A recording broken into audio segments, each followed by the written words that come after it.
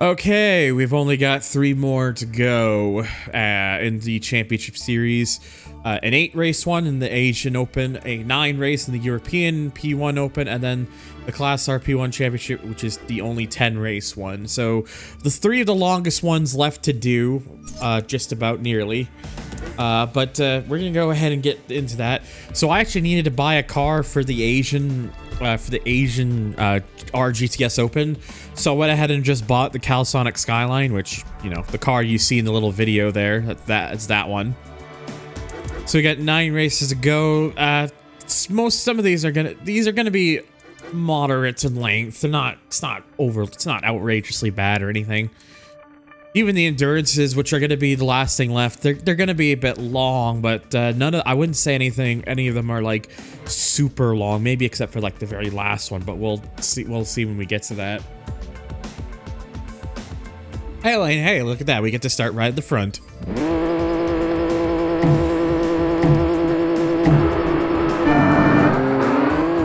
But yeah, you'll see the reason I chose to use the Skyline, the launch.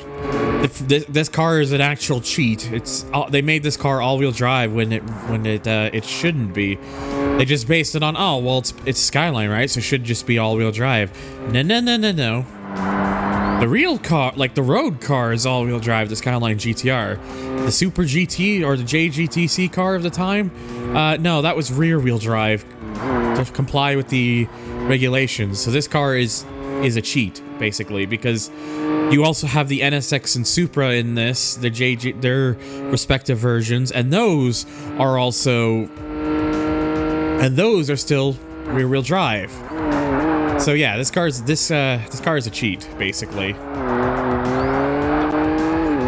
I already also went ahead and like applied like the max downforce and stuff because, you know, handling is nice. And I've learned about this game is that if your car has the handling, if your car has a lot of handling, you will do very well for the most part.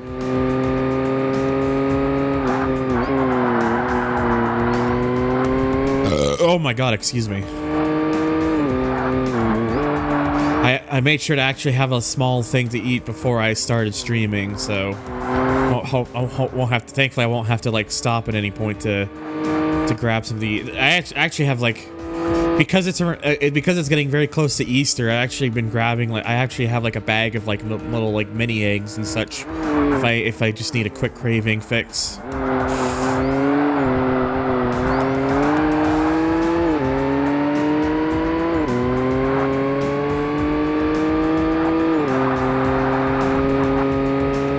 So yeah, this is going to be a pretty short one because these laps here at the short road Atlanta don't even take a full minute.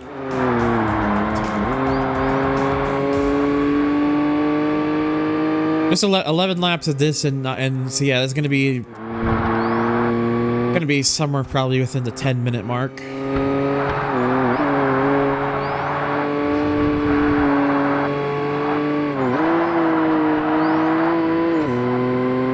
Yeah, you can tell. Like, I'm sure if I use like the NSX or the Supra and I gave them the downforce, it probably would get on pretty well. I would imagine. But just the fact that they made the Skyline all-wheel drive and you really feel it with that acceleration, this car is just kind of such a cheat. And it's like I had to show it off at least once to kind of just show the silliness in it in a way.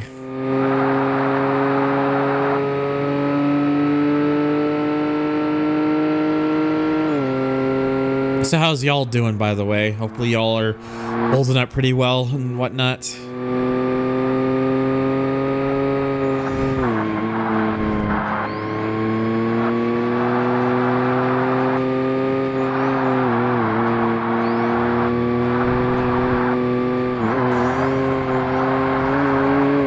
Doing good here, very good.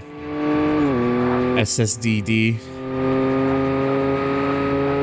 The thing should work.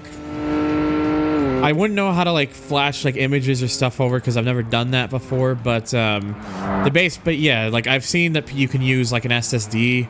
You gotta, like, obviously you still gotta get like the SATA to IDE adapter, but I want to say the StarTech adapter should be compatible. I wouldn't know. Like, again, you're gonna have to do like you're gonna have to do the research on that. So, but I know that even with that, with the compatible adapter, like even even putting an SSD should work, even if you're probably not gonna, even if realistically you're probably not going to see any beneficial performance reasons for doing so compared to a hard drive, just because the tech is just because the tech and stuff that it would be plugging into is just too old.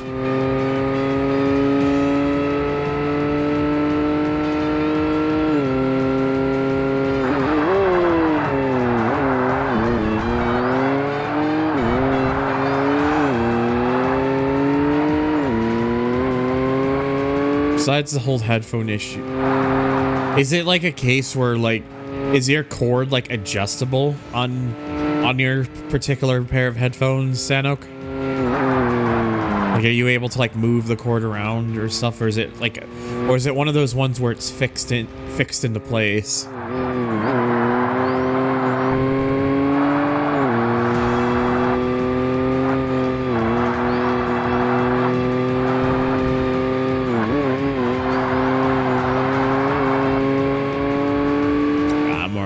Absolutely having left them behind.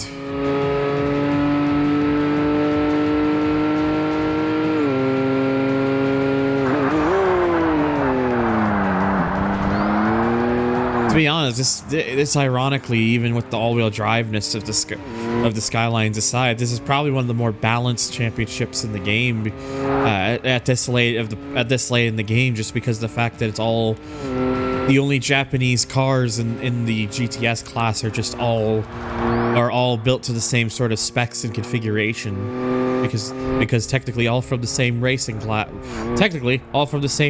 league. It's fixed to it. Yeah, it's kind of one of the reasons I prefer buying headsets nowadays that are like, you have like a detachable cable or something. Because a lot of the time, if the cord goes bad, I can just buy a new cable to keep using it.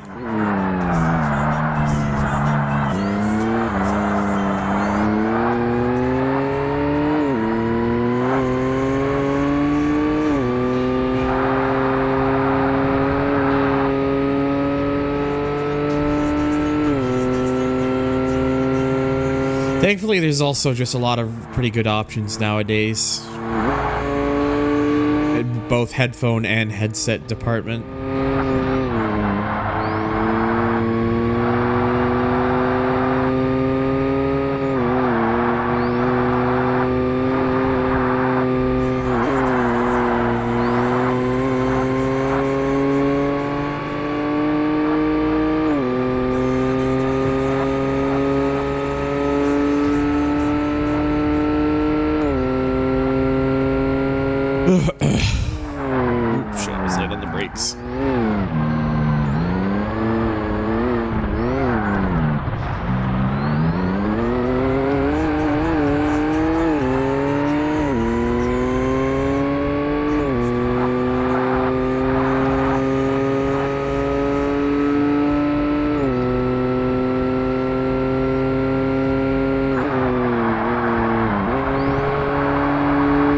Last few headphones are like that, and most didn't last 2 years, whereas my current headphones, which I've had for 6 months now, are wireless. Yeah, I'm not a fan of fully wireless because I don't like latency, because, you know, wireless would probably equal like some sort of latency because of the wireless stuff, and I don't want that. I know with most wireless headphones these days it's really good, but it's just a personal thing more than anything.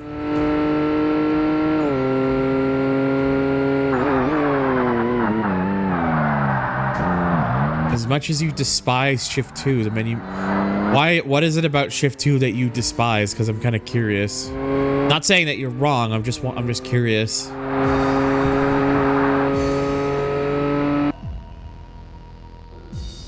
Hang on, sorry, bye.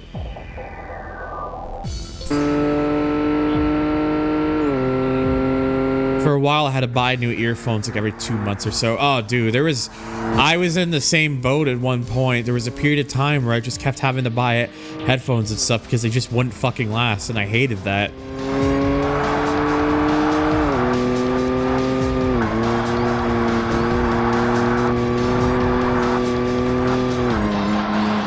So the headphone port on your phone just sucks then.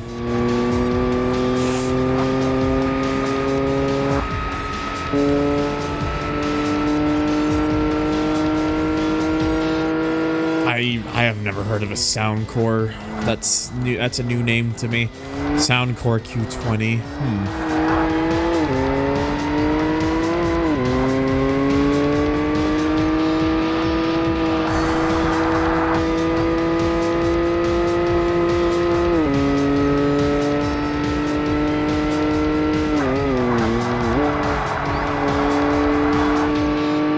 My main issue with it is the physics. Every car feels terrible to drive, and every car has both no inertia and way too much all at the same time.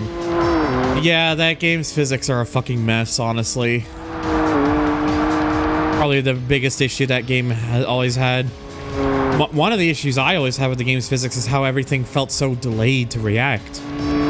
Like you would turn in and it felt like there was just, it just felt like for like over half a second, there's just nothing, and then suddenly, oh, now it begins turning in.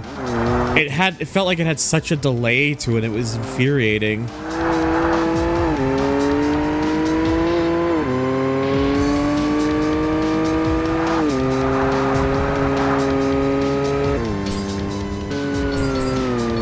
Anyways, first one down. I'm just gonna kind of keep this moving as much as I can.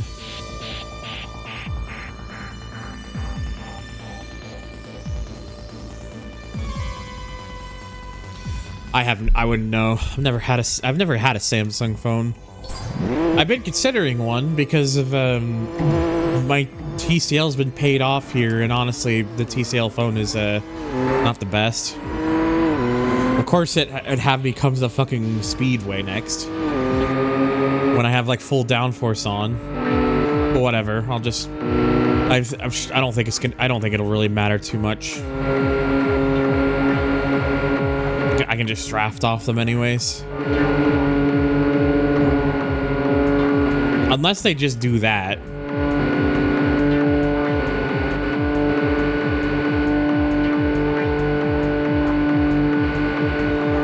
I'm wanting a Moto Edge 30? Huh. The cheapest phone with one of the newer Snapdragon processors? I see. I've never been much of a major phone person. I don't know. Just for me, I mostly just use phone for small stuff rather than. I'm not a heavy phone person.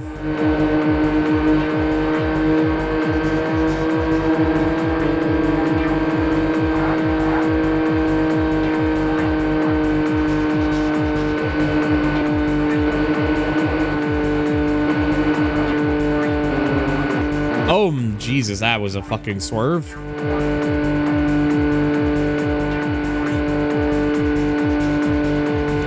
The TCL that I've been using is like my fourth phone. The first phone I had was a hand-me-down LG Windows phone from my dad. Then I got an LG G2, which was my first Android phone that I've been using ever since. I got a G2. Then I got it, which I used that for a period of time. Had to eventually stop using it because the Wi-Fi chip on mine actually broke. Actually, it was my second G2 phone because the first one actually the screen cracked. I don't remember how it happened. I guess it's just it was sitting in my pocket, and I guess when I went to like sit down or something, I must have accidentally sat on it or something. So I had to get a replacement G2. Then on that replacement G2, after a while, the Wi-Fi just quit. It stopped working. It never worked again. So I was specifically stuck on using data for that phone, which back with the original contract I had with fucking Rogers was 1 gig, 1 whole gig. That was it. It sucked. But then after a few months of the G2 in that situation, I did upgrade Originally, I think I was gonna get a G5, but because of a deal we found elsewhere, I actually ended up getting their then latest flagship, the G6. So that was nice to get a bit of an upgrade. Initially, what I thought was gonna be the G5, ended up getting the G6. That was nice. Then I used the G6 for a number of years, up until 2 years ago, when I got the TCL phone, because I wanted to get something that was a little bit newer and stuff. And the TCL phone it's fine, not great. Has some faults with it that I'm not the biggest fan of.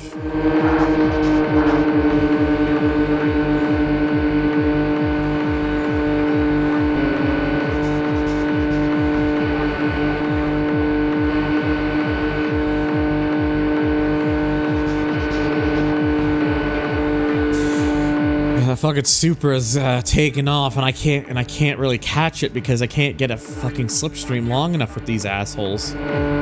They keep going to my side of my car and then just lose all momentum, so I can't really draft off of anybody. It's almost like I'd have to like purposely just kind of go to the side just to kind of force them to do so. But yeah, this ain't working. I'm not winning this one. I can't really be bothered to restart, just to see if I can get that run. I just personally I'm not a massive phone person. I've never really have been. I much just if I were to use like a little handheld thing, for the most part, I'd rather just have a tablet than a phone. I find a phone to be too cramped for my liking personally.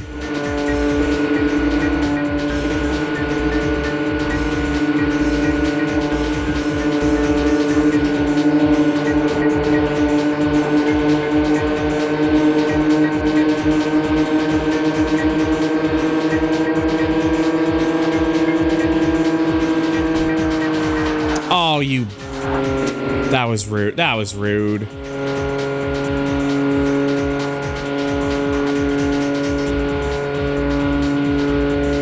Phone. Yeah, if I had a Steam Deck, that would be really nice, but I ain't got that sort of money, and honestly right now the Steam Deck is not a priority for my need personally. Right now the Steam Deck is not a priority. I'd rather just have I already mentioned in like a little jokey post on Twitter and Blue Sky like what I would want right now. One of those is the current tip goal down below, underneath the stream window.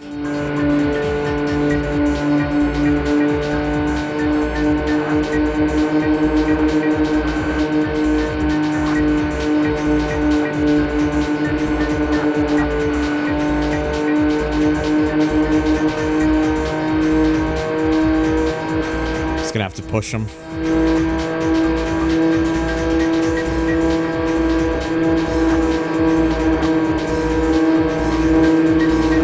Just seems to be the best option.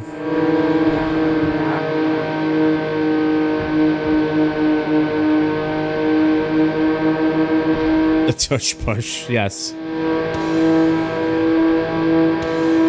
Valve does not officially sell it there. Oof.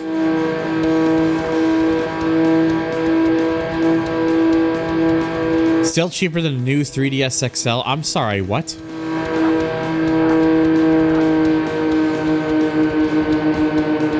I was really trying to see if I can go for that slingshot, but I couldn't time it right.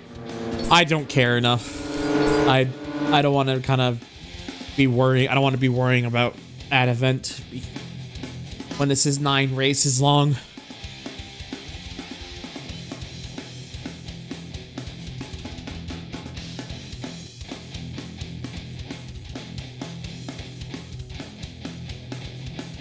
I only use my phone for contact information. It's best to have a phone number I can call my own. Yeah, like that Like, having your own phone number is completely understandable, obviously. Like, I totally get that.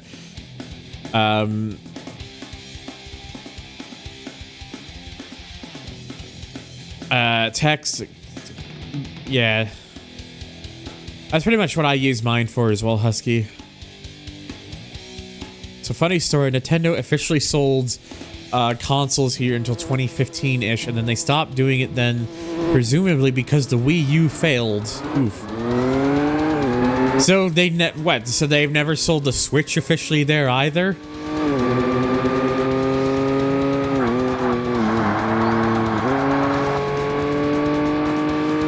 So a normal 3DS is normally priced when a new 3DS XL is like $400 to $500. What the actual fuck, dude? Nice. They started selling the Switch officially in only 2021.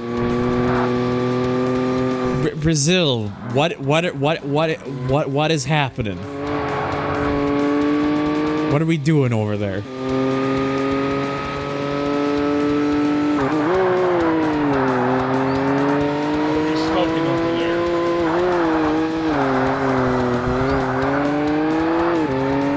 My Switch in 2018, and so I guess I didn't miss much. What, did you pay like an exorbitant price to get a Switch in 2018, or was there some sort of thing you were able to do?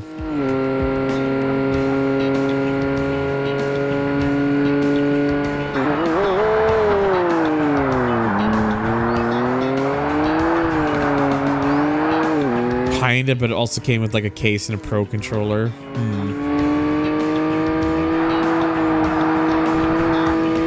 I don't know. I don't understand what's Brazil's deal with having such heavy taxes on anything that's like not a Brazilian-made product.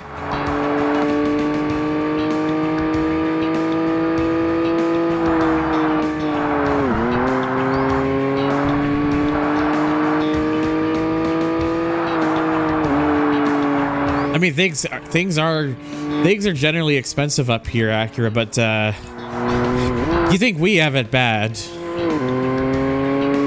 Shout out to $70 games here. Yeah, shout out to fucking $80, $90 games here.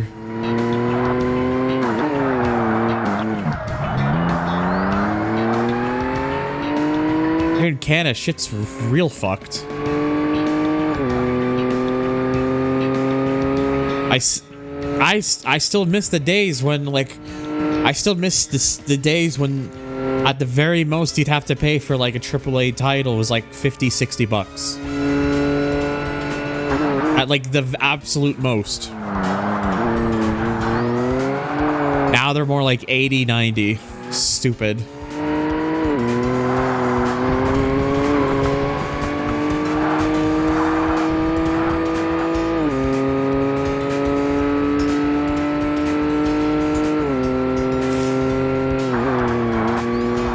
It's like pay $70 US for less of a game than you got 5 years ago.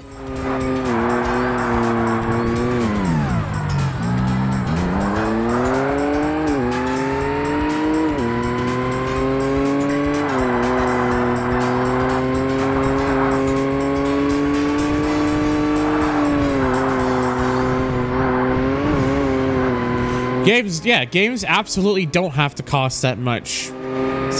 It's all about corporate greed. Knock it off, Automod. I really need to find a way to tell that thing to actually knock it off. I tried adjusting it to be less restrictive, but it didn't seem to really fix anything, so the only real option I would probably have is just to turn the whole thing off, but then that kind of leaves me open the wildfire for some actual potentially heinous shit. So it's a double-edged sword.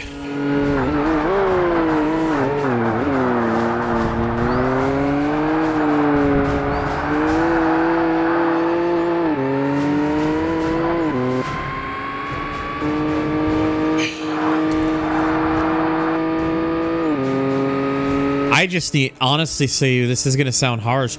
I just think gaming entirely needs to crash. And that even includes the indie titles. I'm not saying I would want a bad thing to happen to them, but I feel like the only real seismic way we're ever going to see a true seismic shift is if the industry as a whole has another crash.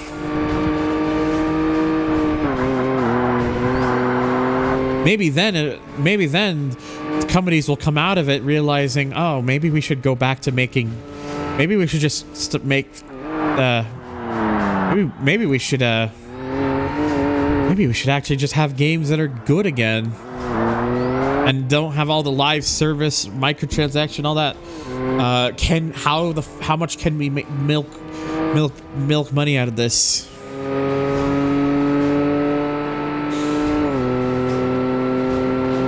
Also random sound.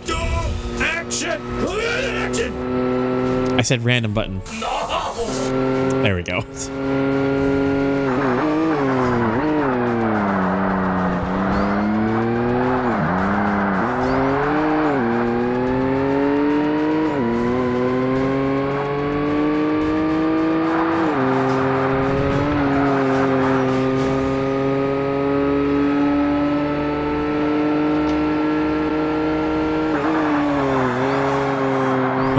Marketing is very much a big part of the cost. It's really what it comes down to.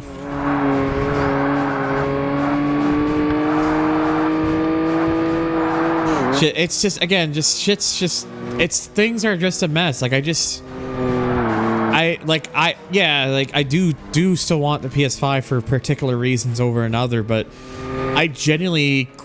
there's a part of me that genuinely feels like like after this generation, I'm tapping out. Like I can't, if things do not improve or just continue to get worse, I'm not buying whatever comes next.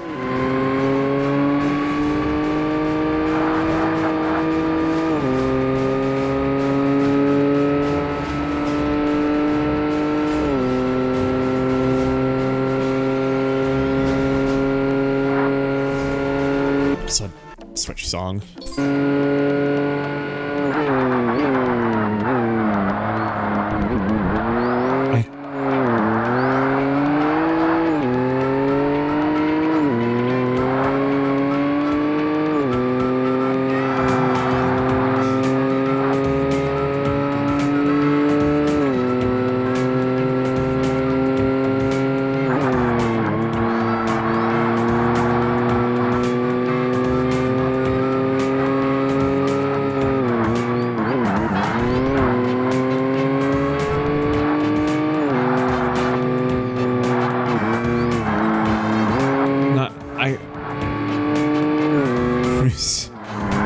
Ubisoft makes A4 games. They make games about the Audi A4? Damn.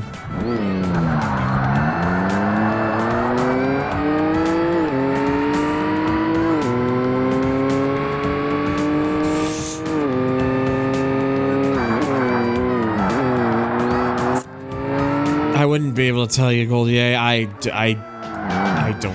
don't know. A4 is generous because I like the Audi A4. No, I think Sadek's got a good point. It's because you play an Ubisoft game, you just go, ah! They're, ah! Games, because that's the noise I make when I get stiffed by them. Accurate.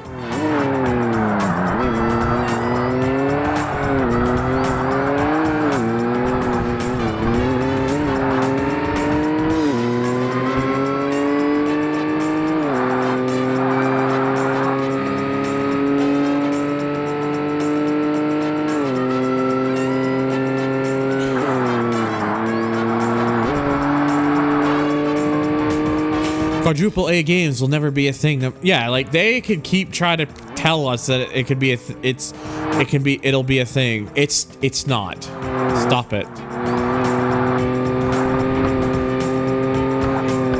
Because everyone just sees right through that crap.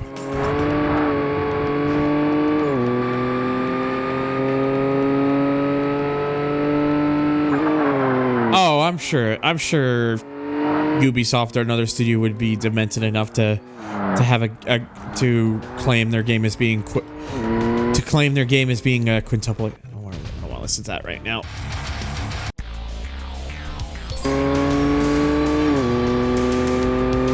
There'll be someone deranged enough to claim their game as a quintuple A game, which is like, no, stop it. Ubisoft ain't Hall Notes. Triple A is already enough. You're gonna make quadruple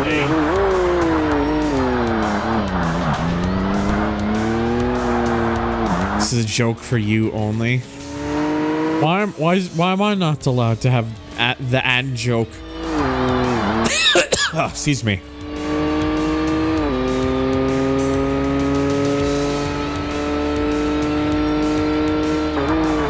First $1 billion game.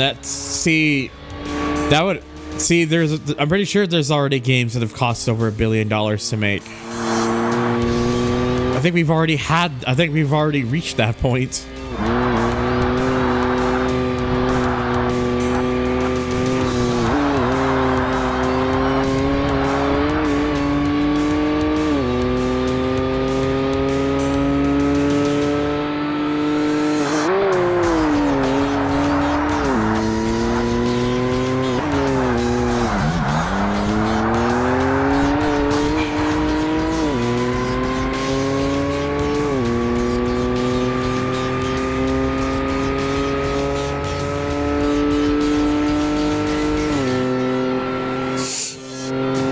Excuse me.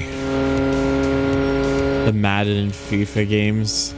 I keep forgetting. I'll be totally real with y'all. I keep forgetting they even keep making those every year. Back then, it was a little more. I noticed it more back then, but nowadays they blend in so much with everything else that I genuinely keep forgetting they're still a thing. I really do.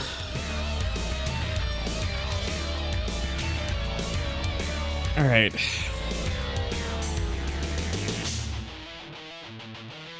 Oh my God, we're taking the cars home. It's Anne home.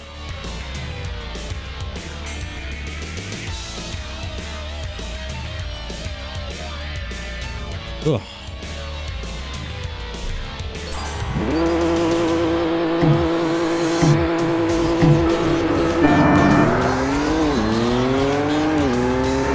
Alright, so 9 laps here. Hopefully it's not going to be one of these ones where I like struggle to get away to kind of build a gap from them. I would imagine because it's more balanced in terms of cars, I should hopefully be fine, but we'll see.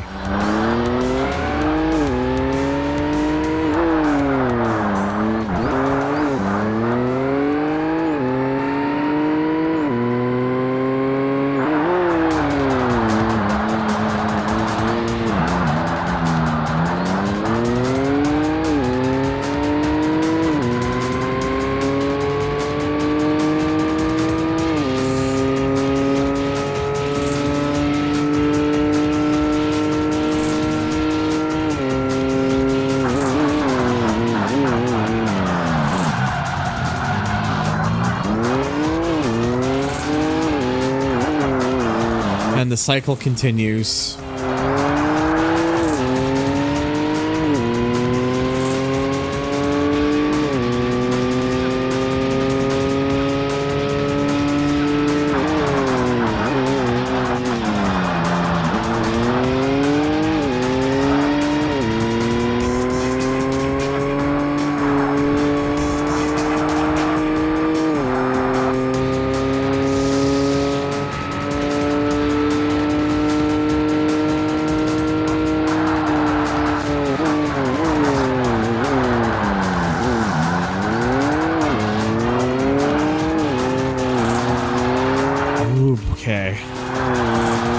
I should be able to build some sort of gap here. I'm already getting there slowly, at least.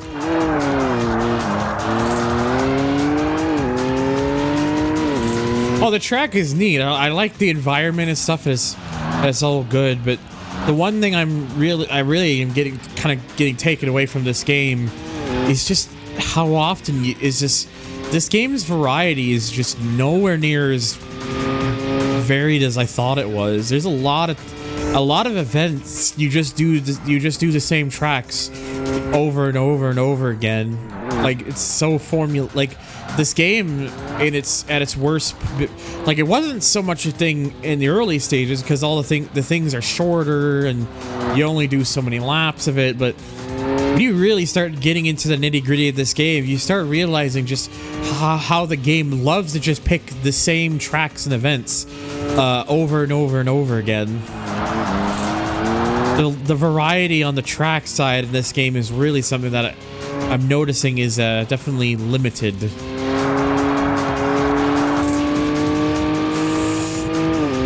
Anyone know who can make a decent YouTube banner for relatively cheap?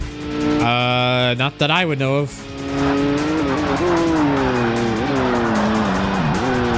The best thing I could recommend, Saturn, is if you're willing to look into doing it yourself and saving the money, there's probably guides on how to make a nice looking banner on.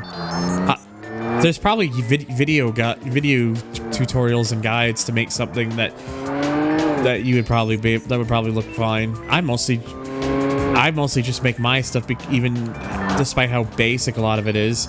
Well, except for this current streaming layout. Jimmy is responsible for that one, and I am eternally grateful for how good of a job he did.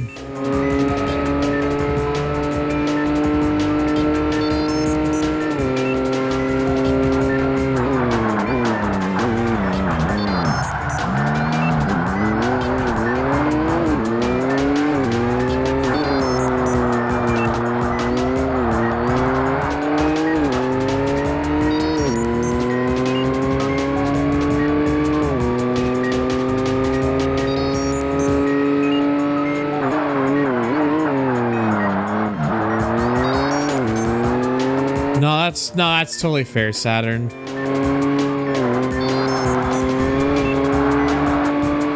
Over the weekend when I was on my Series X, I saw Hot Wheels Unleashed 1 getting taken up. Oh, so they're just moving Unleashed 1 out of that spot so Unleashed 2 can go in. I see.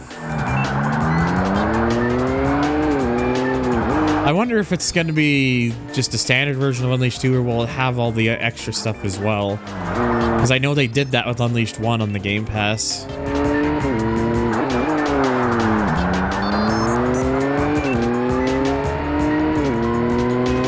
I'm not your dad, by the way, Dezu.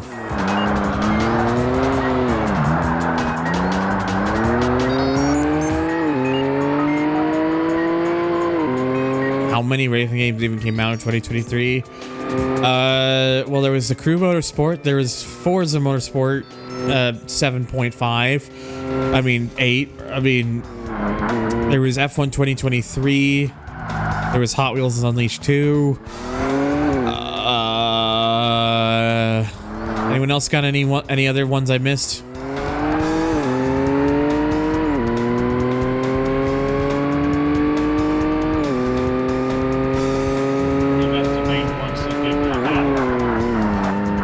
Forza 2024. You can't call it Forza 2024 because it didn't release in 2023.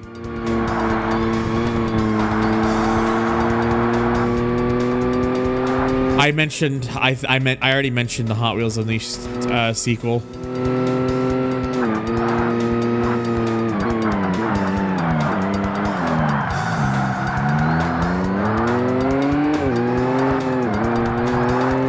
I had presumed as such anyway, Saturn. It's fine.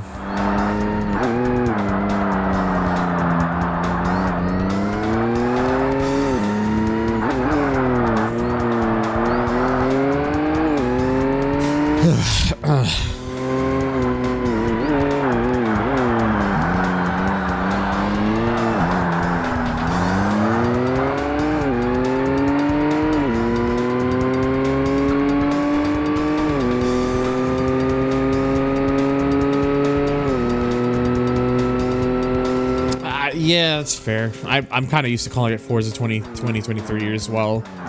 Even though everyone says I should just call it FM8. Even if it's more like... not. But whatever.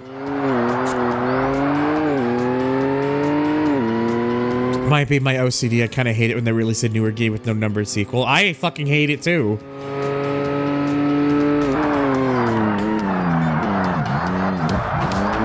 I always hate when they do stuff like that, when they kind of like mess around with the that stuff, because it makes the chronological timeline confusing to follow whenever that happens.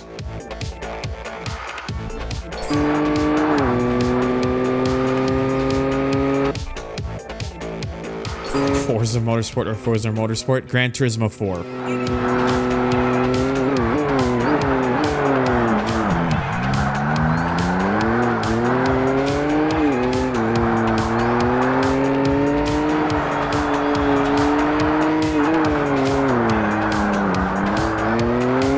Got a list in front of me, 2023, probably not comprehensive, but Monster Energy Supercross 5. There's 5 of those now.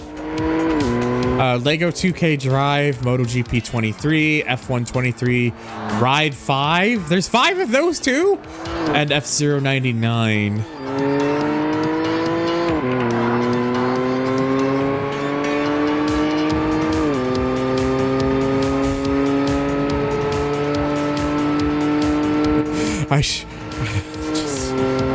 Christ, there's 5. They've already gotten up to 5 fucking Monster Energy Supercross games and 5 ride games. Like, Jesus H. Murphy.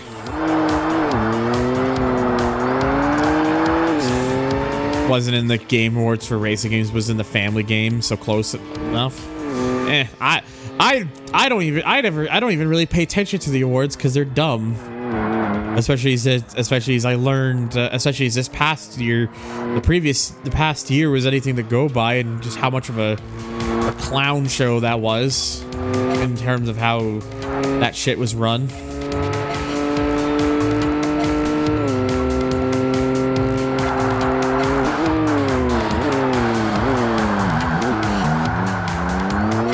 I watched the Game Awards to talk shit and see the reveals. I mean, talking shit out of it is probably the most you're gonna get, because that's the most fucking fun you can have with the damn awards. Also, hello, Bogey.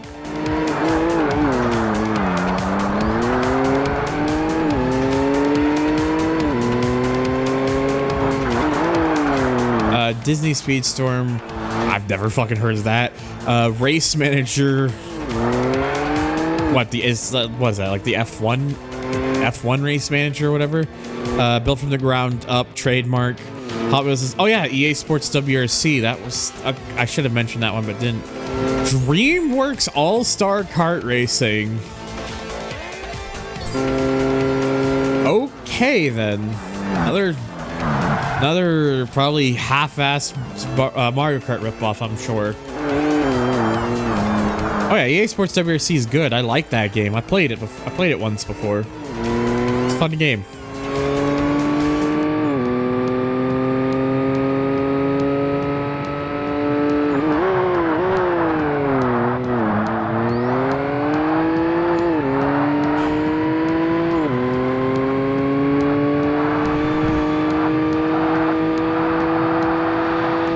Finally, a Mario Kart racer I can play as Mort.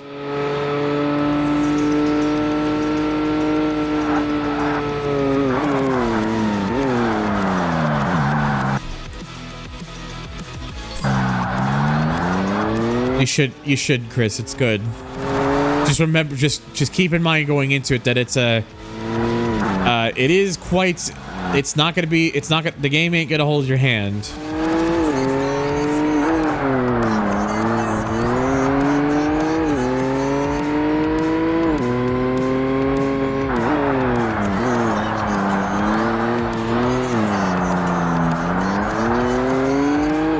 Toys for Bob has become indie recently. Honestly good. I'm glad that Toys for Bob isn't just disappearing. I'd rather they be able to just do their thing and not continue to be just shafted and thrown shafted around like they were with Activision, despite the fact that they were proving their fucking worth to them by making really good fucking quality games. But no, just Activision, get Activision.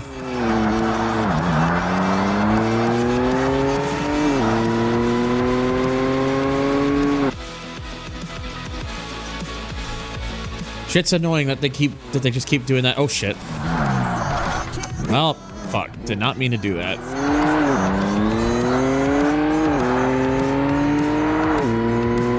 Just had a bad line, and I was kind of. It was kind of the destiny that I was leading to. There was the fate with the wall.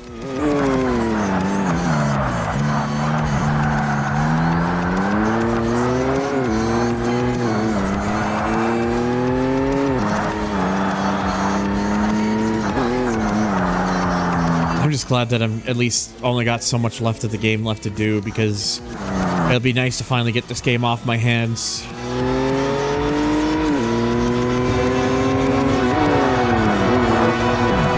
Oh boy. Many months. Many months. It's been many months. Thank you, Kabooby, for the Prime sub. 27 months. Always good to see you, buddy.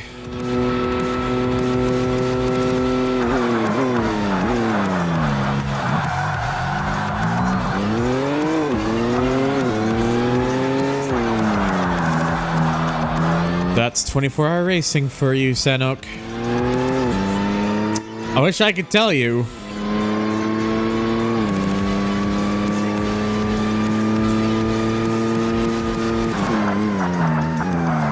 It's been many months.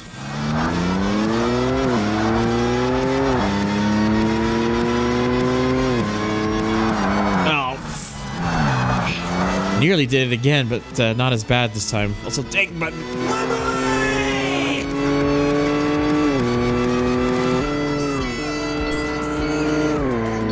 Yeah, lost quite a bit of money on that one because of the accidents. Oh well, it happens. Could be worse.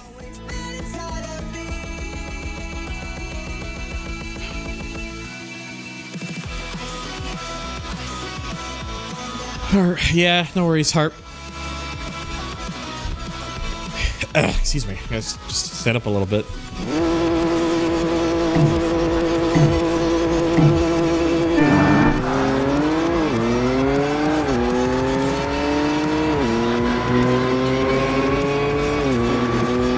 Oh, well, that's not where the track goes.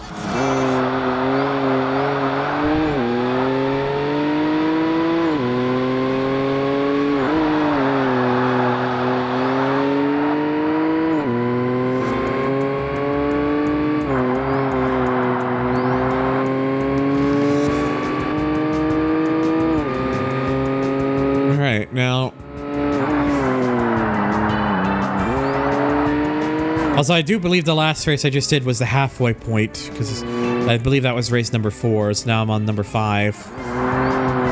So we're past the halfway point of this championship. We're getting somewhere.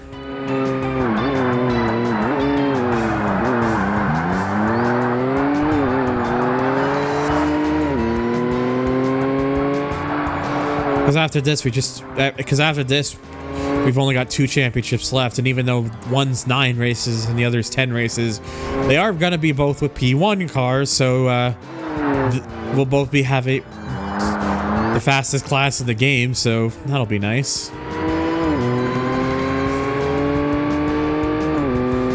Oh yeah, I can definitely tell that Laguna Seca will not be as long.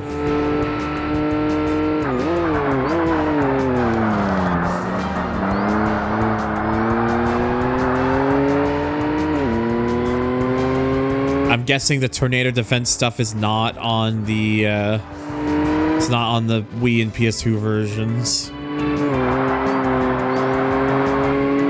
Laguna nuts. Delicious. I'm really fast. Am I?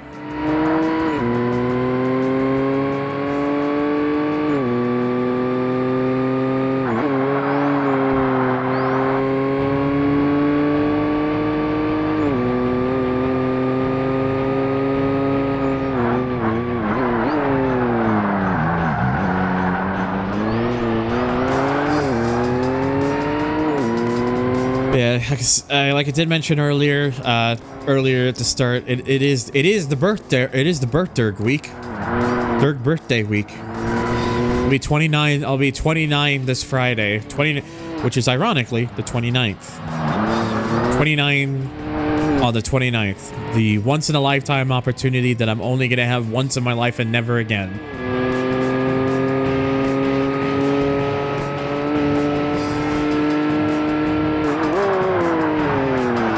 Exactly, 1995, gang.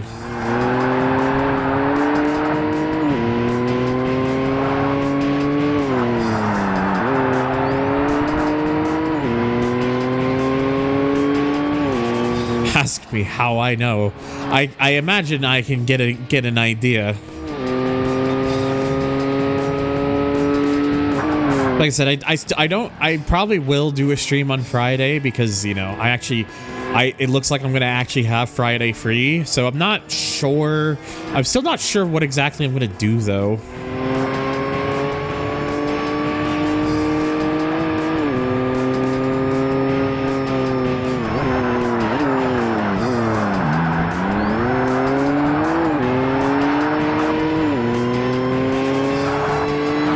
Like, because I'll probably treat Friday like I'll probably treat Friday like a sort of just kind of just kind of more like more of a sort of like offshoot stream where I'm not really focusing on like any playthrough, where I wouldn't be like focusing on any playthroughs or anything.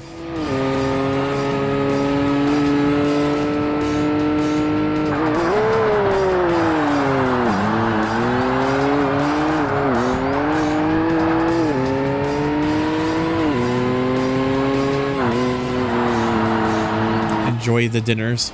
This year is the only year when my age will be a 2 followed by a 5. Whoa.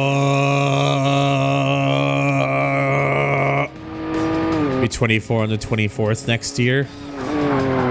Next year you'll get to have your once in a lifetime opportunity.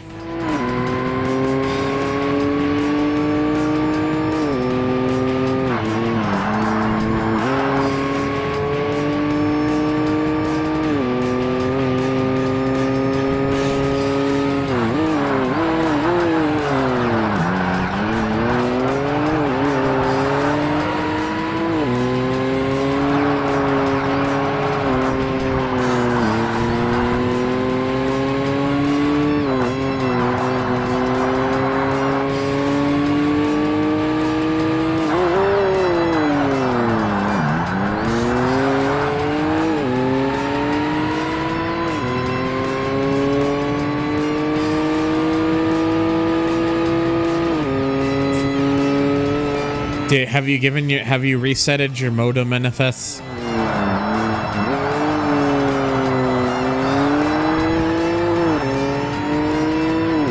I would reset your modem if you haven't already.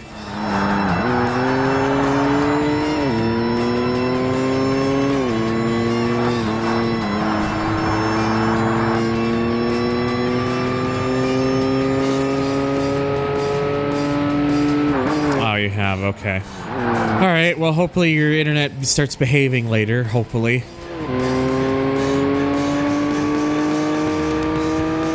I always recommend to people whenever they reset their thing, like, just unplug the unit and then wait, like, 10 or so seconds, like, because a lot of people, they'll, like, unplug it and then, like, just do it that as, like, fast as possible.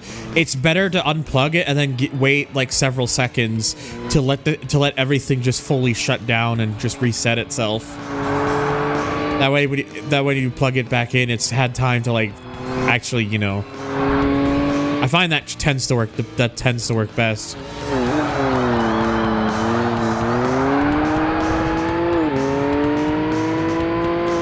The X2010 really, yeah, the X2010 is just one of those cars where it's like you really need to have a good understanding of how the hell the damn thing drives, because it's just so different from everything else.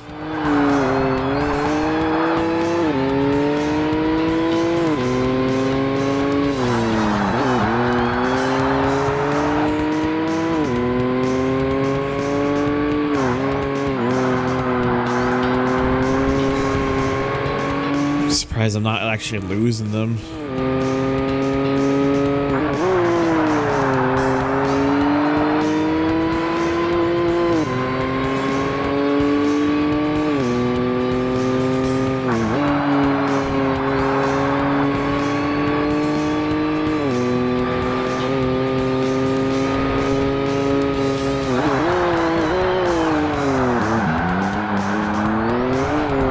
Jinx yourself and continue here. Oops. Newish employee actually did turn a pinball machine off and on way too fast and low-key freaked out because the machine lights came on, but was in a zombie state. Is the pinball machine just broken, or was it just turned off and on again, but this time not doing it too quickly?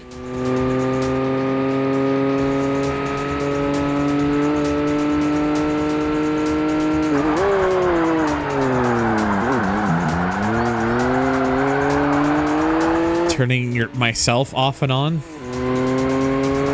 Look, that is for me to know and for you to find out. I mean, what? Hang on, no.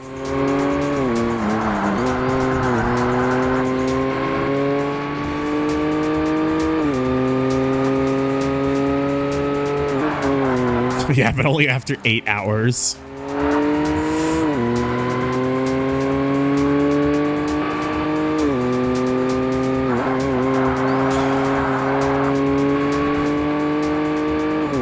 If I'm just suddenly sucking or something, or just on this track they're just this is just notably one of their AI's stronger tracks.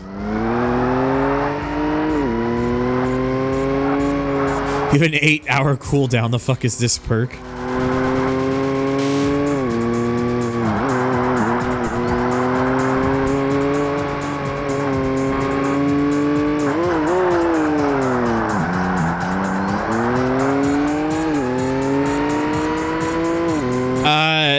You would have to like physically turn off the power supply switch, or unplug the power or unplug the power cord that goes to the power supply, Goldie. But yes, turning it off, then taking that off, and then like, or physically turning off the switch and then pressing the power. It basically, because there's always like a bit of electricity or energy and stuff that's like inside the unit,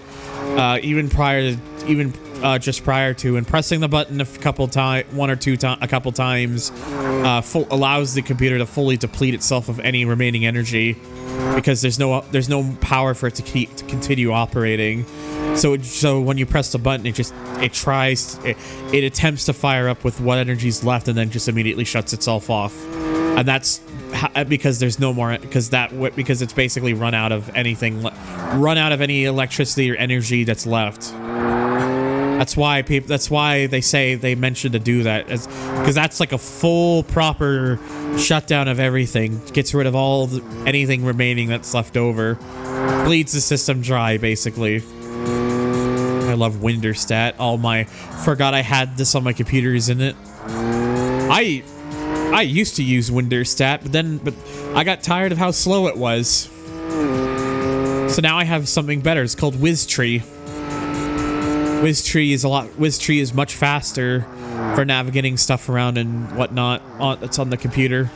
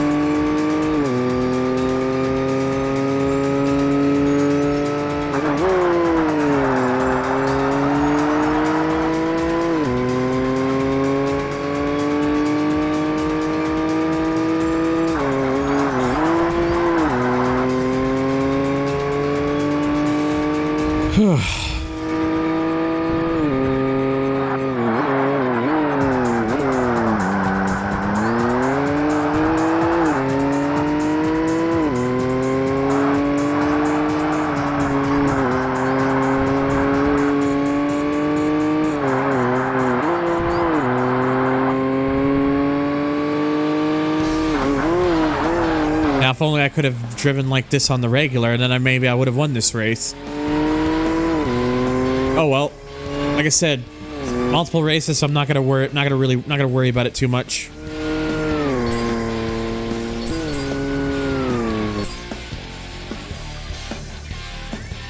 We got 3 more races and we're still leading the championship, so.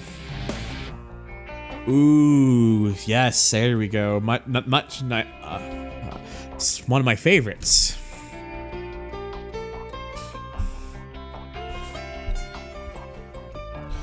Yeah, that's Assetto Corsa for you. That's why I use the thing to compress the built-in thing they have in the content manager to compress the files down. Though I did hear you can actually get further compression and to make it even smaller if you use, what is it called? Compact GUI, I think it's called. Which I'll have to look into that. Susnet Peniszilla. Damn, what fucking backlots of the smoke shop is this? Also, hello James and Xbox. That's from the Pennzoil up. I wish there was the Pennzoil skyline in this game. It's a real missed opportunity. They only have this and then the Zanavi Nismo, which I believe is the prize car for this event. So.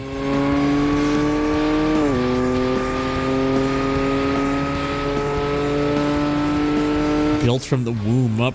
Whoa. Hold the fucking phone. It's apparently off the track. Okay.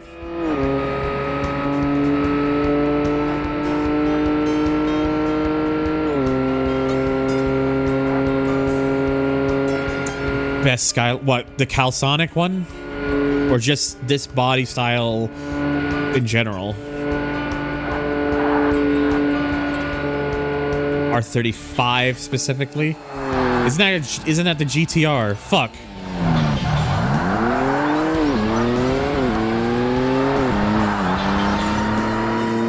Oh, now I got a flappy hood.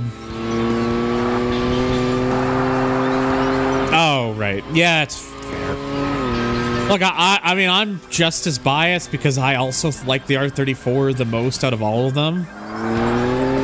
I don't care if to Russell these are fancy Maximas. I like the cars are still nice to me. That's all that counts. Such a big Nissan fan. I know my chassis codes. That's fair. It's fair. Look, I don't blame you. The 35 has been around for so goddamn long, it's easy to get confused. Also, hello, Starshape.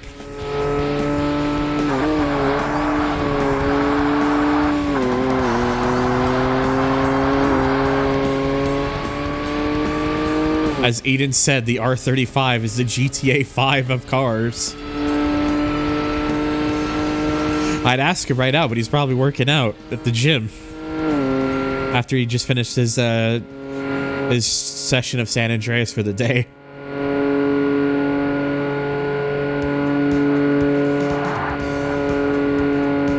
What, the HUD for this game? It's not great. It's okay, but yeah. I'm biased towards Acura and Honda, but I love all makes and models too. I mean, I would imagine you would have had to have some sort of Acura bias, considering that's your display name is literally the car you drive.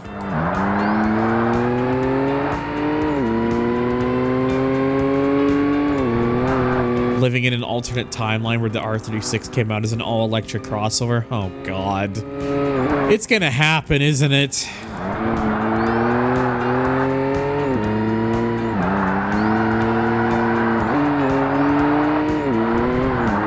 Alright, NFS, hoping for the best. I'm biased towards Subaru. I wonder why. It's not a time to compress 94,708 files in Content Manager. Yeah. Like I said, I'm going to look into that compact GUI thing because apparently that helps with compression even further. And hey, I mean, considering how fucking large everything's getting, we'll be begging to have the GTR forever again.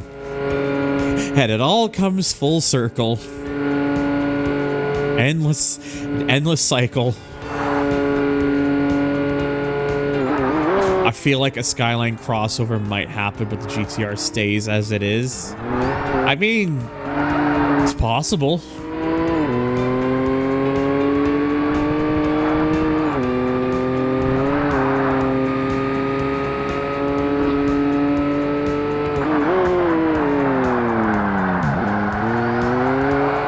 I still gotta get used to the fact that my mom now drives a crossover. Well, it's a compact one. It's actually a smaller. It's actually a relatively small one, but for crossover standards. But I think it is technically still considered a crossover. But although in all fairness, the car she got, I don't blame her for getting. It's actually quite nice for fire. What the fuck? It's actually nice for the amount that she paid for it. Because the used car market is in such straits that she ultimately came to the conclusion that it was better just to buy a new car. So she did. Bought a 2024 Hyundai Venue. Is it Hyundai? I don't know how you actually spell. I always want to believe it's Hyundai. I think that's how you're supposed to say it. But 2024 Hyundai Venue. Hyundai.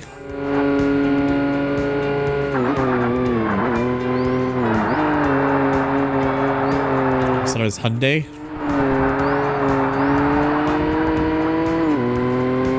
Well, whatever. It's a fucking name I'm not familiar with saying. Hyundai. Hyundai. I mean, it's possible. It's car. Also, hello, Tuz.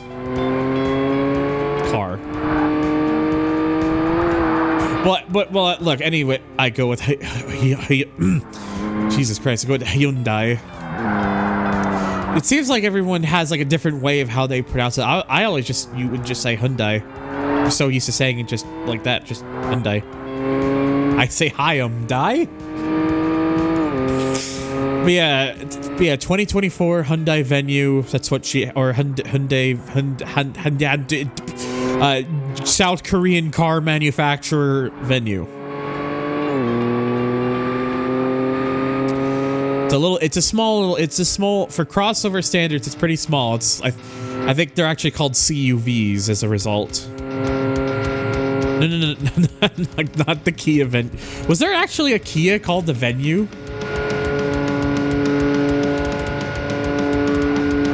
Because there was. Wow. Great decision with naming your fucking car then, Hyundai.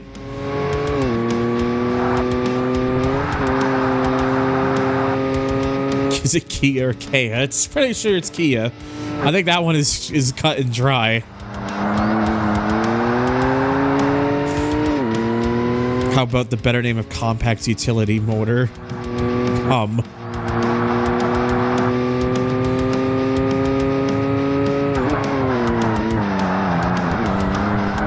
That logo definitely say Kin. What? Their new logo? Because you're not entirely. Because honestly, you're right though. K-N-N.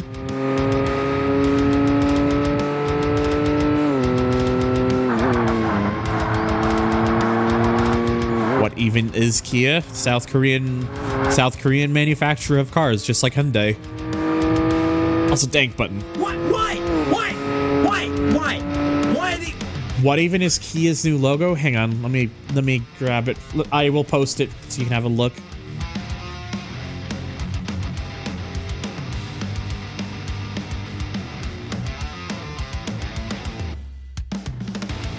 That is a long link, but that is Kia's current logo.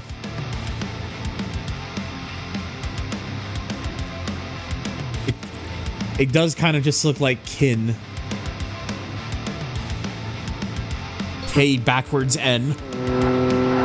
Say car trademark. But yeah, anyways, 2024 Hyundai. She got a 2024 Hyundai Venue. in a nice blue color, like actual, like genuinely honest to God, the background of my stream layout blue, that sort of blue, that it is basically that shade of blue. And no, I did not coerce her into getting that color. She chose that color herself because she did not want a boring color for her car, for her new car. And honestly, I respect the hell out of her for not following with the boring trends.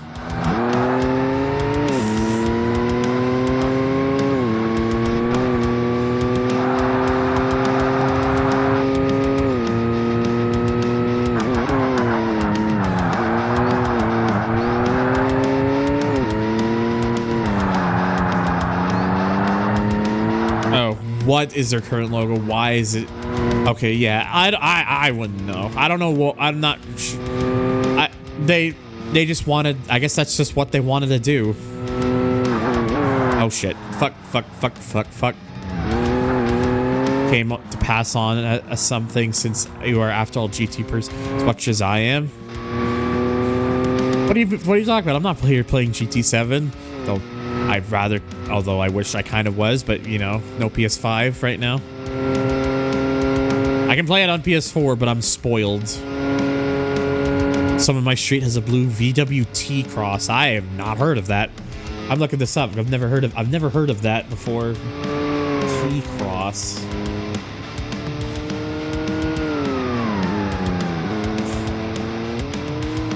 It looks okay. Kind of has it. Yeah, it kind of looks like a. It kind of has like that current VW design style. It actually doesn't look that dissimilar to the Venue. It's not like it's not the same platform, obviously, but the. Let me get a picture of let me try to. Let me see if I can find a picture somewhere real quick. I don't like. I'm not gonna get the picture with like my actual mother. Just an actual. Oh, perfect. There's a shot here. There's a promotional shot here that's very similar to what hers actually looks like. That's what my mom now has. That basically it is that sort of blue.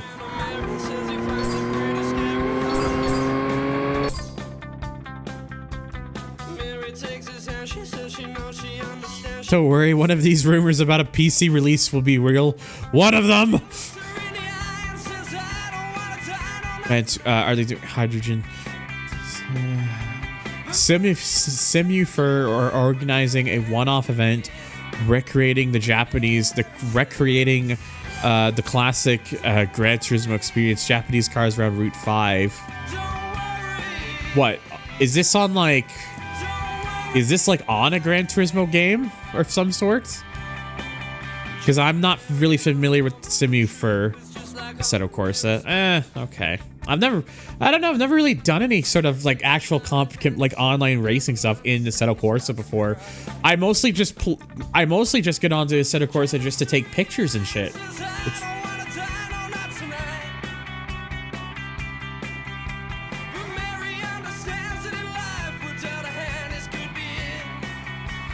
Yeah, though last time I was with her, I was riding in her new Venue. It's a really nice car. It's very very comfortable, and it just glides over bumps. Very comfortable ride.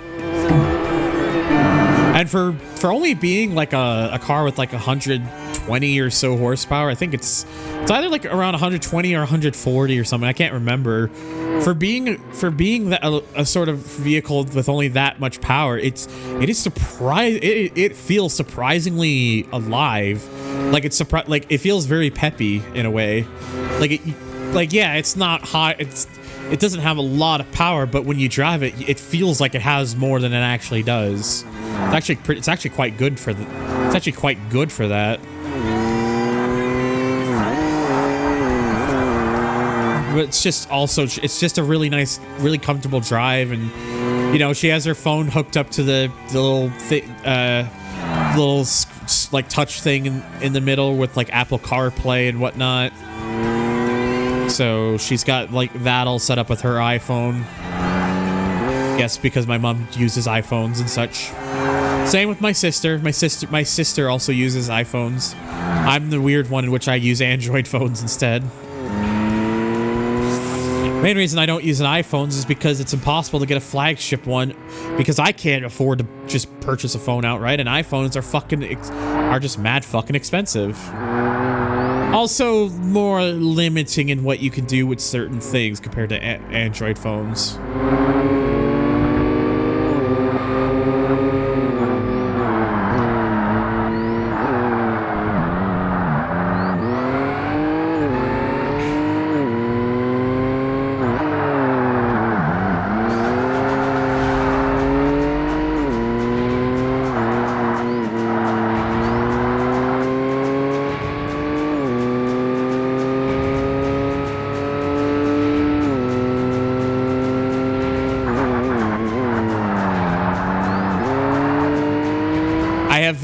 I have very little from Payback soundtrack because I've never really listened to it properly in full.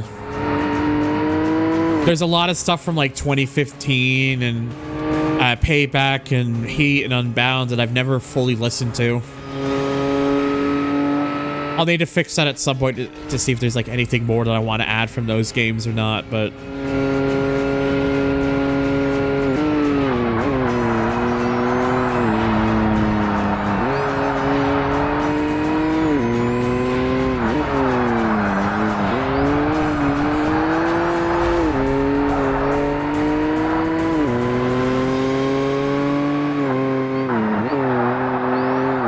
classist pricks? What?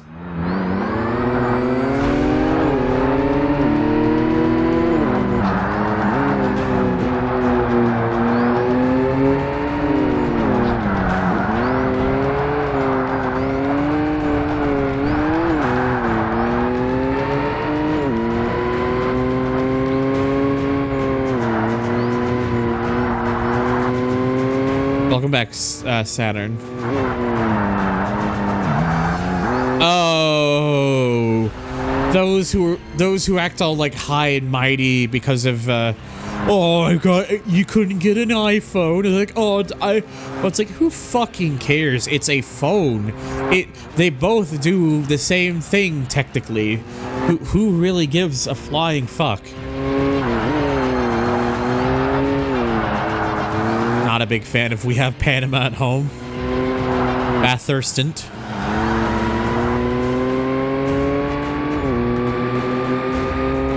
Because those people don't matter. If people are gonna get pedantic about what fucking phone you own, it's like, those are not people I want to know. I've been blatantly taken out.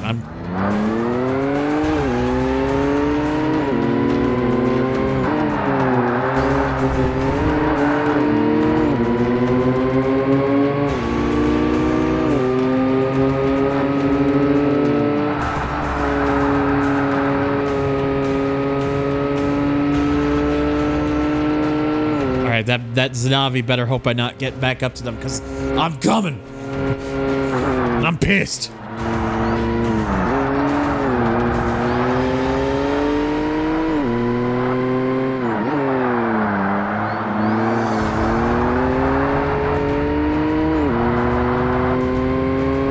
Yeah, the TCL phone I've had is just, it's fine. It's not great, but it's worked as a phone.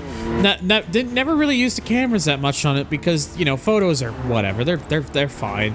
Video quality is not great on it. Like audio, like the microphones that they use for video quality are honestly kind of crap, personally. They're not like the LG, like the G6 I had before was better for taking videos. I still have that G6 lying around somewhere. I never got rid of it. I keep it as a backup. And even if I do end up getting another new phone, because this TCL's been paid off now, I will probably also keep the TCL as a backup.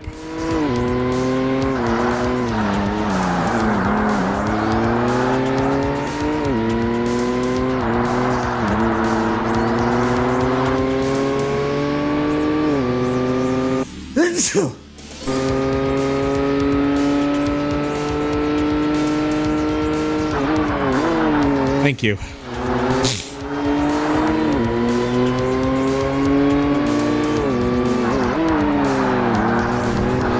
Yes, Bathurst, or if you prefer Mount Panoramant.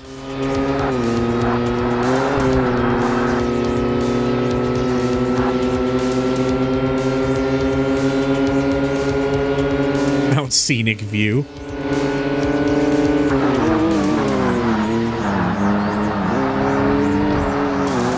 They have donate link for retro review stuff, huh? Must have missed something earlier. But you know who has a tip link? Smile. Exclamation mark tip to learn more.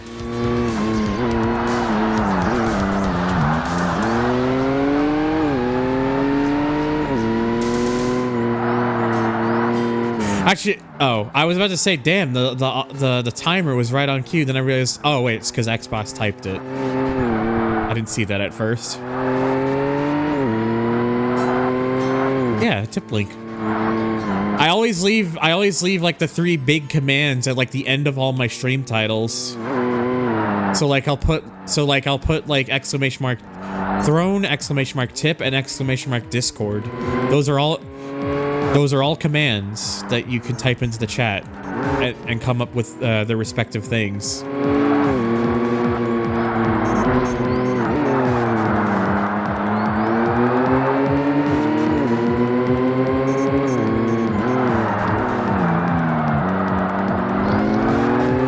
I should actually add a command for exclamation mark Derg where it just says I am Derg if you type that in.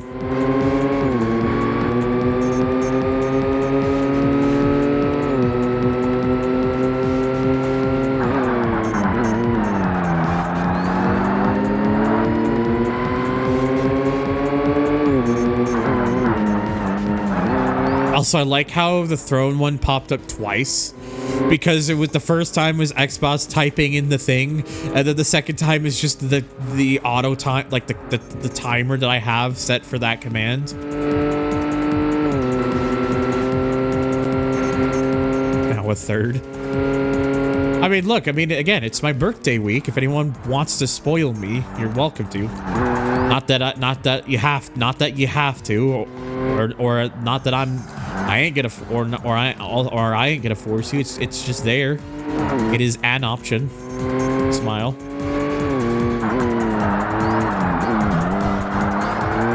Do I want a Nova Beast avatar? Well, Tuz, I want a Nardo avatar first. I want like my actual Nova. I want like a genuine Nardo avatar first, not one that's a public base. I would want that first, like one that I can actually truly call my own. Then I will consider it a Nova Beast avatar because I've seen the Nova Beast design. Looks nice.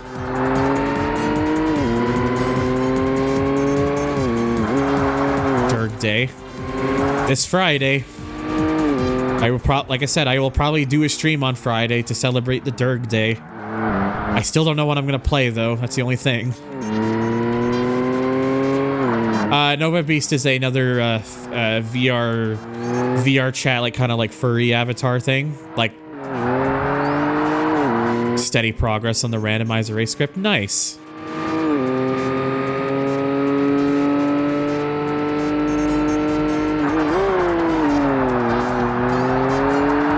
Yep, Motorfest is going to be on Steam next month, April 18th, I believe it said. Also, hello, Arima. Are you using your camera to actually record yourself for once? Whoa.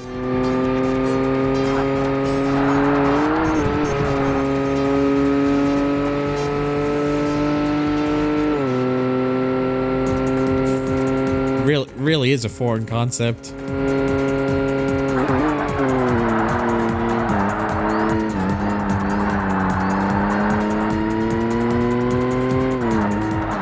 Yeah, Nova Beast, so it's like another sort of like VR chat furry styled avatar. But basically same as what I've been using, which is called a Nardo Ragan.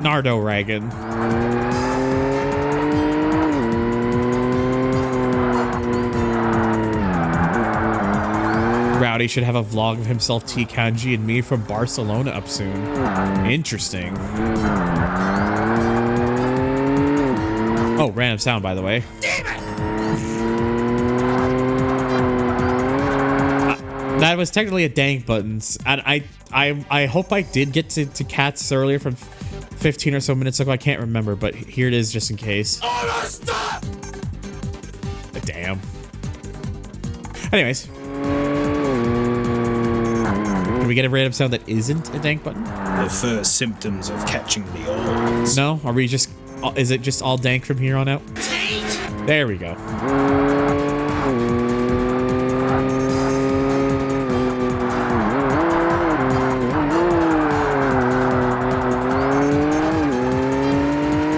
Still pondering on delisting all your Warface related content on your channel and throwing it into a playlist. I've actually been planning a similar sort of thing for like delisting content, but for a reason I have planned. So I'm actually coming up on the 10th anniversary on when I first started making videos. Like, even though I think it was 2015 when I first started uploading said videos, some of my earliest videos were actually recorded in 2014 for the current channel. So it's coming up to like the 10th anniversary, and I've been oh yeah, sorry, it's because I kind of stretched back a bit. That's my bad.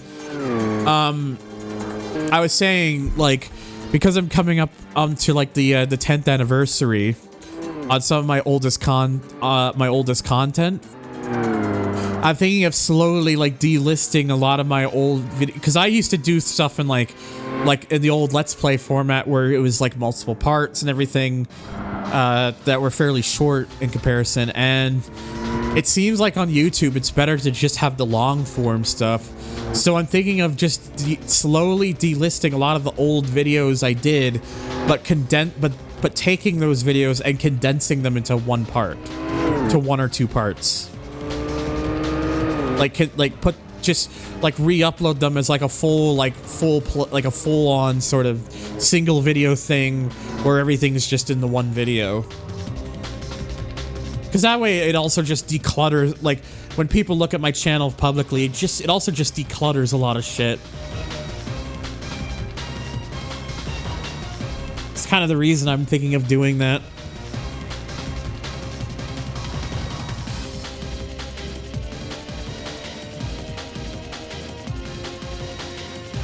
At least that's the idea I have currently in my head right now. Like, kind of just the idea that I haven't, just like the idea that I have in mind. Anyways. Last race of this championship, and then it's all, and then the last two championships are all P1 base.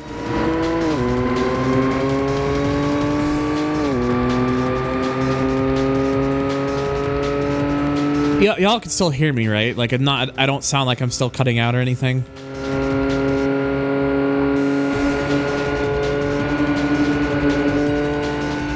All right, good. Just making sure.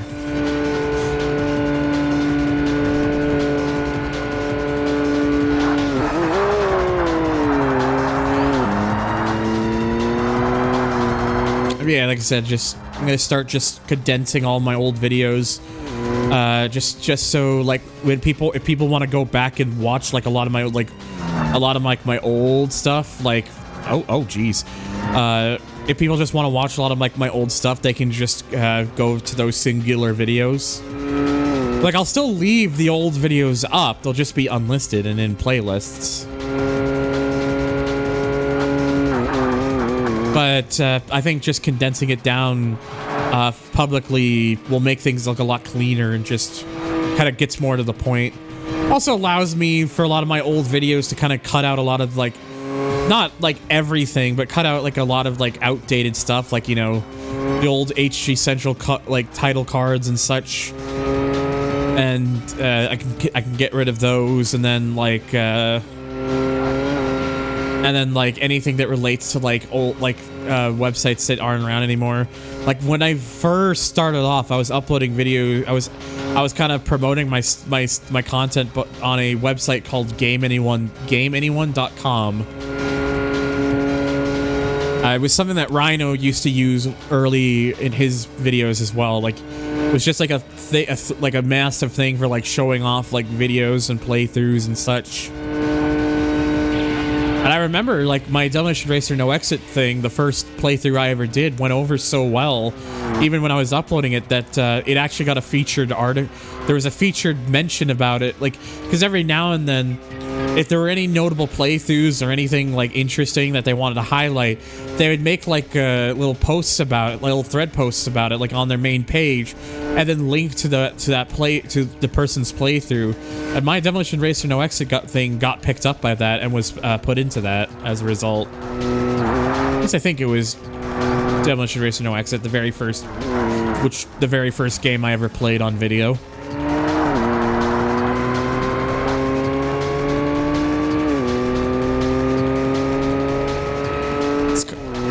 It was hard for me to even just watch that shit back, just like because I have been putting all the videos together in the background in my video editor.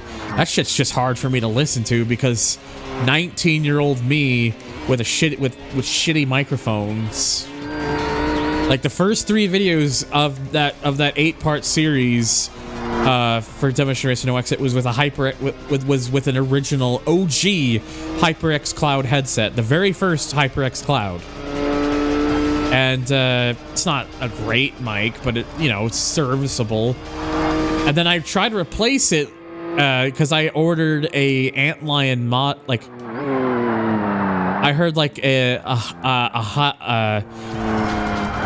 that Christmas, I bought myself like a really nice pair of Sennheiser headphones, like one of those home studio headphones that they have. It was called like an HD 558 or something. I'm pretty sure they sell like a newer version. I'm pretty sure they still sell like a newer, like maybe like slightly updated version of that headphone. But I had one of those, and then I ordered it was something called an Antlion mod mic, which is literally like you put like, it's like a little microphone that you can clamp onto any of your headphones to kind of turn it into like a sort of like headset sort of thing, and it worked. But listening back to those early videos, I was thinking to myself, oh, this sounds better. But actually listening to them back, they didn't sound that. The mod mic that I had didn't actually sound that. Actually, did not sound that much better. It still kind of sounded crap. In retrospective, it sounds way worse than I remember. Like if you want like a good example of that, just watch just look up like part 4, 5, 6, 7, 8, or 8 of Demonstration No Exit, because that's when I started using that mic, and it's not great. Yeah, it's not great. The best microphone that I've ever used for like a headset style one is called the Boom Pro by V-Moda. That one is literally a headset on a wire, a microphone on a wire. Because the idea is you would actually plug that thing into like the headphone jack on headphones that had like a detachable cable. You would actually plug that in and use it that way, and you'd use it that way. So that way you could like use the headset, and then you would have like a and then you would actually have a you just have it right there so that you can just use it like a headset. And the thing with the Boom Pro is, reliability wise, they're not great. They're not the best. The volume slider can get pretty oxidized pretty easily, so you get a lot of that scratchy, like kind of cutting in like easily. And eventually over time they would just eventually wear down and just stop working, including the last one I've owned. But I would always keep buying them because, simply put, the actual quality of the microphone itself is fucking excellent. It is really goddamn good. and still is one of the best options out there. If V-Motor would just make them more reliable, then they'd have a fucking home. Would make them more reliable, then they just have a fucking. They'd have a constant home run.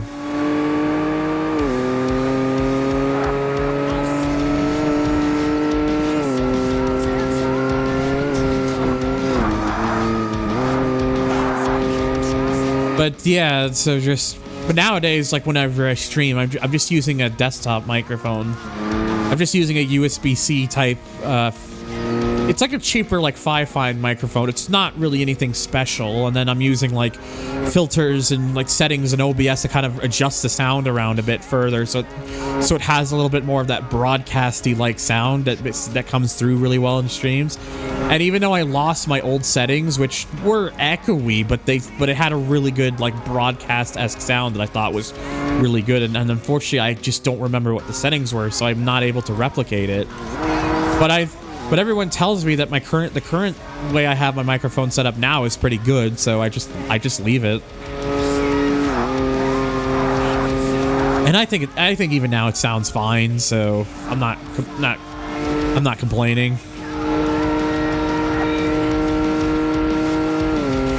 Would I like to upgrade this microphone though? Yes, because this was just meant to be a starting point anyways. This Fi-Fi. I want to get like a Wave 3, I want to get like an Elgato like Wave 3 or something, because those ones are a little bit more premium and sound really goddamn good. Hell, I would even go for a fucking HyperX Quadcast S if I wanted to, because those also sound really good.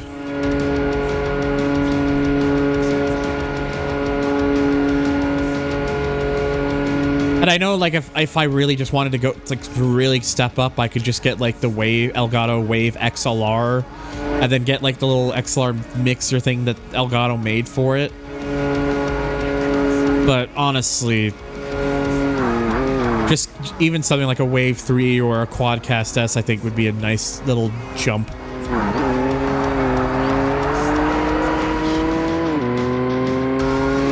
I think even on my current throne wish list, I put like a Wave 3 on there.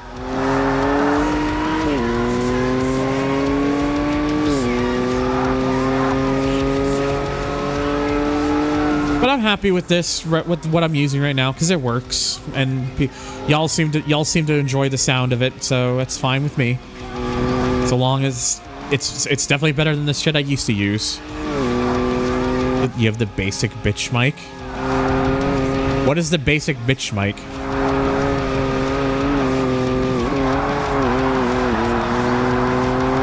A blue snowball.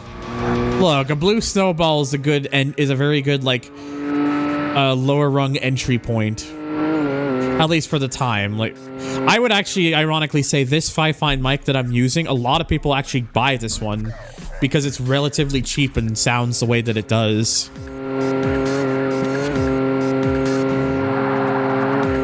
I mostly put this one in the wish list originally because it was a full set, like it has the arm and everything. The only thing I've changed with it is the pop filter, because the pop filter that came with this originally is designed to fit into like the shock mount housing that comes with this microphone, and that snapped off.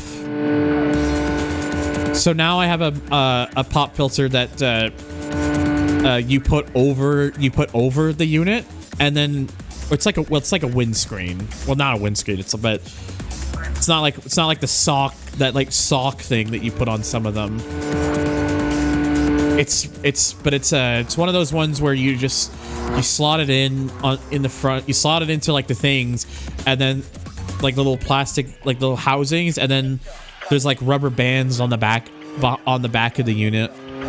Kind of wraps around it, but it works fine. So that's why I use it, because this will actually hold up more than that other one did. Even though admittedly their pop filter worked. It worked, like, for being even though it was a smaller thing, it did work. But the one downside about this current filter is it makes it a lot harder to see when this thing is on or off, because this has like those fancy like quote unquote RGB lights. It's very basic, but it allows me to easily see when the thing's on, and this filter makes it a bit difficult to actually see unless I'm like looking really carefully. But look, I'd rather have something that works than not have a pop filter at all. So, although I believe if I were to get something like a Quadcast S, I probably wouldn't. My understanding is I wouldn't need a pop filter for that because there's one apparently built into that.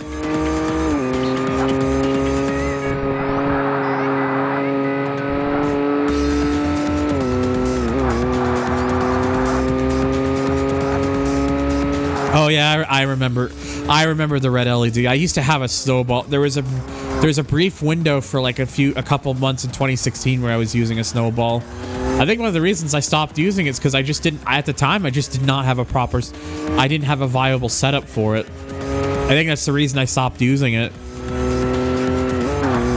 And I remember like some of the things I used to have to do to get like and sort of setup was just cumbersome and honestly kind of uncomfortable. The ways I'd have to kind of like force something.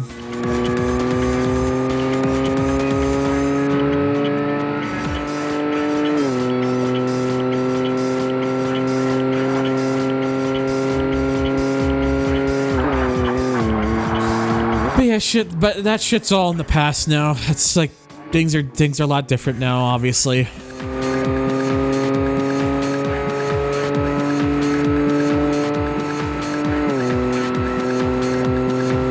Those two mics you mentioned you mentioned looking are probably a bit better than the Samsung G-Track Pro. Isn't the Samsung? I think that Samsung mic you mentioned. I think that's like what Vinesauce. I want to say that's like very similar to what Vinesauce Joel uses. I think that's very. I think that's almost like the sort of mic that he uses. That always sounded really good, so I don't know.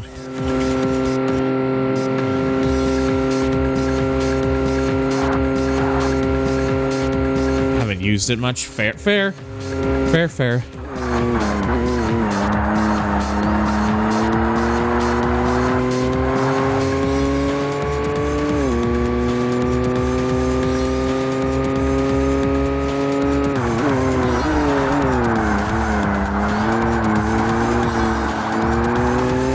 One thing I honestly wish I could do is like I used the microphone arm that came with this mic, and I have it on a fucking chair arm, on a spare chair I have next to me,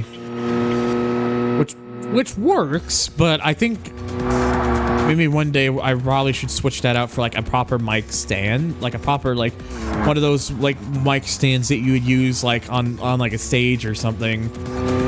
Maybe I should just get one of those because that would probably take up less. That would probably take up less space than having to use the chair all the time.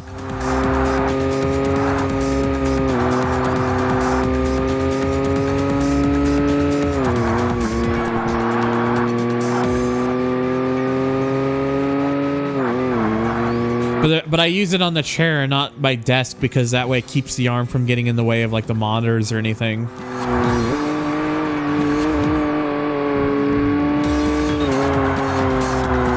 Either that or I should just get like a very small little table on wheels or something that takes up less space than the chair.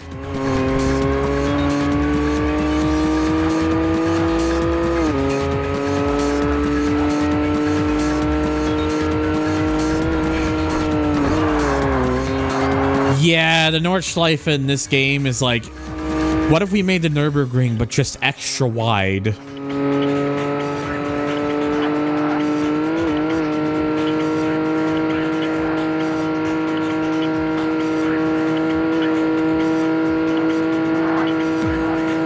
I wish I could finally get into content creation soon. It's the only thing I could easily do.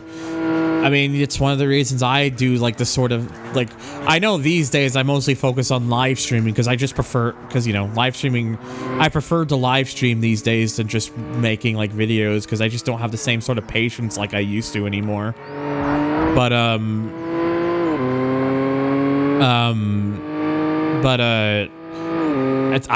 part of the reason I do it is because it's one of the few things I can actually do and do viably.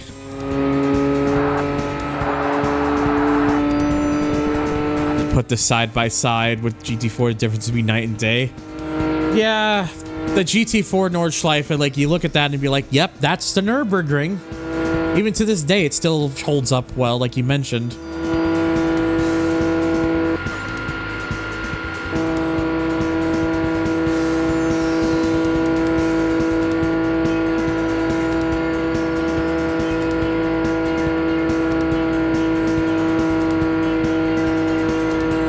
All right, well, there we go. That championship is done. And, oh wait, no. I said that Zanavi Nismo is a prize here. No. That's another one. I think that's one of the endurances.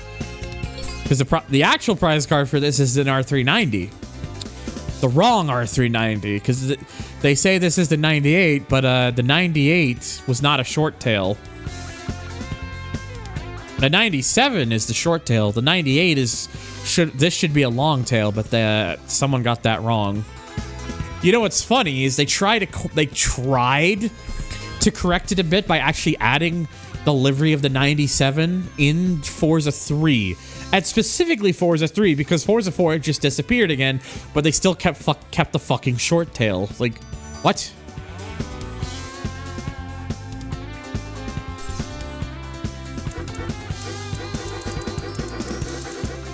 Okay, so next is the European RP1 Open, and I have literally one car I can use, and that's, I believe, the R8 that I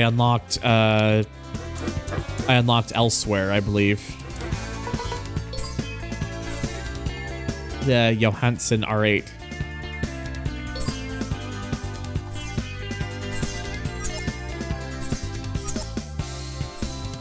Before I do anything... Again, I'm going to do the same thing where I just give myself that downforce because in this game, having that downforce is good.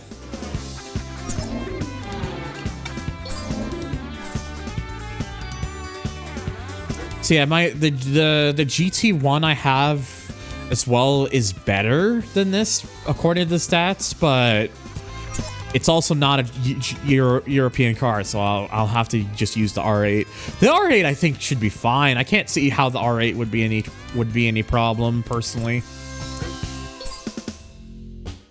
See. So yeah, looks like there's probably another R8. The same R8 could show up as well as another one.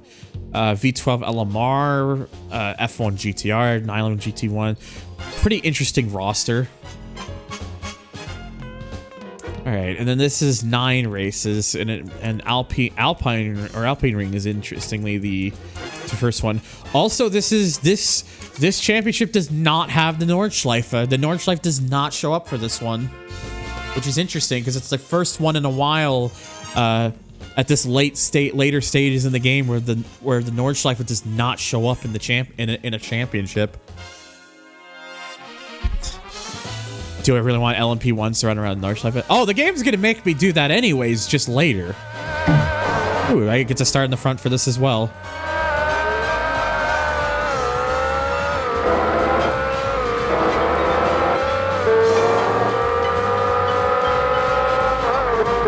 Oh my god. Hello, human resources. I would like to report a murder.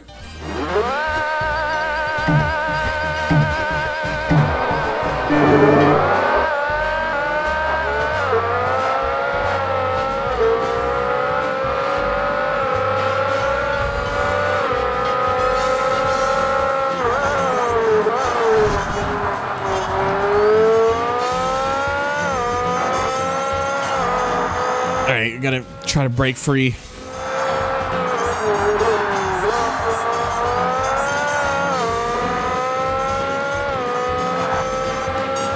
What is this car sound? Not great. That's what it is.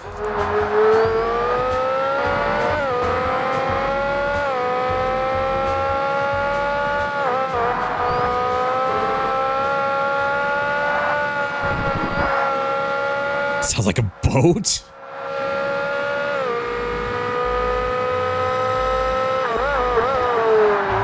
Also, it's this track, which is a good reminder that the AI will take several things cautiously, whereas I'm just like, lol, yeet it.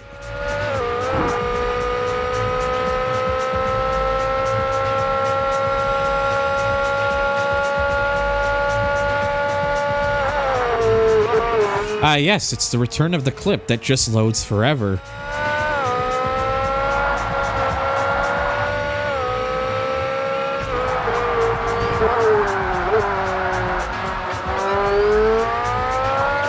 Also, you can see how bad the placement of the vinyl placement in this game is if you look very careful. I can't show it right now because of where I am and the track's not the safest, but if you look at where like the lines for where the brake light is, because you can see on this car they're painted, the whole thing's like painted red on this one in particular. You can see it like on this one, it's a little bit off center on the right, on the right side, but it's not that bad. On the left side though, you probably notice how much more of a significant gap there is. The back of it is off center too.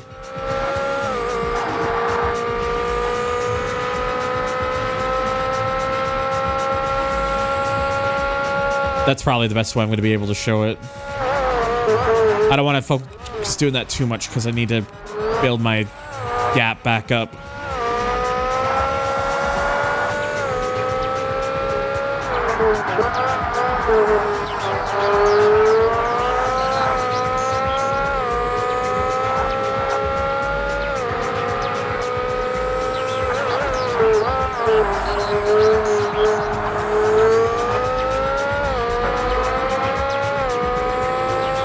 Oh, the orange stripe.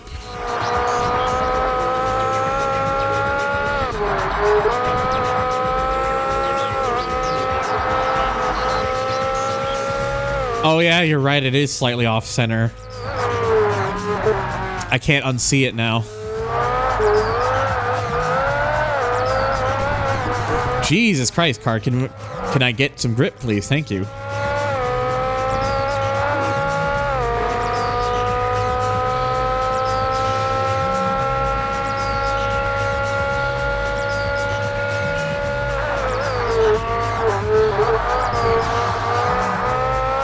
Yeah, I can definitely say the GT1 was better. That's probably what I'll go back to using for the P1 Championship.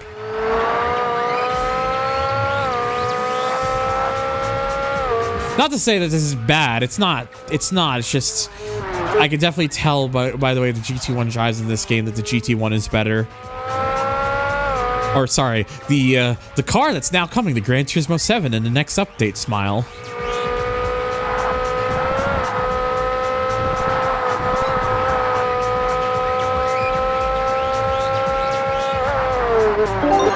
Ooh, I am gonna butcher this, so I apologize. Hyugzami, thank you for the follow, buddy. I appreciate it. Welcome to the stream. I do hope you enjoy your stay.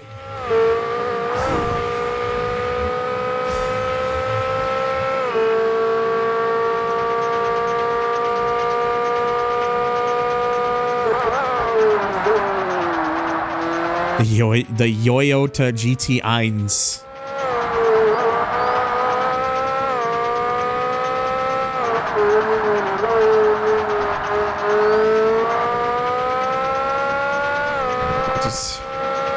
Probably gonna butcher this. It just reminds me of like me being a kid and watching like those old videos, so like Need for Speed games, like back in the day, in the earlier days of YouTube. Just if it was German, you just get like the countdown. Just like, I'm gonna butcher the shit out of this. 2, 3, 1, los. It's always the los that gets me. Everyone has a heart. Yeah, that's understandable. I hope I didn't butcher it too badly.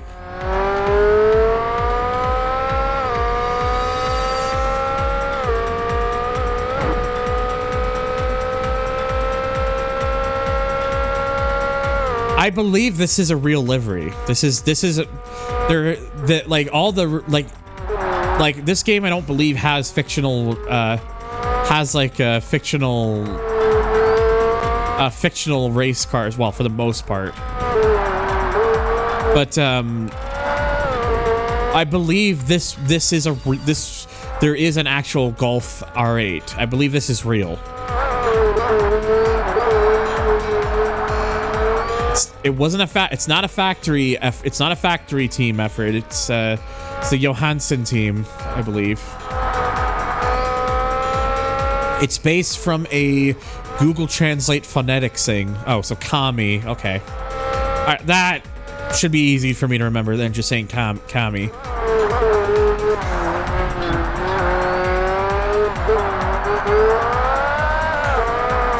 I guess just sponsors. Yeah, sponsors that aren't allowed or removed. Yeah, I'm sure. I'd imagine it's just the usual ordeal with that you would get in a lot of other games as well at the time. Is Fahrenheit a drink too? Or Kelvin? I swear, one day I'm gonna look at like people mentioning temperatures of units and they're gonna say Kelvin. And I'm gonna accidentally read it as Kevin. How many Kevins? They'll sell food called Kepler.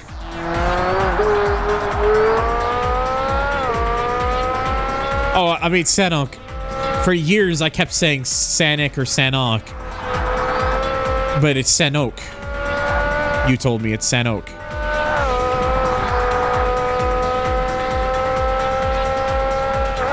Hell, I'm pretty sure most people still call you just Sanic or Sanok. I don't even know if Arrow says your name is Sanok. Or what? Sanok? I thought it was Sanok. I thought you said it was Sanok. I'm stupid. I could have sworn you said that earlier, or am I just fucking hallucinating after Davin saying it? So it's Sanok, is what you're saying. Is that what you're saying? Because I want to say that was the second way I said it. Yeah, okay, Sanok. I thought. Where the fuck did I get the Sanok thing from then? I thought you said that to me once. I guess I'm just fucking stupid.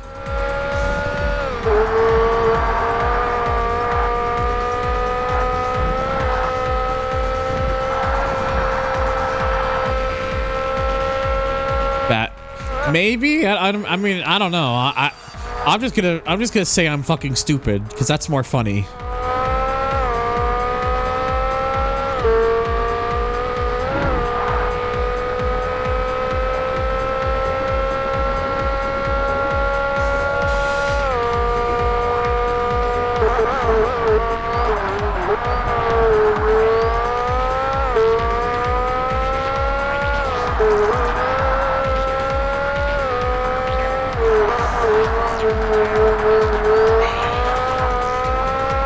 It's okay, look, like, try to understand how words work and how languages work. It's all a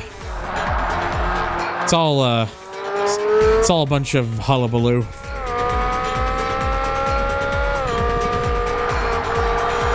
Monza sucks ass with this car. I wouldn't know. This game doesn't have Monza smile.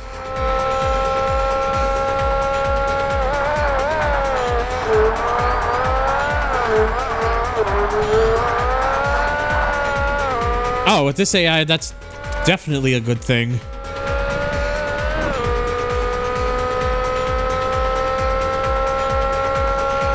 Alright, well, that was my best. Right, one more go around.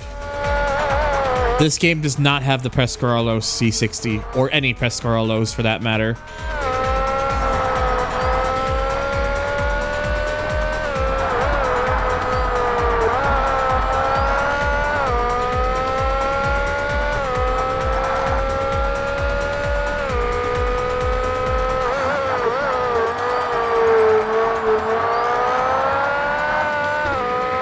It's kind of weird that there's so few games that have a Pescarolo. Would have been nice to have seen that in more games.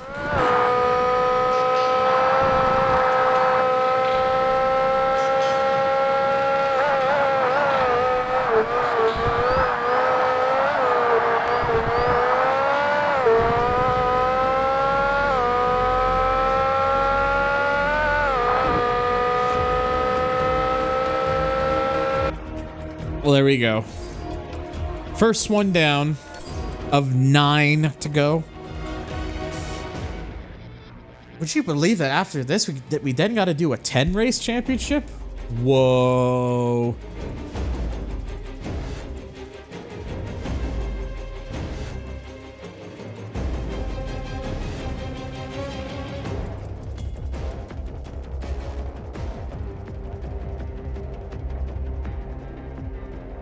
Sorry, I got a little distracted there for a second.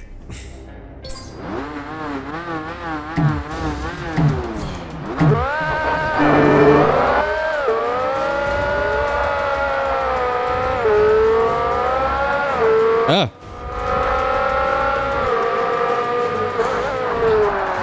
Oh dear. I'm just gonna go try that start again.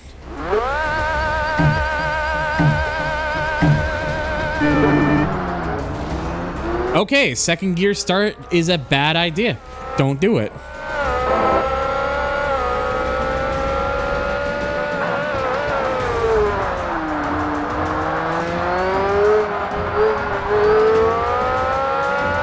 But at least that was a clean. At least that was cleaner there, and then I didn't overshoot the brakes.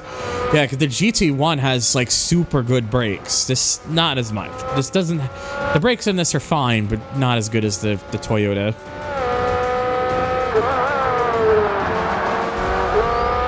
That Toyota was just cooked.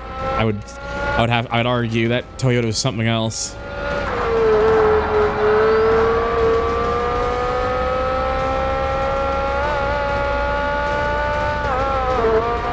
Like I said, it's like after I'm done this championship, that's what I'm using next.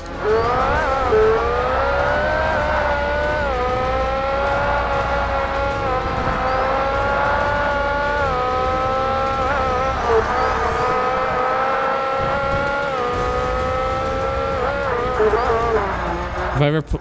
I have never touched Roblox at all. I have never looked into any of that sort of stuff.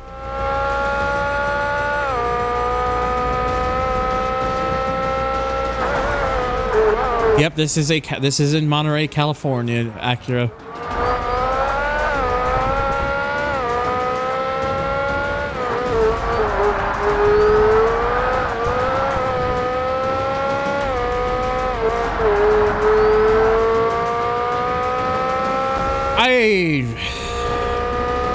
I could.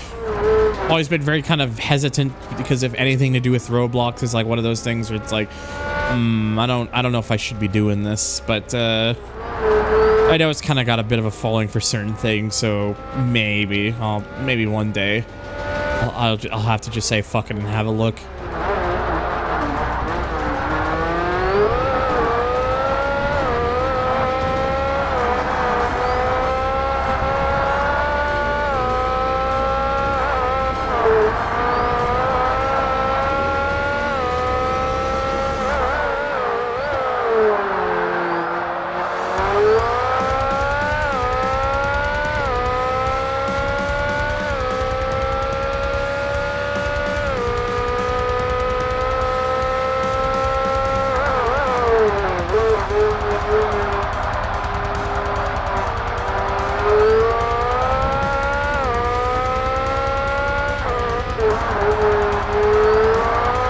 Trying to catch up to that Bentley after the poor start that I had.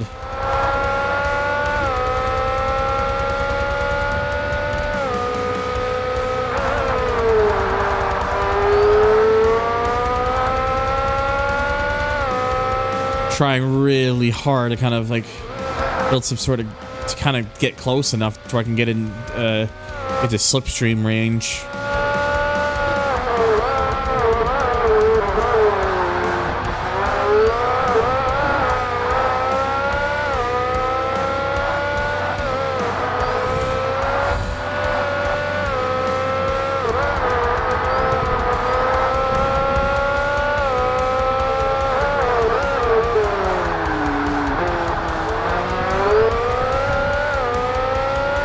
Ugh, still not in range. Fuck. Like, I'm getting closer, but I know they take that bit easily, so that might help a little bit.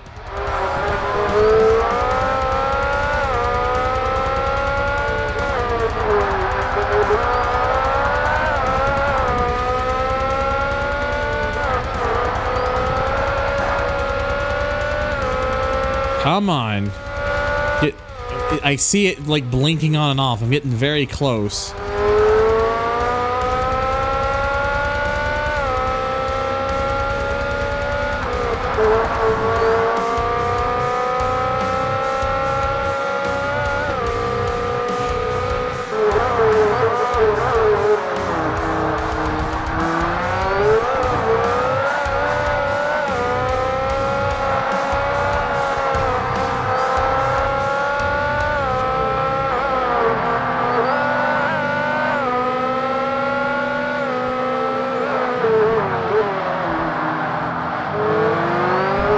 Okay.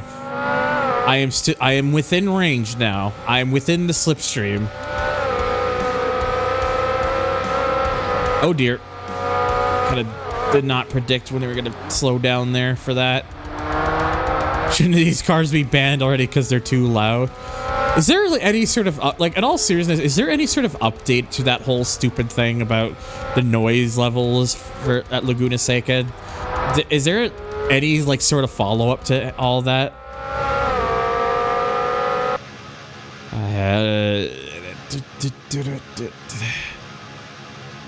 Bentley might be a better... Oh, yeah, the Bentley, I'm pretty sure, is a very good pick. I'm sure the Speed 8, I imagine, is probably one of the stronger cars in this game as well, but I wanted to use the R8 because I already have it. But I mean, the R8's working. It's keeping up with it. It's not like that S7, not like what those S7s were like, where they were just broken fast.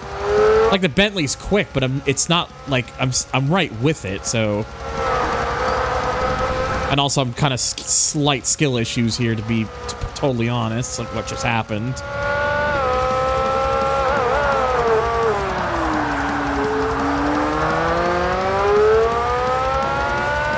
Oh, there's the BMW.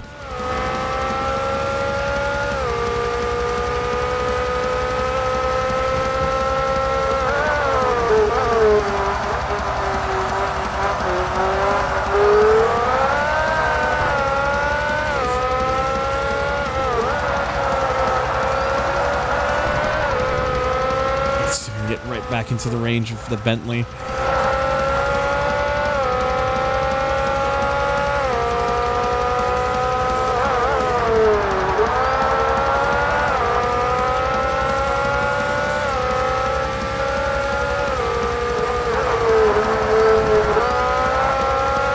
There we go. We're getting close now. We're getting real close to the Bentley again.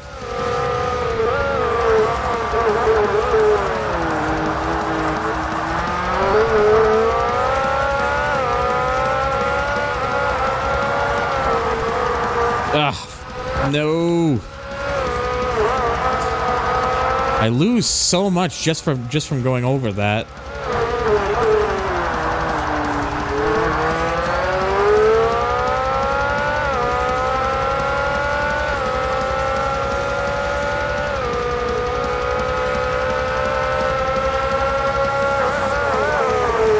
It's gonna have to go on the inside. Get off me. Thank you.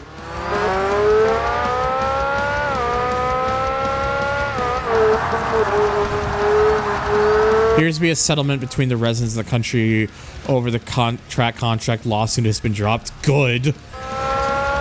It's like, again, like the Laguna Seca is a racetrack where race stuff's gonna happen and things can be allowed. You should know this. It's a risk you take when moving in an area. Like, I'm gonna just say it. Like, if the racetrack was there before you were and you moved into that area, you should know what you're getting yourself into. Ah, the Bentley died.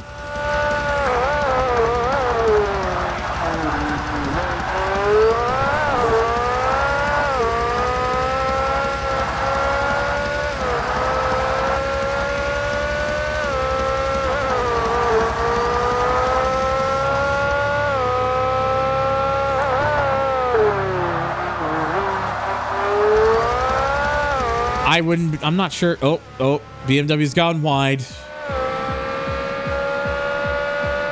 Good. Keep messing up. Let me build a proper gap.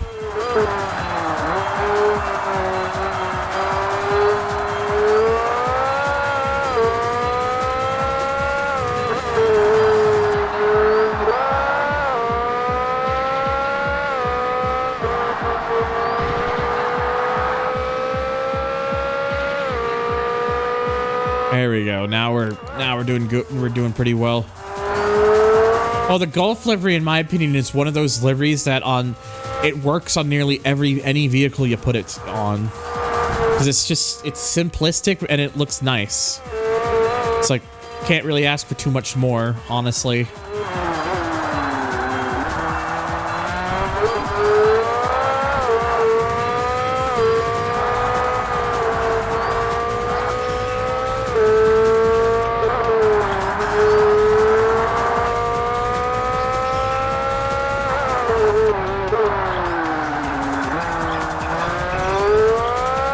Yeah, it's just a color combination that works really well.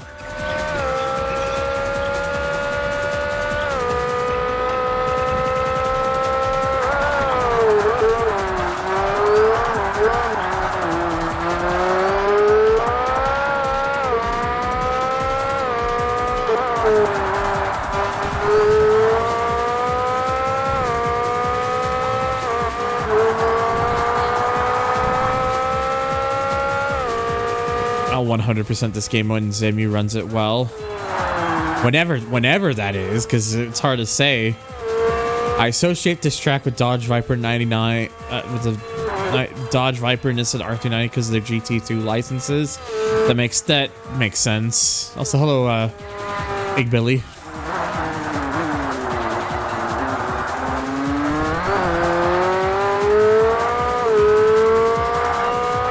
Yeah, like that's the thing. I think some people, when they're looking at locations, they'll look at it so quickly because, oh, the pricing on this won't take into account like the other things that kind of go into it, like where what like the actual surroundings of where they're moving into. Like they don't actually take that into factor. I feel a lot of these people don't. It's like, it's why you gotta look up this stuff. Like, if the sound is gonna be an issue to you, then don't move there.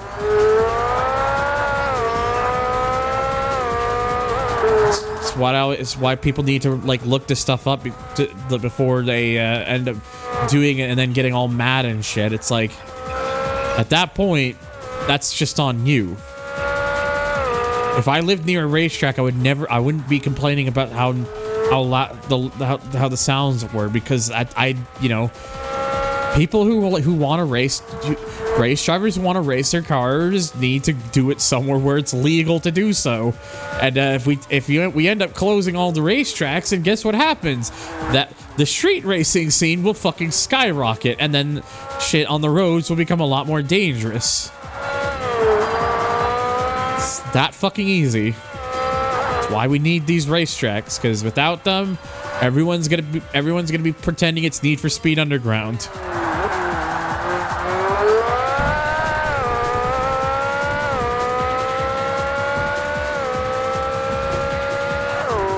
All right, was never able to get a massive gap, but we're getting somewhere.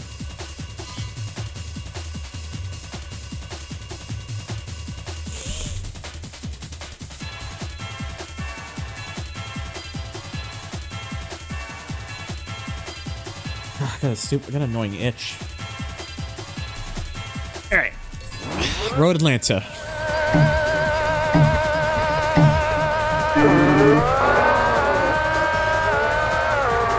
I think this one will actually be shorter than Laguna Seca to TBH.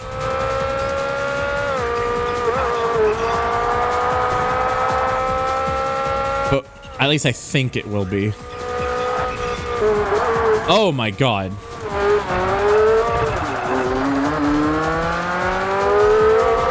I just didn't slow down for that. Even though I probably should have. Oops. What's this? Smile. That's right, we're gonna cheat.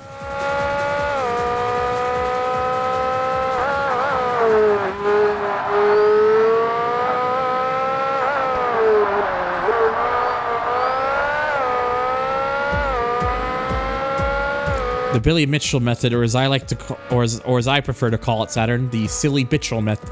The silly Bitchel method.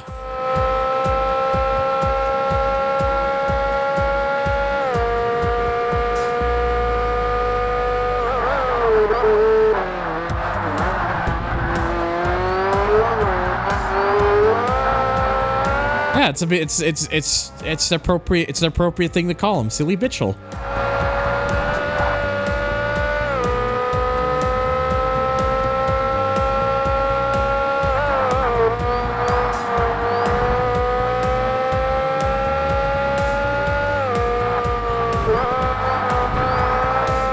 Sorry, Cone.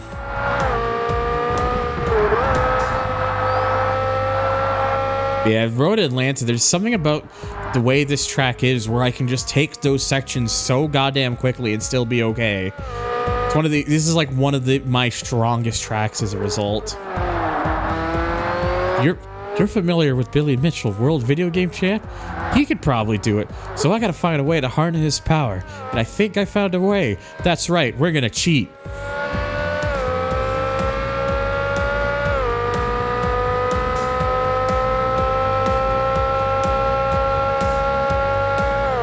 That is in simple terms, a basic ass edit, but it's an edit that will live forever.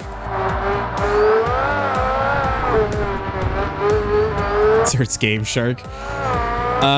If this were PS1 or PS2, then yes, I would insert a Game Shark. But if on Xbox, the closest thing you'd get to that on Xbox is, at least in terms of not like straight up modding the console. The closest you get to that is like game on OG Xbox's game saves. And at least for me, it was action replay, not that I had for Xbox. I know they made a Game Shark for OG Xbox. It's just when I was growing up, the one I had was action replay. Good times. And thankfully, people around have not all of them, but a lot of people have like archived a lot of the saves that people made that went onto that platform, because obviously the webs. Because the thing is, how their software used to work is you used to be able to upload your own saves and so other people could download them. And unfortunately, yeah, those links don't work anymore with that software. Let alone the fact that this Action Replay software never worked properly past Windows XP, to give you an idea.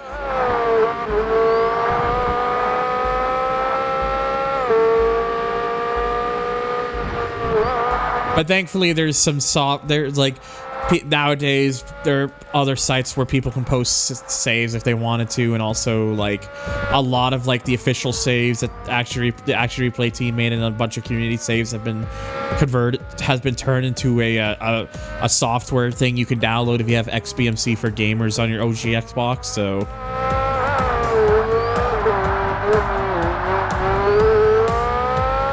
he's using Game Genie. He's got that Microsoft Power trademark.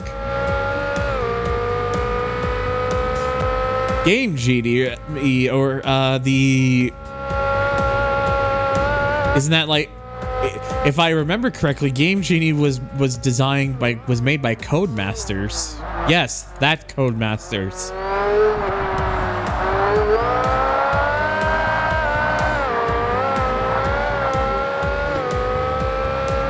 At least if I am remembering correctly.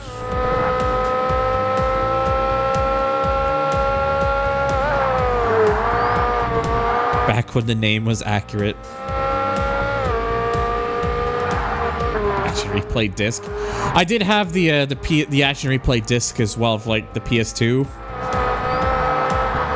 Like the first cheat disc I ever used was on the PS2 was a Game Shark. It was like Game Shark 2 version like 3 or 4 or something. It was like it wasn't like the earliest version, but it was still like earlier days. Then one day I went into the Zellers, because this would have been Canada in the early to mid 2000s. I went in the Zellers, and one day with my dad, I think it was the Zellers, and we came across that thing called they had the Action Replay Max for the PS2 sitting there, and we looked at it and it was like, this sounds like a Game Shark, so we bought it. And of course, me being little, I say little me, more like little, young little me, or little young me, whatever. Of course, I was elated to find out when we actually bought it and tried it that yes, it was in fact a Game Shark, just like a Game Shark. USB save editors for Xbox 360 for GTA 5. God, I remember using a save editor like that for GTA 5, at least on PS3. I've been informed this is the wrong R8. What are you talking about, Smile? I think I accidentally fucked up my save file because I gave myself DLC cars for the DLC I didn't have because it wasn't available. Oops. Zellers, aka Target or Kmart. Kmart. Kmart. I like that.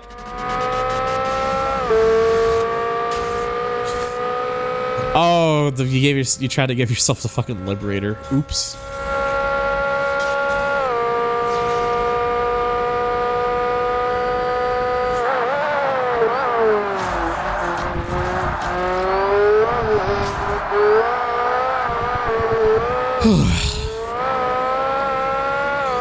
I still need to get a PS5, even if for GTA stuff, because I've actually been getting messages from older PS4 friends that they wanted to do some stuff in GTA again, because this is going to be like the last proper year for it until GTA 6 comes out. So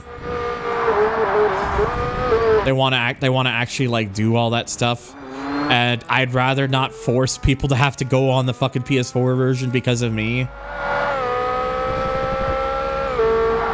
So if someone wants to help out, you're more than welcome to be my guest, but you don't have to. I'm not your dad.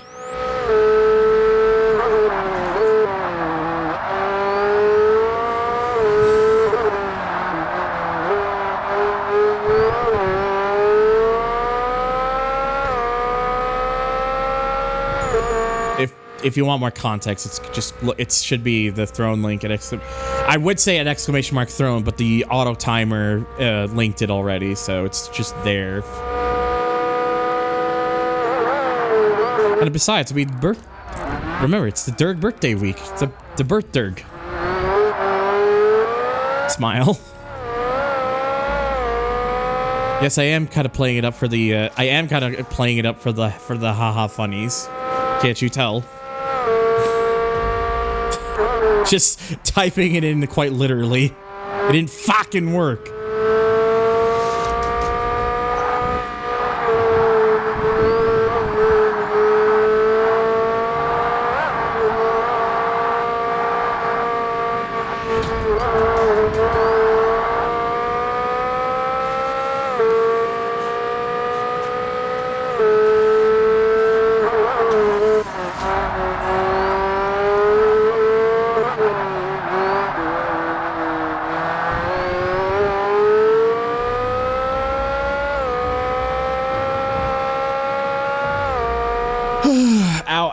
Foot.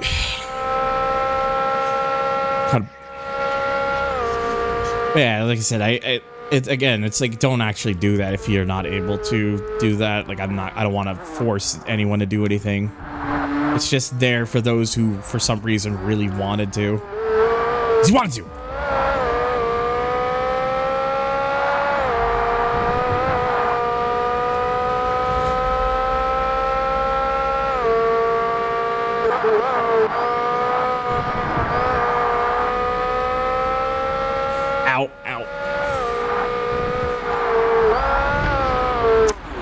Fuck. Really good. I'm really good at overshooting that section there, to TBH.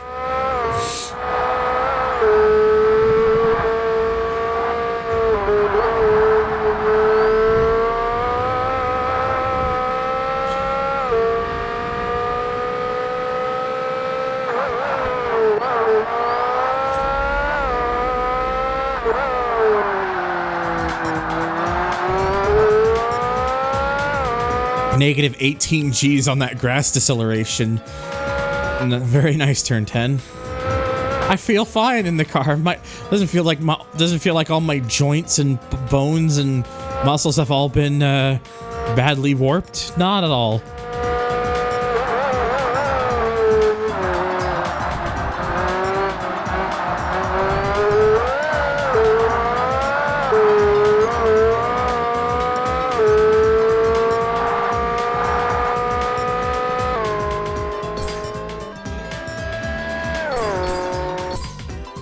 Alright, we're 3 in, 6 to go. Gotta do something real quick.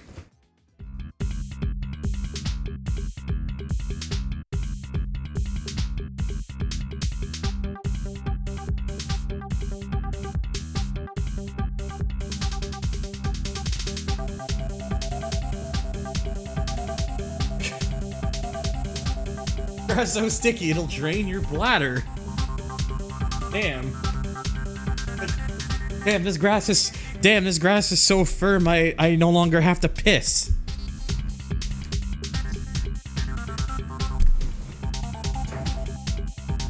Okay.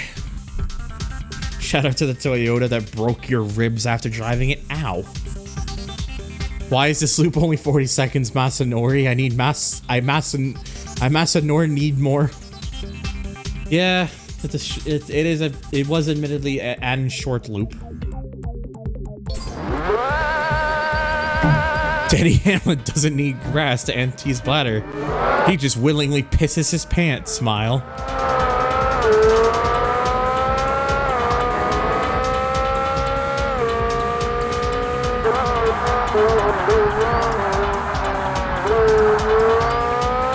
It is the Enthusiast soundtrack in general is just such a fucking all-timer. It is a really good soundtrack, honest to God.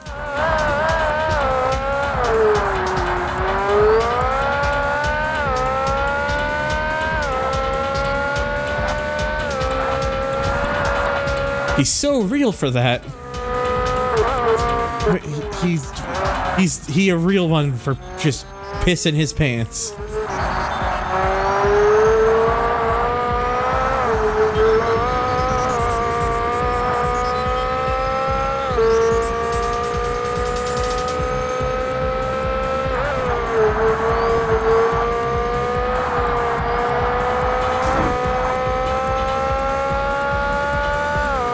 You found an RPCS3 graphics issue? This content is no longer available.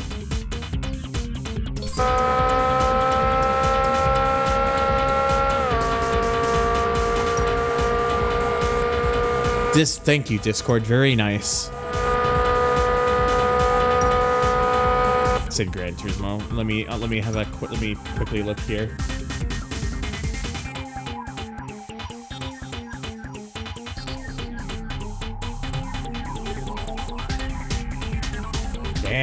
Damn, the crowd are apparently a bunch of glowing white squares. They rose. Rip this content we hardly consumed, D.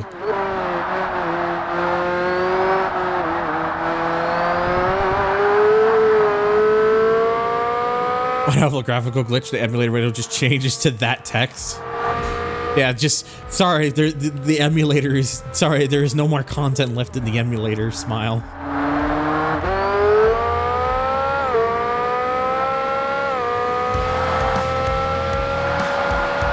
Oh Jesus! I nearly hit the wall there.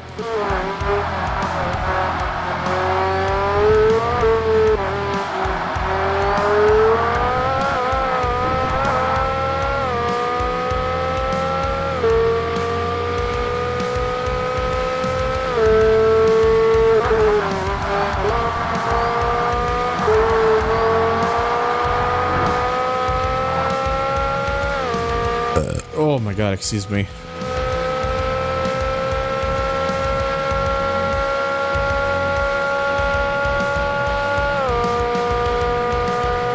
Hey, there's a topic for you. Why is everything content now? Movies, TV shows, videos, music videos. It's all content, but why though?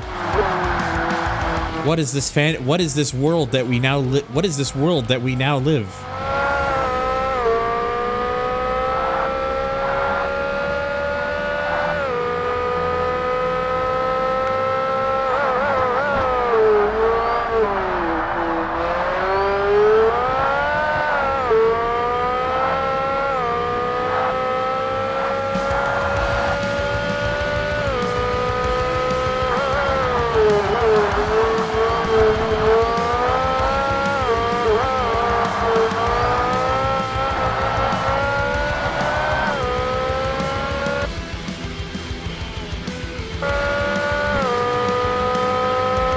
Man.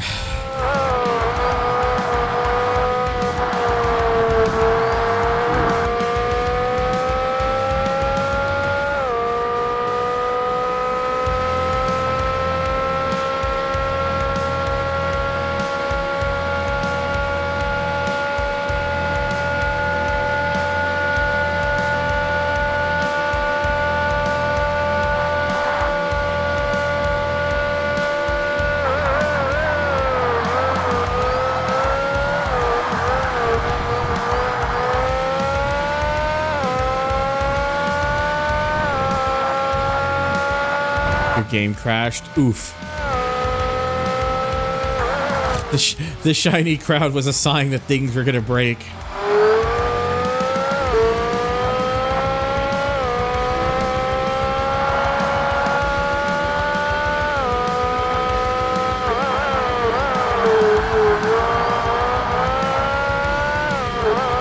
Never had a crash mid-loading, only when buying cars. Huh. Interesting.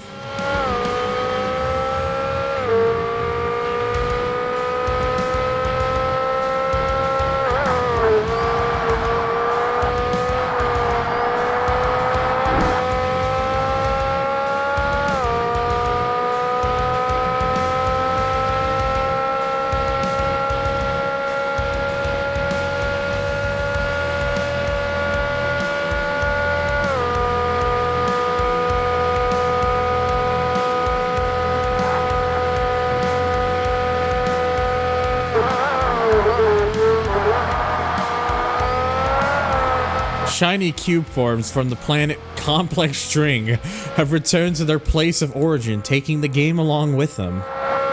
Damn. I guess it just really do be like that.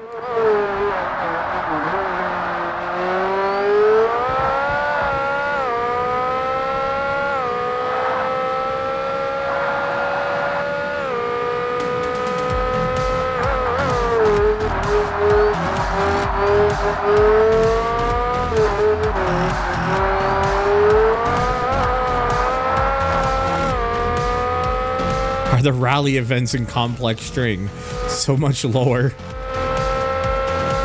at this lore, look at this brand new lore.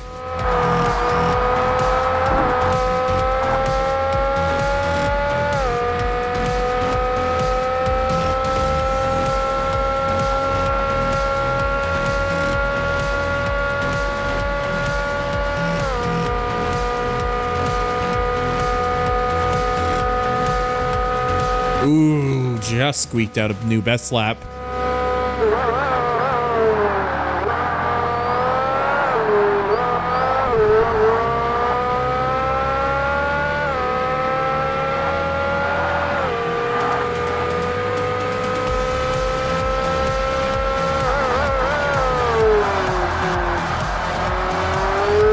Just another world swept away to a dimension far from ours. If you find yourself in this dimension, be sure your passport is valid in the Twilight Zone.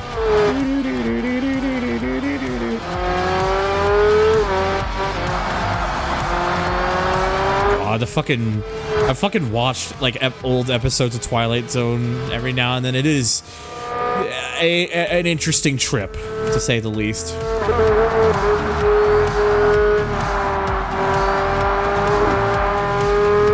Back to rainy rally. Oh, damn it. Oh, damn. All the dirt's turned into mud. It's all wet. Oh, it's everything's stuck.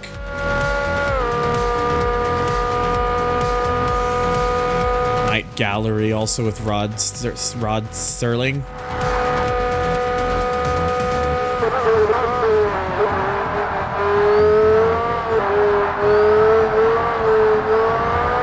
Fuck.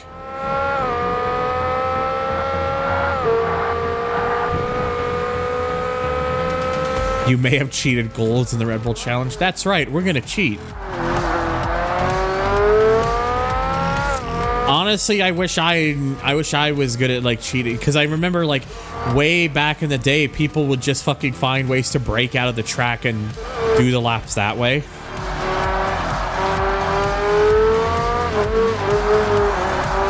There's a reason why they had to put that little timer in there that forced you back on the track if the game if it detected you were out of bounds. Master Mod makes it easier to cheat. That it does.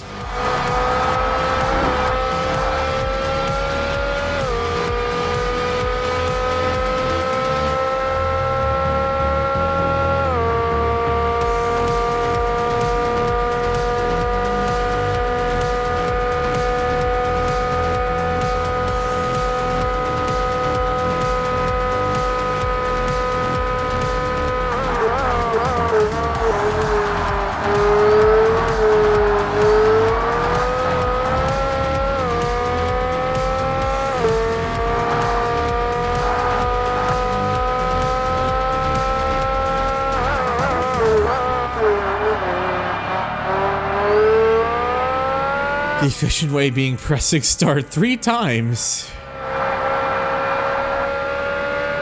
Just 3?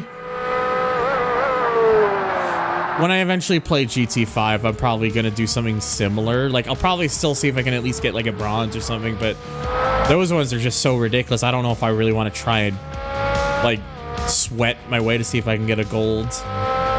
But we'll see what happens when I eventually get to that game.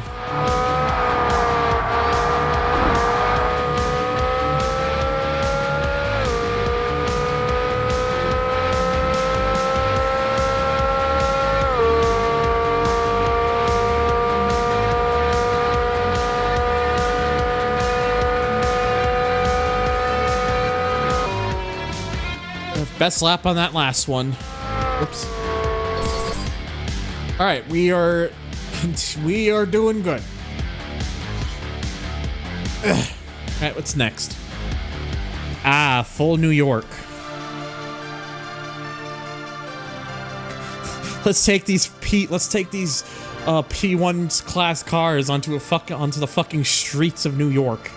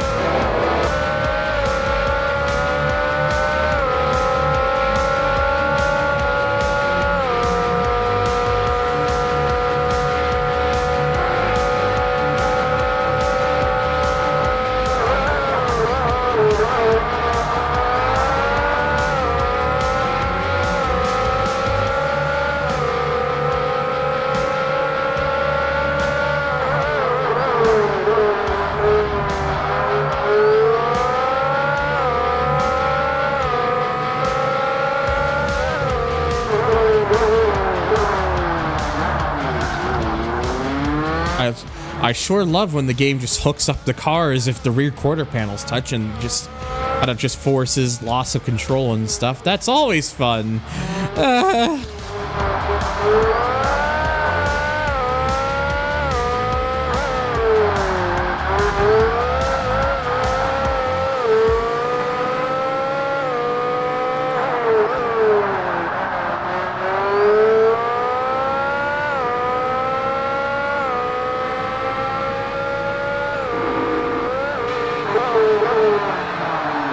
Fuck this stupid piece of ass. It's ass! That's right, your ass!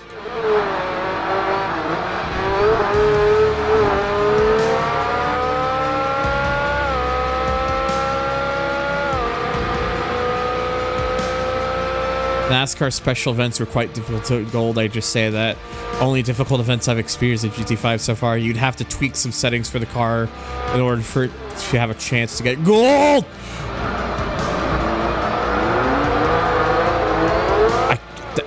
That was just rude.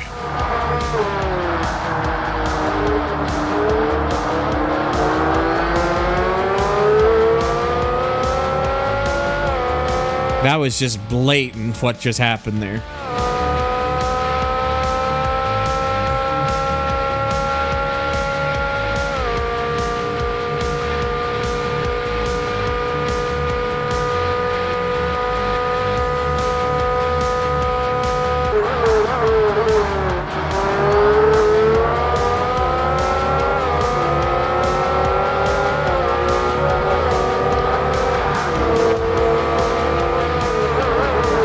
Why is my butt thoroughly pounded? Because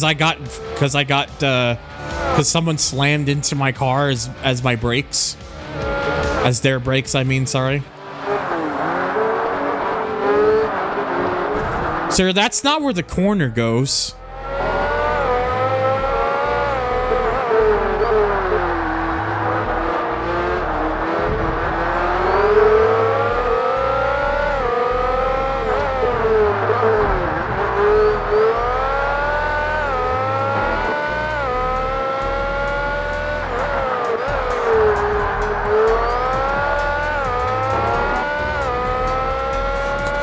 Yeah, they were the early. These really are the early test bed for drivatars. Keep in mind, in this game, you actually can make you can make your own B-spec driver, essentially. You can trade a driver and such. I just never bother to do that because, well, because then I would just be watching and not driving, and probably getting annoyed at the AI not taking chances when they could. And also, you have to actually train it, which means you have the places you got to train on. You have to actually drive properly. So.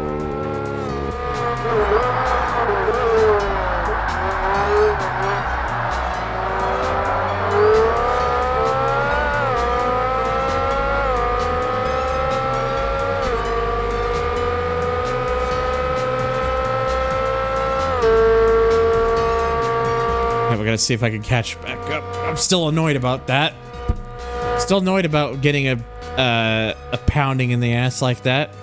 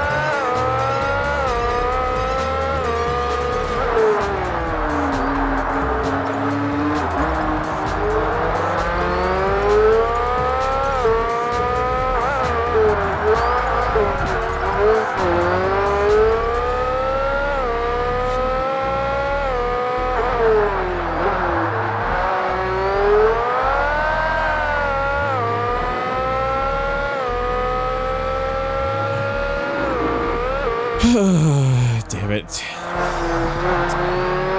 I think this event's already turning into one of those ones.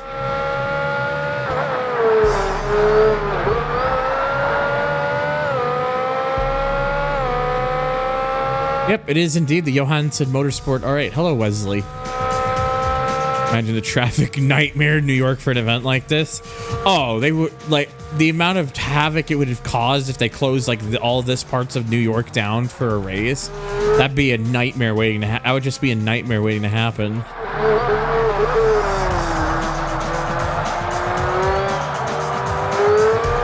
Like, New York, really interesting place, really fascinating. Would love to visit. Would I want to live here though? Fuck no. It's too many people.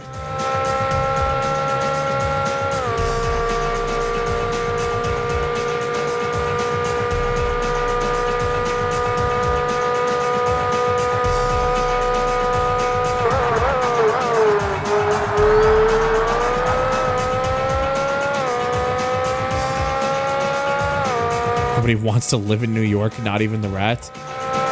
I'll be real. If I was given the all the necessary opportunities in life to have my own property and be comfortable and whatnot, and I had to live in the U.S., I would actually consider New York. I just wouldn't be in, you know, NYC, New York, because that's not happening. I would be in a smaller area.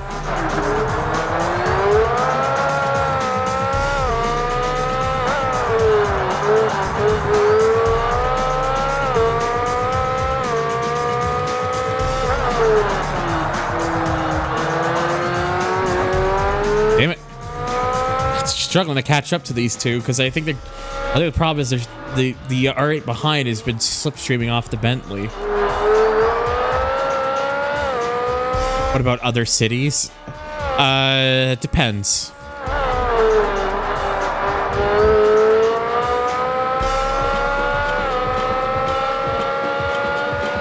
Rather not northeastern U.S. whether it gets too severe for your liking. Basically, what I'm gathering is you probably don't like snow.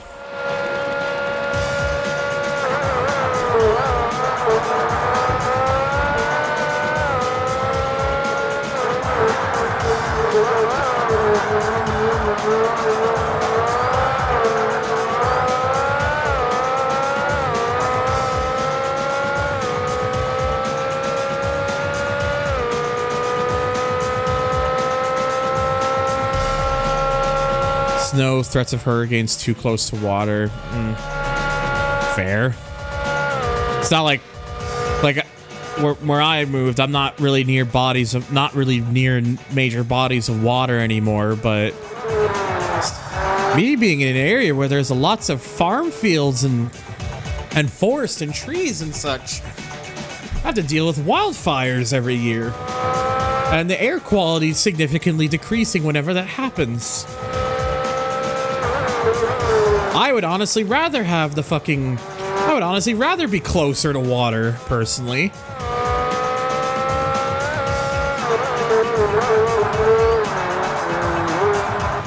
Yeah, and hail. Well, to be fair, Husky, even in Ontario, I would get hail, so it's not like that's any difference, honestly.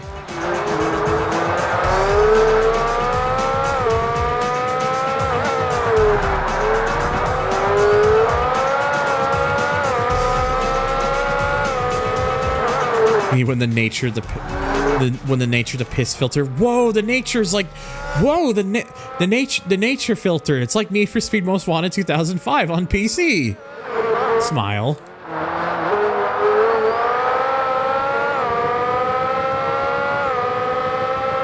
Meanwhile, I live in Puerto Rico where we beta test hurricanes by circumstance. Fucking beta test. This is in fact the extended New York track.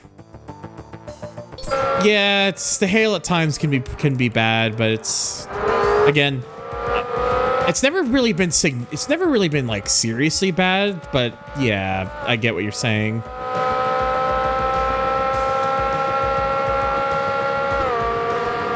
Oh, I don't like this.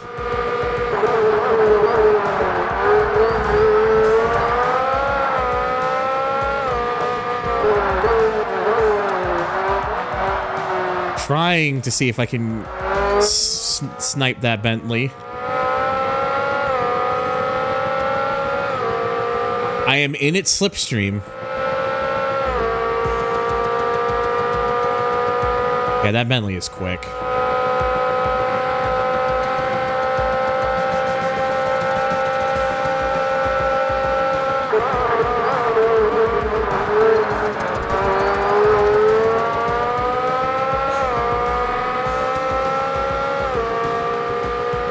Peg the Bentley.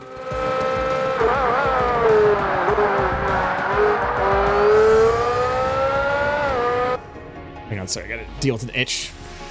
Wildfire's really out here appealing to the male fantasy. If wildfires are anyone's fantasy in particular, I don't know what to tell you, but I think you might be insane.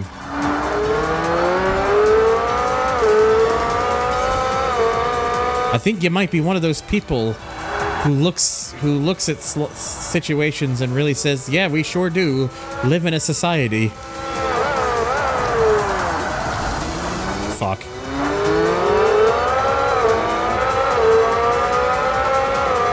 I botched that. Oh, fuck. Can I just say, actually trying to pass cars in this game is really fucking annoying. Because at least, maybe I just suck at this, but every time I try to pass a vehicle, the front of my car is much closer to theirs than the camera makes me think. So I always just end up hitting the fucking back of their cars when I'm not trying to.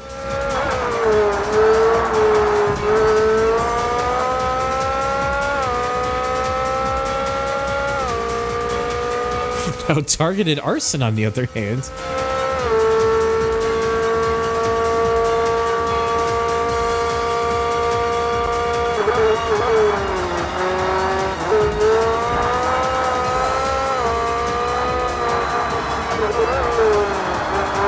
Really annoyed about that. We could have gone for that win there if I didn't do that. Whatever, I don't care. I'm still winning the championship right now, so I'm still leading the championship, so it's whatever. It doesn't really matter.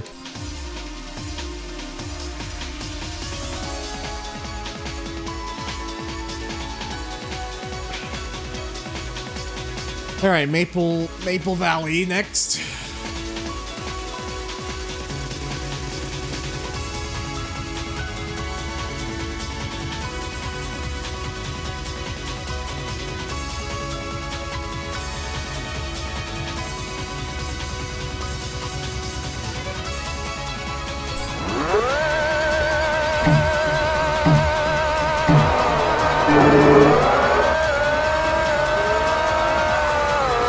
Cadnadia.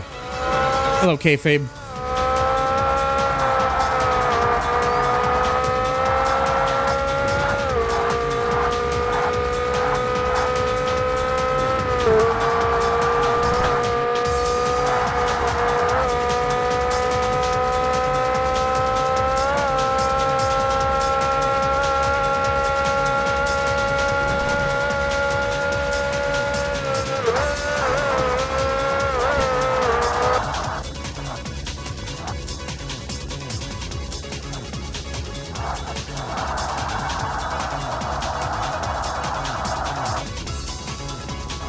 Kenda.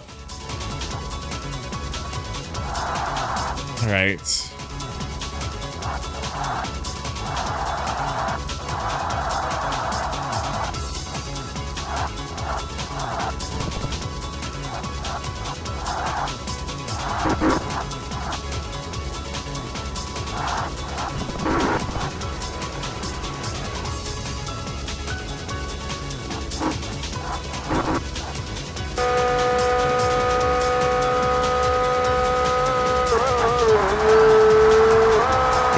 It is actually kind of funny to me how like I just did 6 laps of that New York track where it takes just over like 2 minutes to do a lap.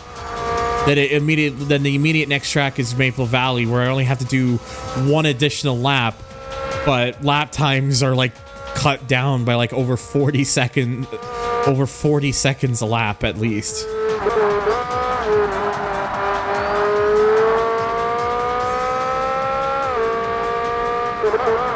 Maple Valley, the only existent Canadian circuit, because what the hell is Motorsport? What is a Circuit Gilles Villeneuve? I believe this track isn't even supposed to be based in Canada, from what I've heard. According to the lore in the later Forza games. Not having the best day, but hopefully hanging out here, being surrounded by good people can help. Well, you're always welcome here. We're just. I always try to make sure this is a nice, chill community to be a part of, and hopefully people can enjoy.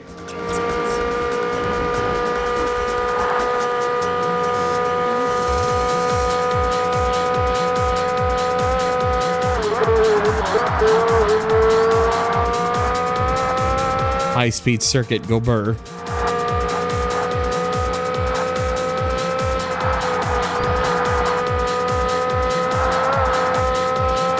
Oh, geez. Should be paying a little more attention. How's Borza 1 going? We're getting there. This is the second last championship that I have.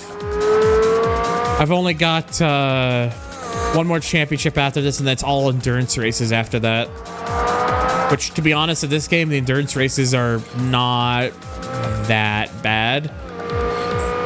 Did I get a new mic? It's the same mic I've been using since late 2022. It's just the settings on it are different because a change I was trying to make earlier in the year with OBS resulted in my settings getting wiped. And I don't remember what the settings were for how I had my mic set up, so I had to readjust it for some new settings. So that's probably why it sounds a little different. I couldn't find... I wish I remember what the old settings were, but I don't remember. But people say they like the way it currently sounds now, so I just leave it.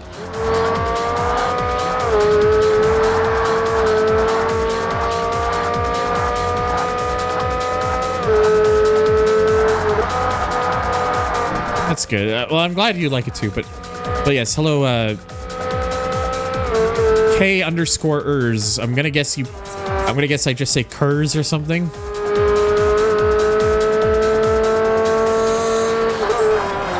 You're actually the first person I've probably seen in ages to ever use the follow age command to see how long you've been following for, which apparently you're getting very close to a year now.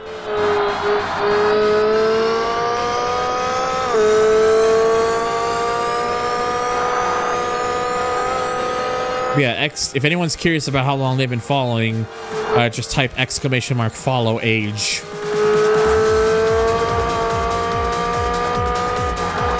Follow age. All one word. There you go. Yeah, it's been a while, but I'm still here, still kicking. Probably just trying to make the most out of my 2024 for streaming at least.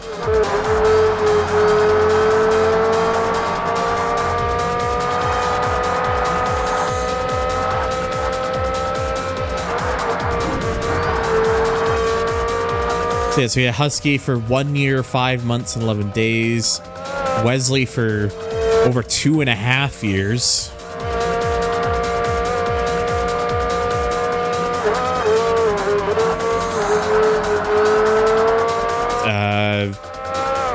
Hello, bot. Try typing it again.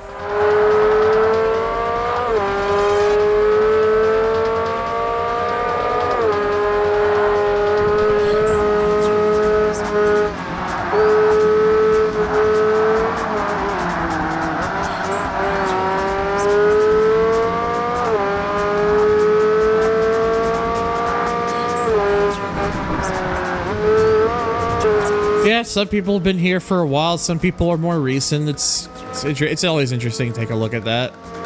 Take a look at stuff like that. There we go. Spies is closing in on 4 months. Yeah, Spies, you're one of my more recent recent regular time viewers, I think. Like you, and I know you. I think I was gonna say James as well, but I think you came after James. So Kayfabe's been falling for nearly 4 years now. Jesus, it's already been nearly that long.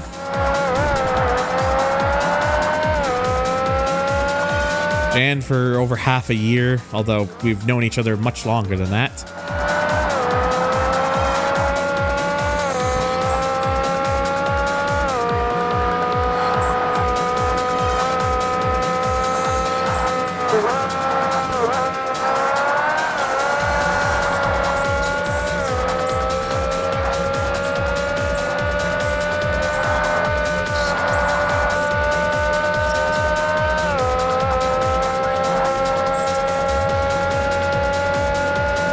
Acura's for 1 month, 18 hours and 20 minutes. Yeah. I followed you because I knew your YouTube channel. I think Rhino raided you one night during one of my last times in the stream before I took my extended anxiety break. And that's when I followed you. It's been a long time since I've been raided by Rhino or any of them. I miss those days, but yeah, obviously, you know, they're part of like other communities and whatnot, so it's no big deal.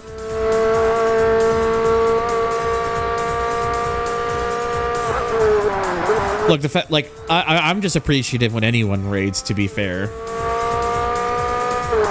It was still cool only a few streams ago getting raided by fucking Dustin Eden. That was really cool. Even became a follower.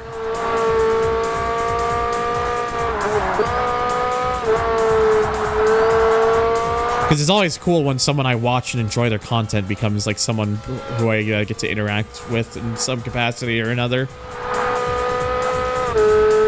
That was kind of like a whirlwind. It was definitely like the whirlwind feeling when I first met Zerodux Given, because I used to watch his content for years, and then we just kind of hit it off and just been kind of chill ever since. Yeah, sure, the crash store count is at least a year.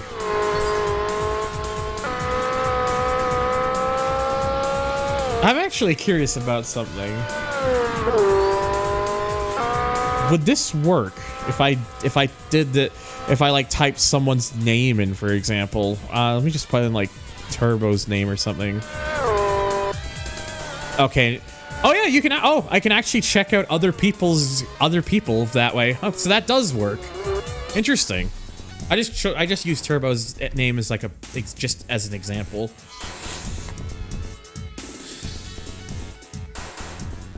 That's actually really cool. I did not know you could do that, but that's kind of cool to find out. Random sound. In the cock! Ha! Oh. In the cock. I should doxing followers. SMH. I like how holy shit, you are just days away from coming up to 6 years. In fact, hang on. So today's the 27, 28, 29, 30. By the time of my birthday, it would like this Friday, it would be a day away, I think, from becoming, it would either be a day away or maybe late or like depending, I guess, on when that's technically, when the fall technically started, it might even be later in that day you hit 6 years. Yeah, you've been around a long time. Also, here, let me try this again with your old one there, Jan. 8 years, 8 months, 2 days. Oh my god. Has it really been that fucking long? Yeah, sorry, Gabe. There's usually a little bit of a countdown that the thing puts on it automatically. So just try it again. Just try it again. Holy crap! You've also been 8 years. Fuck, dude. You've been around way longer than I remember. Jesus Christ. 8 years, 12 days, 16 hours. So yeah, technically, Jan is the longest so far. But then James, 4 months, 24 days, 18 hours.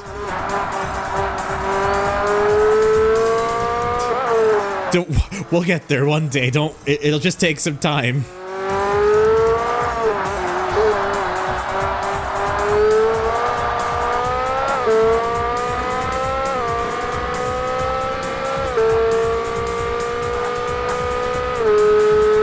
Yeah, it must. You probably either you unfollowed as a funny or you pressed it by accident. Because I know for like Arrow, it doesn't, like, I think my follow age for him is much shorter than it should be. Because I think I clicked the button by accident. Because I've done that a few times on streams where, like, I'm trying to click something and I accidentally clicked that button by accident. Birthday tomorrow? Oh shit, your birthday's tomorrow? Shit, our birthdays are close because mine's this Friday. Also, easiest way to remember my birthday is if you happen to be someone who watches Casey's videos, you'll probably realize that me and her birthdays are both March 29th. Me and Casey shared the same birthday. Also, Killisunt. Killisunt also shares the same birthday as I do.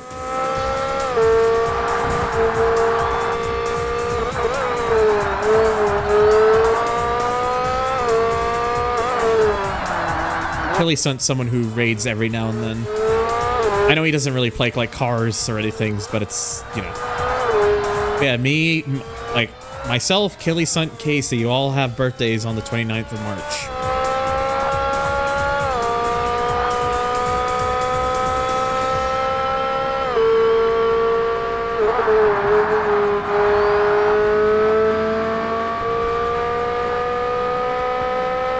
Oh yeah, when they said when it hits 10 plus years for them, that's gonna be fucking nuts, dude.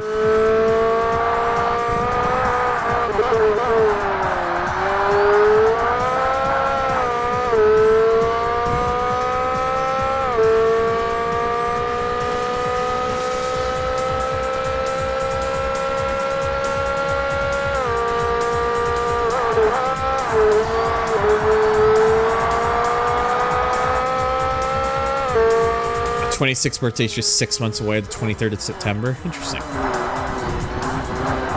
Yeah, it's just interesting to see though how like my chat consists of a lot of people who have been around the block, who are just longtime veterans, and then we've also got some here who are kind of newer to the whole THR community. It's kind of nice to have that. It's nice to have that like kind of blend of old and new.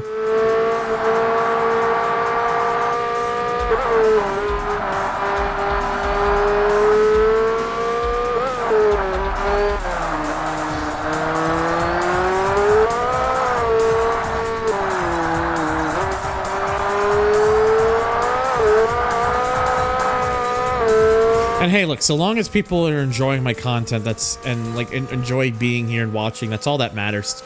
At the end of the day, that's all that really matters to me. Because if so long as people keep tuning in and are having fun, then that means I must be doing something right.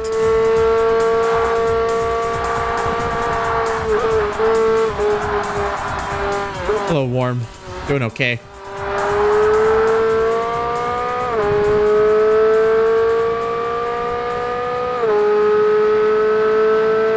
And my hopes is that over time, like I can find like more people who are like interested in like cars and racing games and stuff, and also shares like some similar interests I have. Like I'm not gonna lie, I know I joke about this sometimes, but it would be nice to meet more. It would genuinely be nice to meet some more fellow dergs who also like racing games like I do.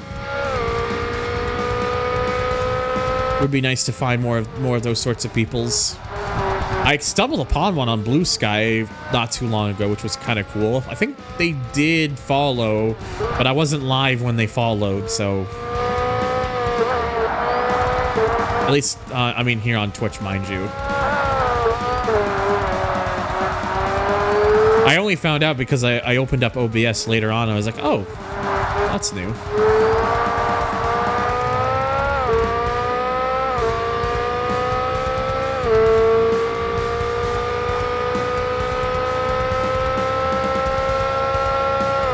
Yeah, like I said, would be nice though to kind of come across more of those sorts of peoples, but in just generally like people who really enjoy racing games and stuff and are just chill and shit, and just general good people, good vibes and all that stuff. Like that's ultimately what I'm looking for more than anything. Like Chud's not welcome.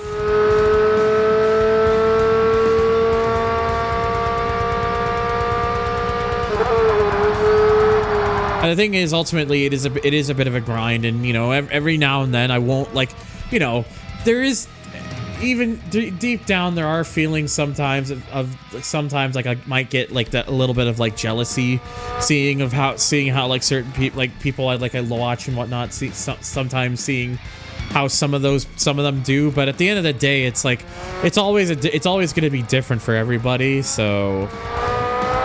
And it's like I gotta remember at the end of the day, it's at the end of the day, and I gotta remember it's not a competition,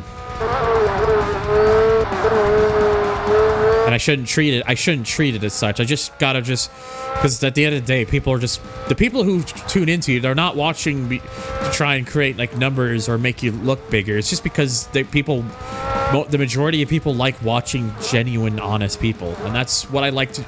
That's what I try and strive to be at least as much as I'm able to. I'd rather be genuine than follow trends.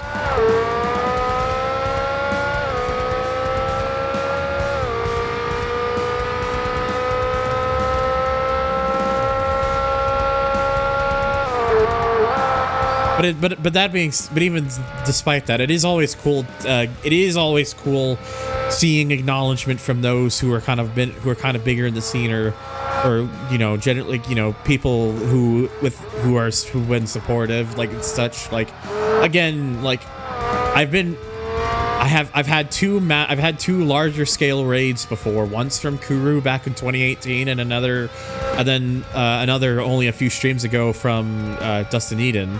And seeing that sort of acknowledgement is always nice, because it shows that like even someone who's smaller like me is still getting acknowledged by these people that I look up to in ways, and it's always really cool and just genuinely heartwarming to see, because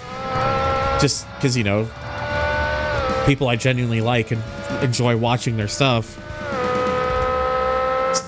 So there is kind of that feeling of kind of satisfaction, but also just that feeling of like it means that I must be doing something right. But again, I'm not here to try and step on anyone. I'm not here to purposely step on anyone's shoes. I don't want to try and hog all the spotlight or anything. I'm not here to do any of that. I'm just here to play games and have fun and act like an idiot on the internet, and also be Dirk. We must not forget being dirt.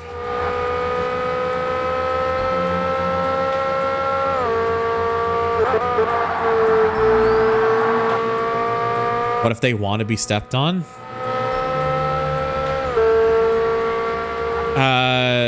Am I king denying? Damn. Can't believe you're putting me on the spot like this. Well, can't believe it. Ow, my leg. Kink edging even. Hey, yo.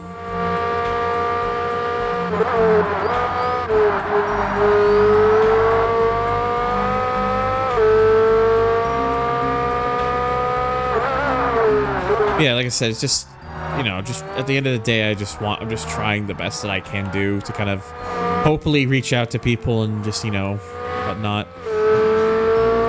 Eventually, at some point, I do kind of have to fight my anxiety and my fears a bit and try and, like, engage more on the Twitch side of stuff for, like, other streamers and whatnot, because I've always kind of admittedly been bad with that. It's just, you know, anxiety sucks, dude.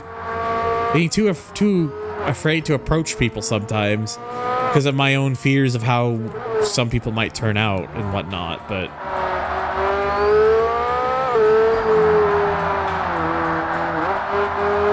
especially because I'm still kind of about the last time I once raided someone, because someone I hadn't seen before, and it was one of those people who was like going on those tirade stuff about.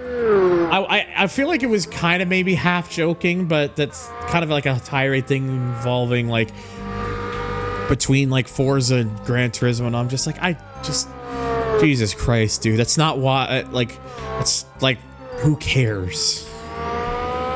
It's annoying. Like when people do that sort of shit, it's fucking annoying. It's just annoying, and it's like, why?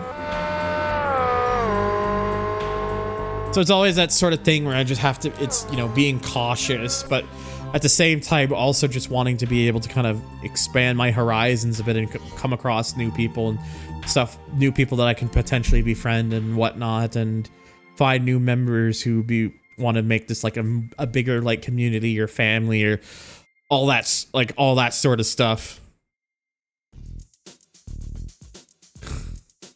We all know that in the battle of Gran Turismo and Forza, the true winner is driving emotion type S. It's the true winner if you're going backward. It's the true winner if the criteria is which game is worse. Test drive begs to differ. But Leah's not here right now. Smile.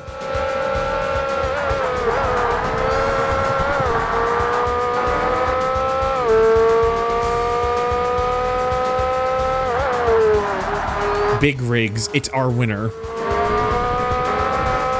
Never forget that back in 2015, I made a one-off video on my YouTube channel of me playing big rigs. I did that 9 years ago. Christ, I can't believe it's been 9 years already.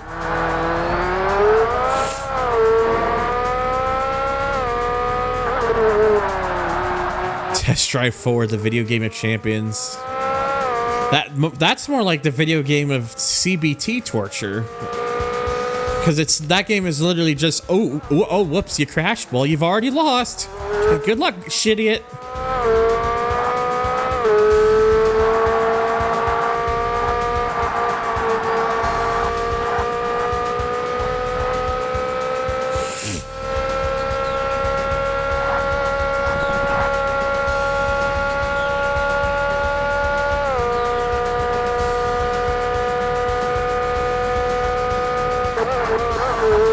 Skill issue, honestly. Just don't crash. Easier, unfortunately, with how Test Drive 4 is, that's sad. That is unfortunately easier said than done.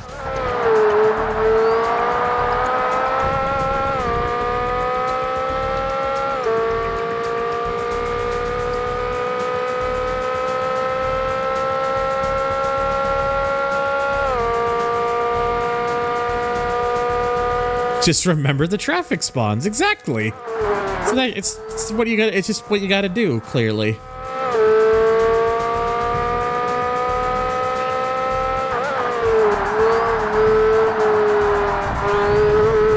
test drive games always felt super janky. They honestly, a lot of them are, to be totally honest.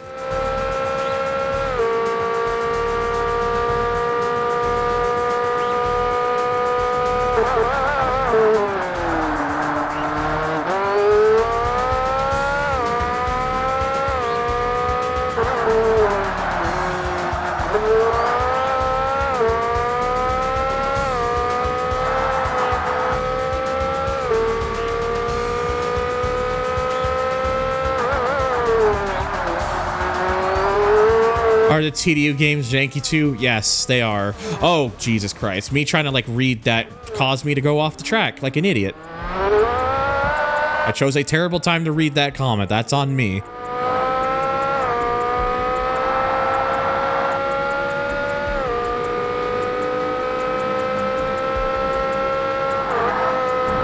Look, I am SMRT, okay?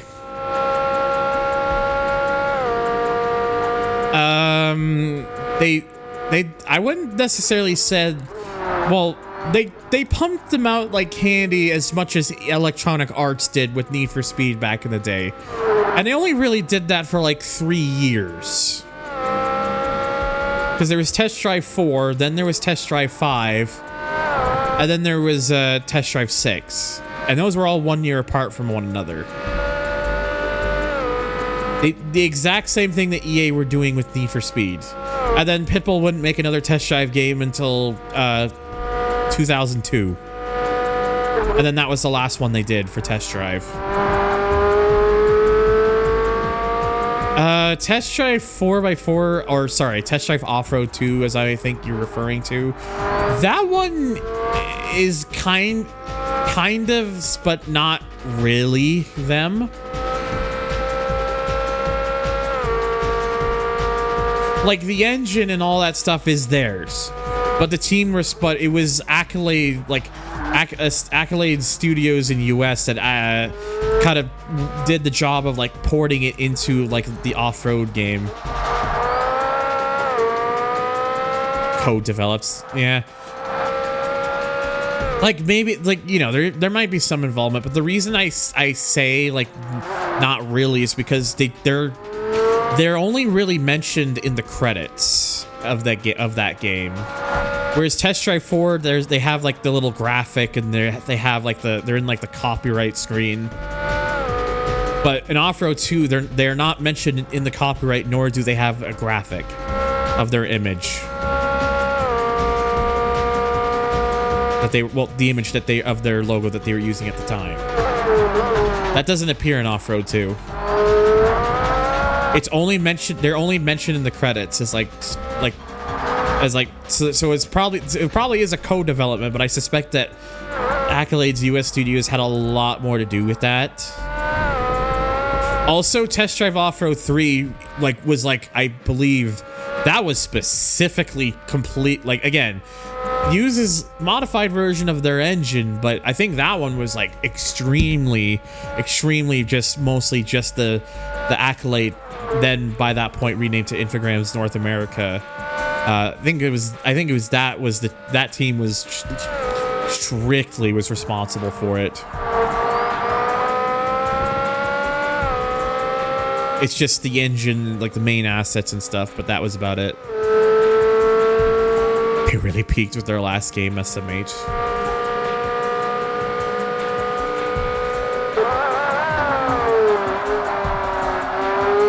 My favorite part of their engine is using air time to get a burst of acceleration, letting go of gas in the air. The old speed words are hard, let me tell you. The old speed strategy. Also, I should stretch the Test Drive 6. You can also do that as well. It's not just Test Drive 5. I'm gonna be honest, I'd probably argue that Test Drive 6 is the best of the three nowadays. Like, Test Drive 5, there are some things that I think are better in that game than there are 6, but in terms of like the whole package, I genuinely think 6 is just a better game. I do. I'm sorry.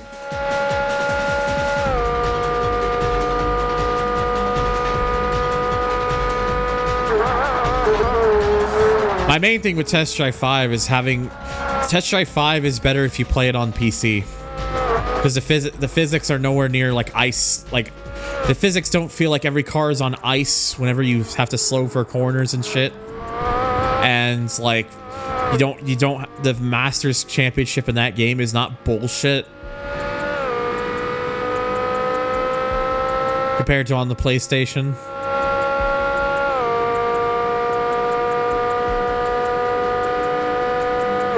Whereas with Test Drive 6, even if you play the PlayStation version, it's a much smoother experience.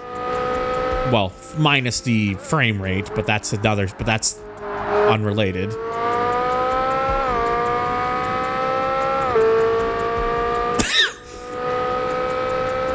Only played Test Drive 5 as a demo for one of your Pizza Hut demo discs. I didn't even realize there was a Pizza Hut demo disc that had Test Drive 5. I know that there's I know that there's 3 of them. 3 Pizza Hut discs, and I don't remember Test Drive being on any of them. Masters ain't that bad on console. Pitbull Cup is the real gauntlet. Do I have the right champion cup in my head then? Because I thought that was the one where, like, on console the Masters Cup restricts you to just the starter cars, whereas on PC it doesn't.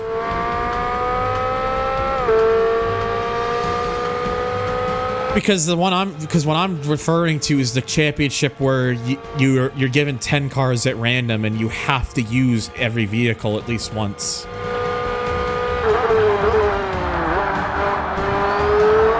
Because on console you're limited to starter vehicles, despite the AI being allowed to use some of the faster unlockable vehicles in the game. Whereas on PC, you can actually be given the unlockable cars as well. The obnoxious way they promoted TD5 on the demo disc. Obnoxious way, please describe. Oh, really? I thought that was the Masters Cup.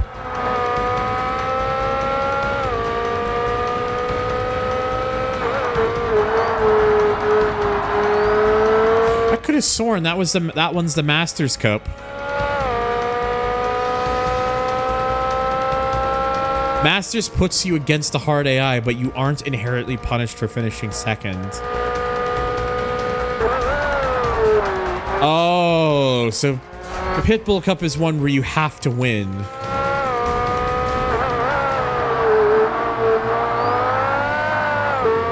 And yes, hello AJ. I'm actually on the second last championship race for this particular cup with the R8. Got one more after this, and then we got one final championship left in the game.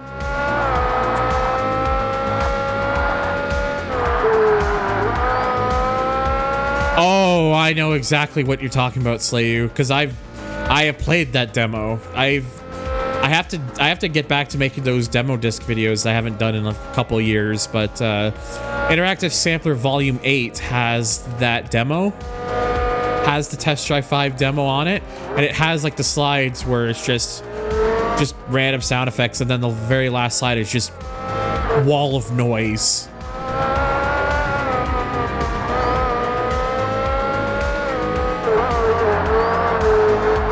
PB Cup is where I discovered muscle cars perform better in rain and snow on console. Interesting.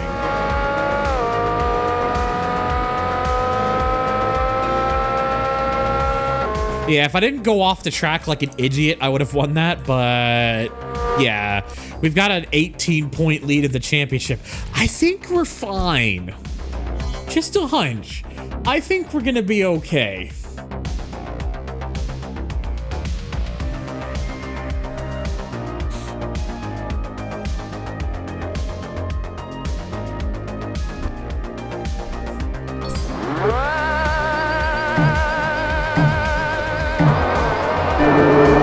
And well, final race for this one, which is Rio, not the Nürburgring. Which, yeah, seriously, the second last championship in the game, and we actually don't have Nürburgring in this one. Ends with Rio, which is a very interesting choice, but appreciated choice because it's at least it's something a little bit different.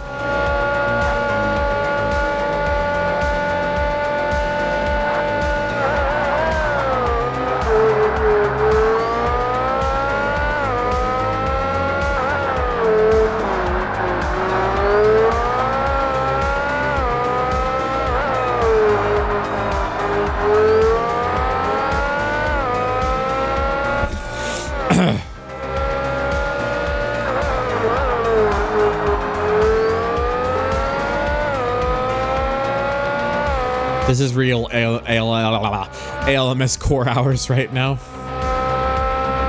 Yeah, after this, I'm going back to for that P1 championship. I'm going back to the GT1 because honestly, the GT1 was better. Not say that I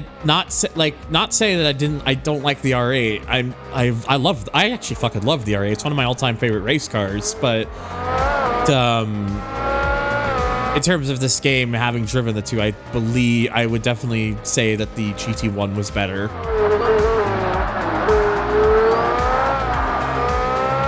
I guess the question still is, since, you know, relevant car, are we getting the 98 or the 99 GT1 for GT7? My suspicion is that it's probably going to be the 99, but you never know.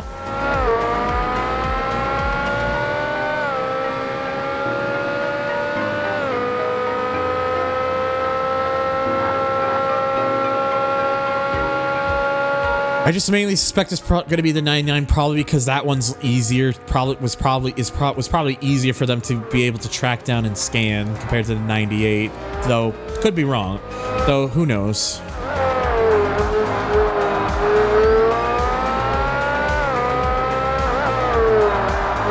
Plus, to be fair, in GT7, it's not like the older Gran Turismo games where if you prefer the 98 livery, you can't just have it, because in GT7 you're just going to be able to make whatever livery you want. So if you want your GT1 to look like the 98 or the 99, depending on which one they give us, that's easy. That's something that will very easily be taken care of.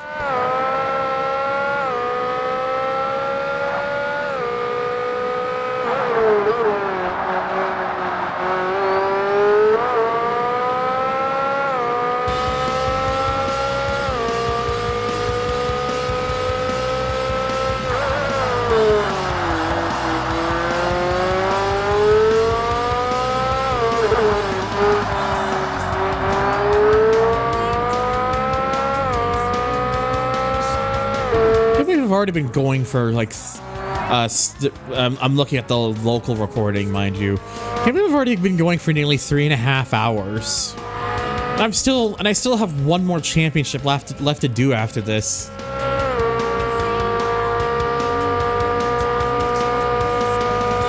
Yeah, they are pretty much the same car.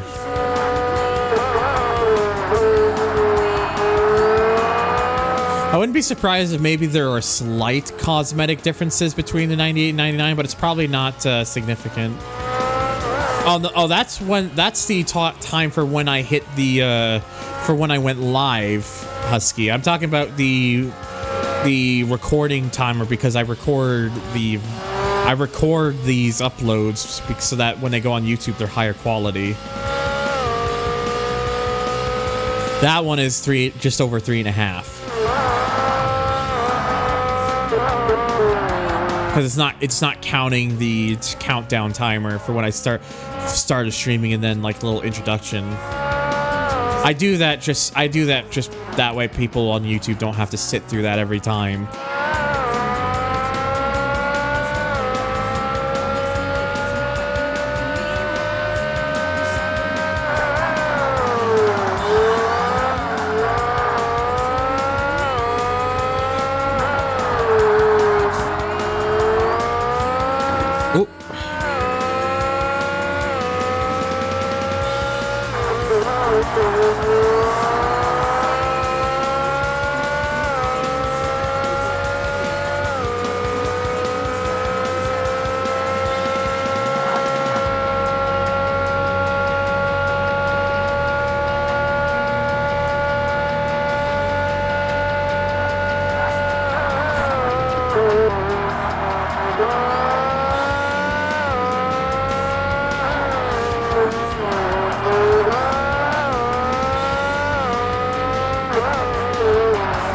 Motorsport 4 was the last great Forza Motorsport game. Didn't you talk about this in an earlier stream? Because I remember you saying this, that you weren't like fans of the Xbox One Forza games.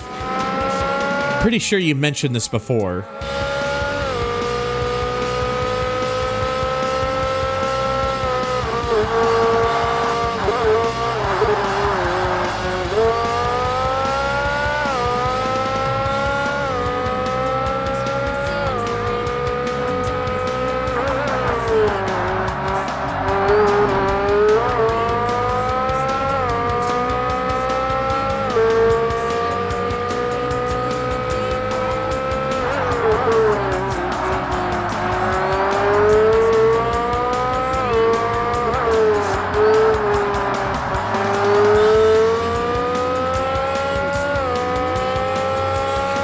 Excuse me. Whoa.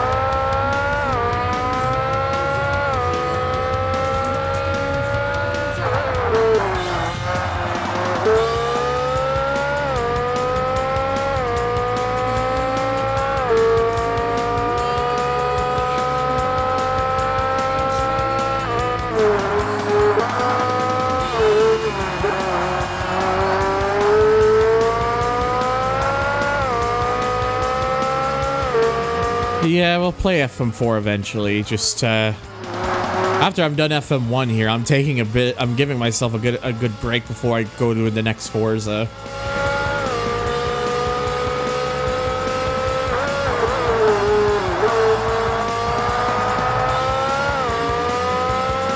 I just need a good. I just want to give myself a nice pause so I don't like burn myself out on Forza titles.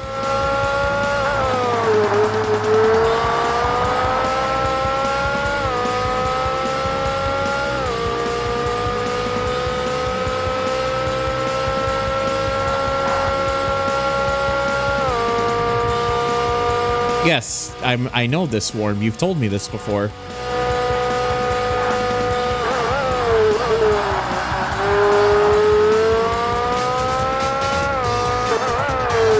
At least I get a refresh on it because it's been so long in your end. Yeah, that's totally fair.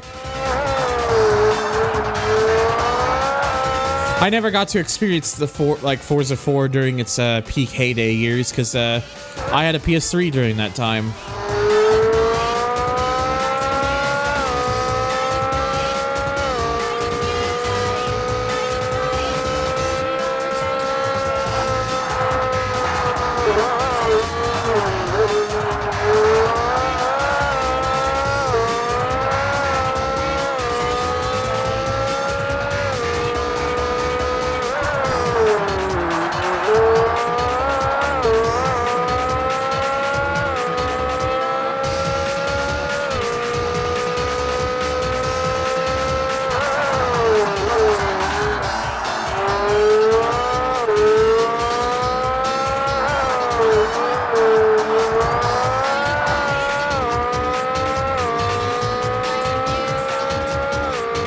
Yeah, I would definitely recommend the Husky.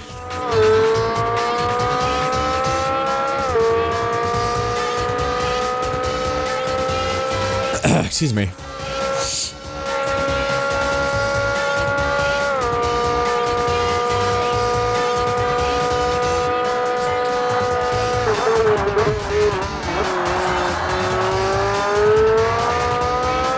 I don't know if I'm just misremembering or something, but I remember FM4's handling feeling really heavy, if that makes sense.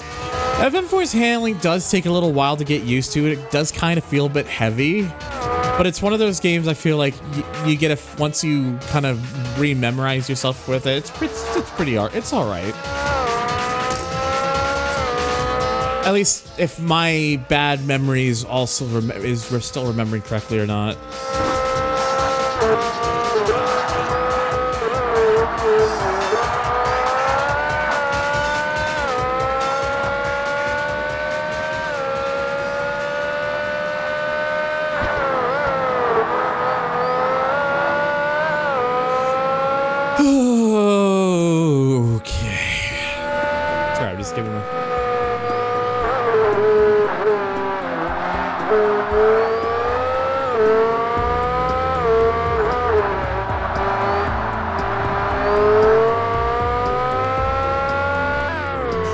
Well, there we go. There's the Euro P1 Championship done. Winning by like 24 points. And our prize car is another R8. The 2001 Infineon R8. So yeah, that just leaves one more championship done, and then all that's left after that point in the career mode are the endurances. So we're getting pretty close now. Well, but what I will be doing is switching my vehicles, because as good as the R8 is, I'm kind of curious about something real quick. I'm not going to use this other R8 because I just used an R8, but I do want to see real quickly if one thing. No, you're fine, Kayfabe. You mentioned things have been a little bit hard. Don't feel like you're obligated to say things. It's like just being here is more than good enough. Okay, so yeah, after doing that, it pretty much gives them like identical stats according to this, so it's not really like any difference. But no, we're gonna be using that GT1 next because yeah, the R390 is gonna be way off the pace. Especially if I do the same thing here.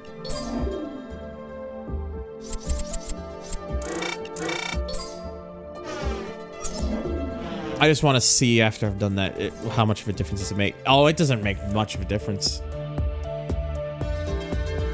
Yeah. The R390 would be nice, it would be neat, but I think that would just be a bad idea. It's because of just how poor the balancing for some of the vehicles in this game are.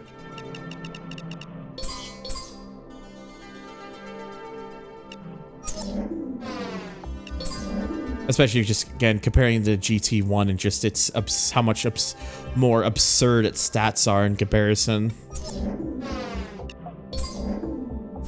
All right, anyways, final championship in the game, the P1 Class R P1 Championship. 10 races happening here, and it has to start, and it starts with a fucking speedway. It's the only 10 race championship in the entire game.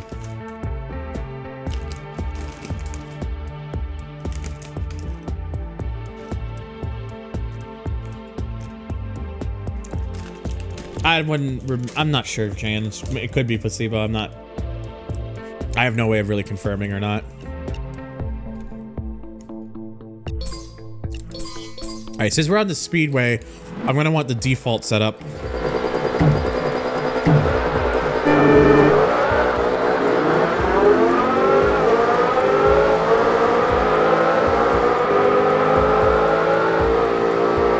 TSO 20 Gaming.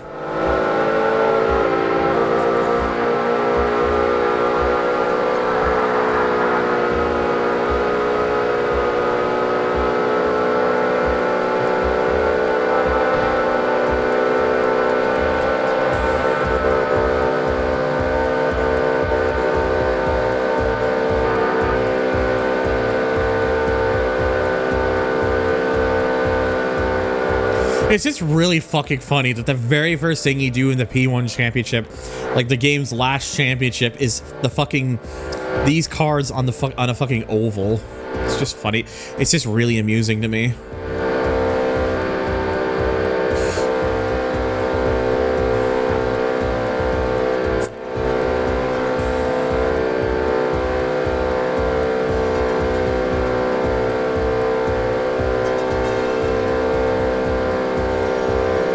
So yeah, even though this thing's only just doing over 200 miles an hour, I think this is proving to be more than enough.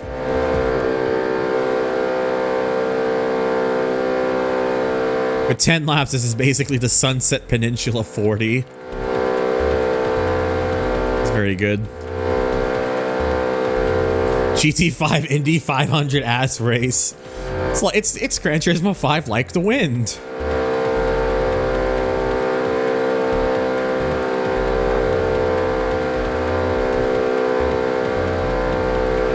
See, actually, thinking about it, I think after the stream, I think as I close, once I close up the stream, I think I will give I think I will actually do a teaser as to what I'm playing next.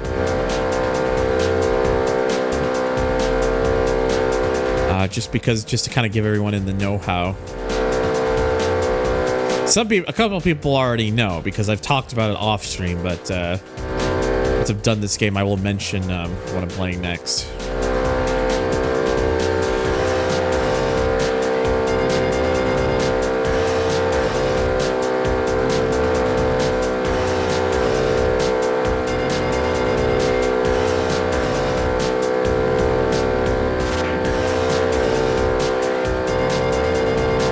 It is an interesting thought, for sure.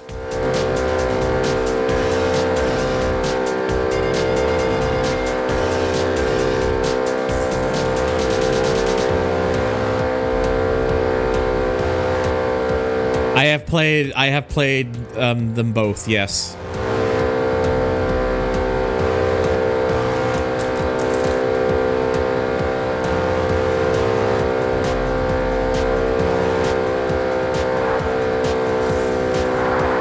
Ooh.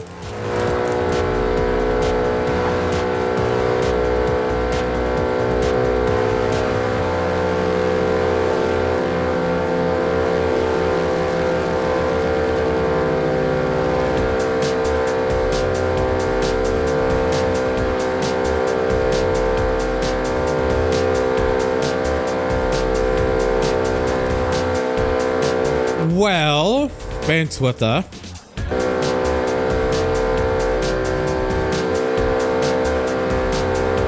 If you want a little teaser, and now you want that teaser now, the next game I'm streaming after Forza, it's gonna stream alongside, alternating with Need for Speed Underground 2, but the game after Forza to alternate with Underground 2, I will give it the teaser that it is in North America specifically, it is part of the Test Drive series, but it's not really a test drive game.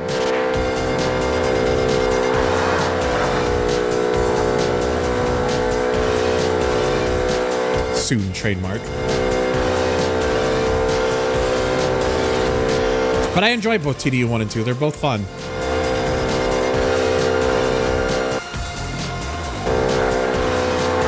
Oh dear. Does it have to do with rallying? Well, there's some off-roading in it, so you could argue that.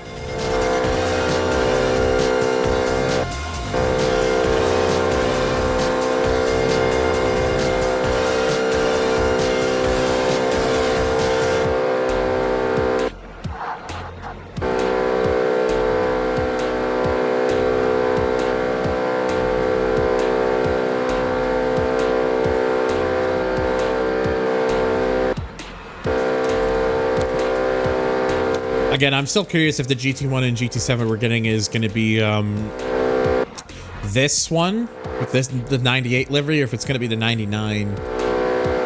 I suspect it's going to be the 99 because that would tie a little bit more in with the later Gran Turismo games. So they would probably want it for that connection. But who knows? Not like it really matters because I mentioned this earlier, but GT7 has a livery editor, and every car, you can pretty much just about nearly every car you can put a livery on it. So the GT1 will probably recreate the liveries to kind of fill in that gap anyway, so it's fine.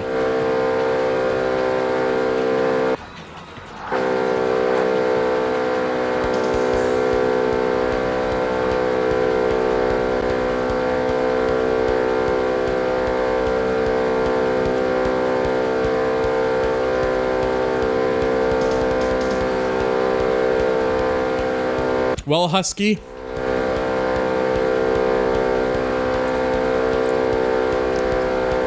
whether or not you're here for it, I will mention after this. I will mention it in the Discord as well, and probably also on social media. So I will say stay tuned, because you might be surprised.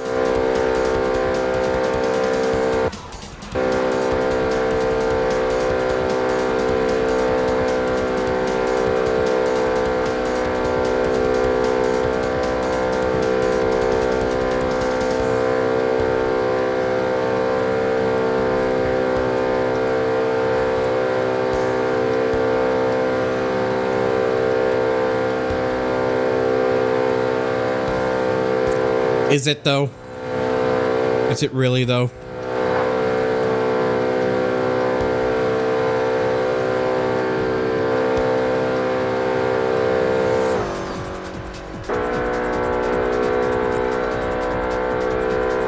Okay. Considering the AI GT1 came second, it's easy to see why I would pick this.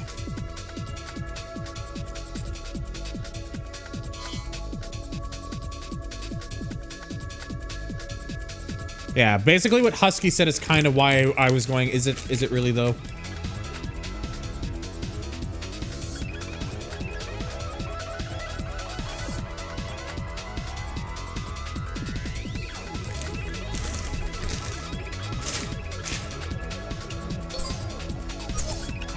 All right, now let's put the downforce setup back on.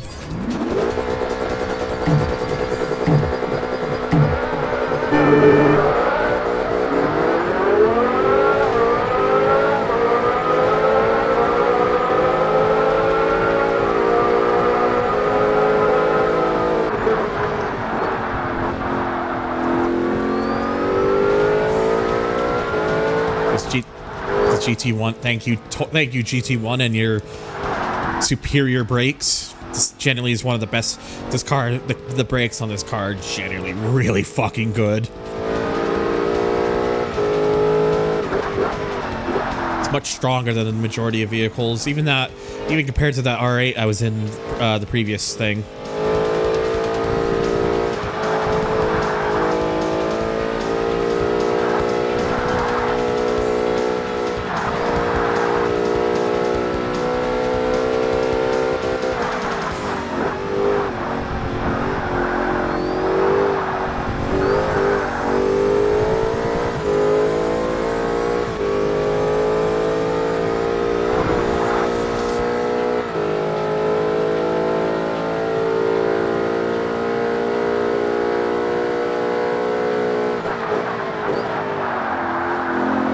That presents an interesting dilemma.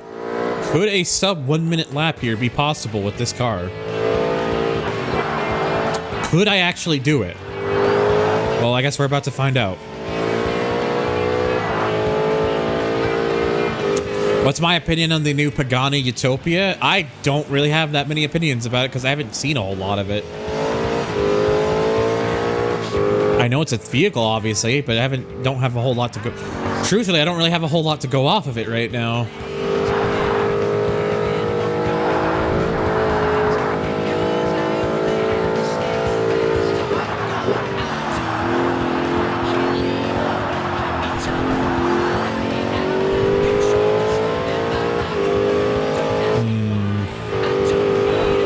Yeah, if I'm gonna do a sub 1 minute lap, that would be... I'd have to find a way to knock off 2 whole seconds, and that doesn't get much easier at this point.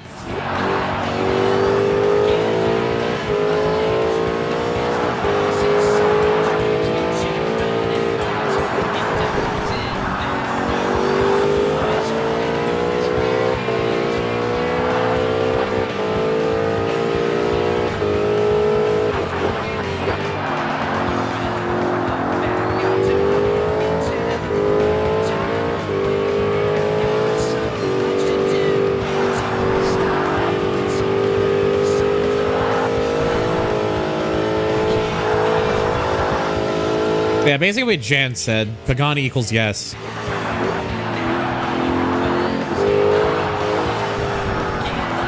Oh, that was bad. Yeah, I don't know. I don't think a minute here is gonna be all that possible. Or sub 1 minute. Doesn't really matter. All that matters is that I'm winning. Ooh.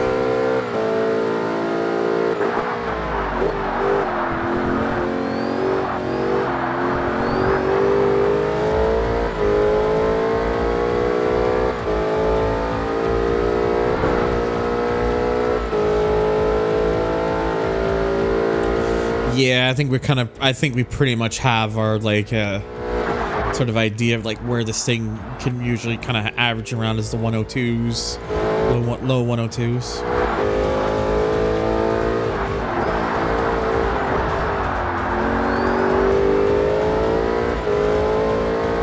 And if I definitely were pushing it and was like firing on all cylinders, this would definitely easily get into the 101s.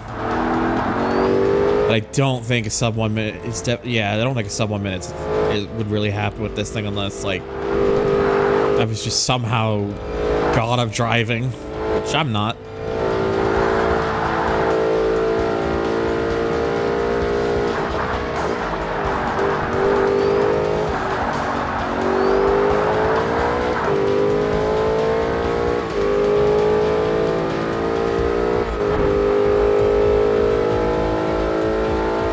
Okay, there we go. Low 101. So we did get that 101.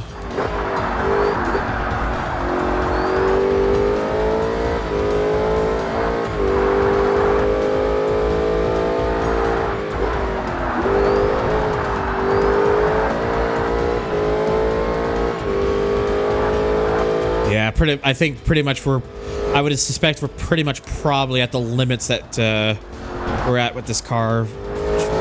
I'm no drivologist. That's a new one.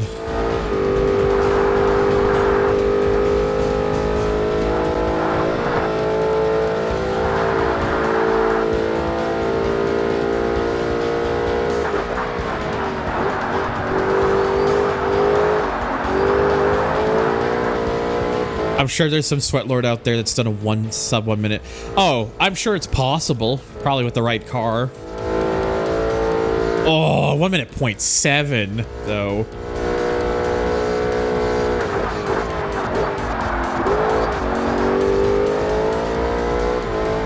You're absolutely schmoovin'.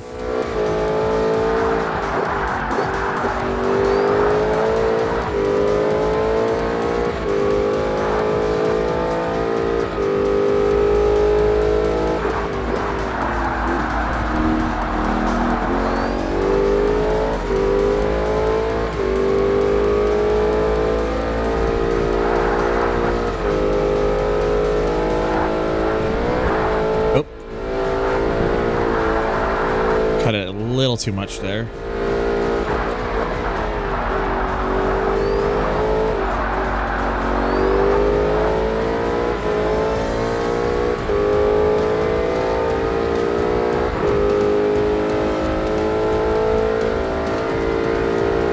Yeah, I think even without the little cuts there, that would have still been a 101.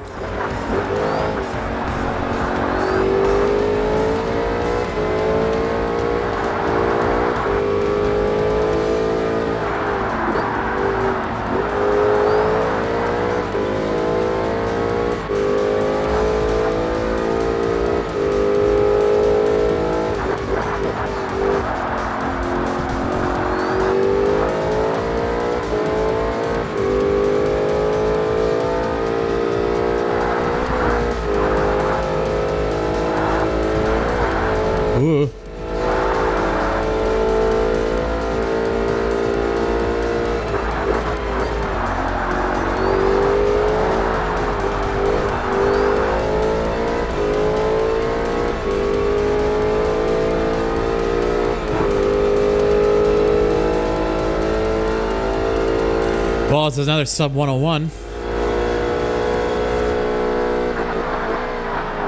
Yeah, I really waited on the brakes there to see that. That was probably as good as I'm gonna get that particular corner.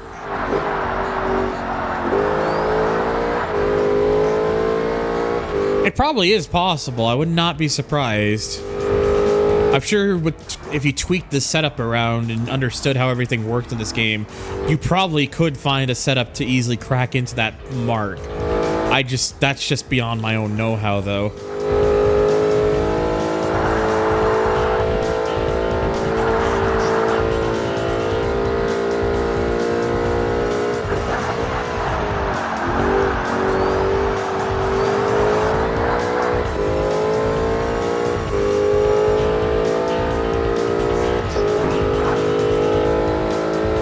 Holy fuck!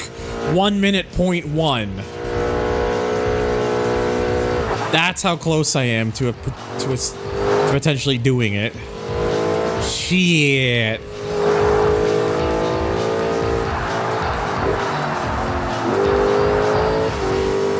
Oh no, I totally get what you're saying, Jen.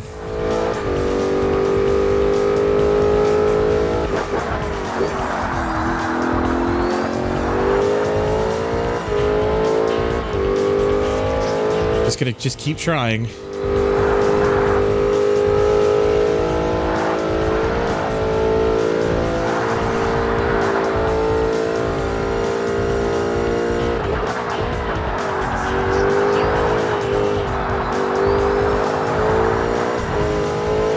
Yes, thank you, phone. Oh, come on. Ugh. I think that last sector. Oh, that was way too late on the brakes. Nah, it's not happening now. Fuck. I thought I could carry it just a little bit further, but I went too far. Well, it's definitely possible. That's, I can at least say that. You just have to be fucking on it.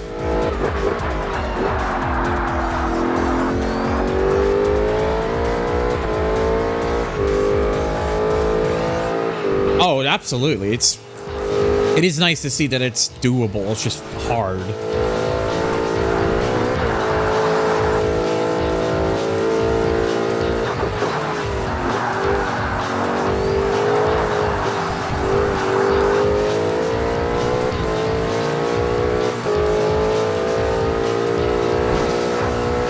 Like, I'm not too worried about it. I'm not too worried about it anyways. Just kind of neat to see that it would technically be doable.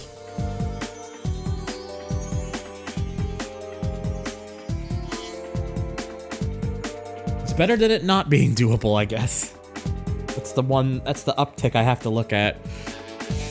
Oh dear, it's this fucking track again, which means I'm probably not gonna be able to break away from the AI and such. Actually, hang on. I'm just gonna double check something. I don't think it's gonna make a difference, but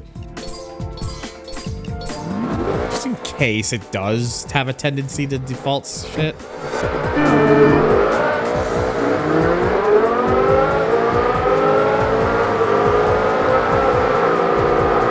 Yeah, this track's kind of hard for me to find a way to kind of break through there with how limited space I have in comparison.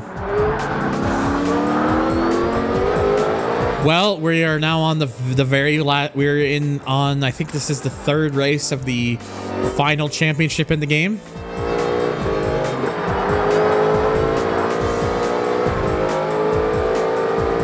But since this is the third race, it still means we got like 7 other races after this. And then we got all the endurances we got 10 endurances after, but at least those endurances are all 1 race each, so.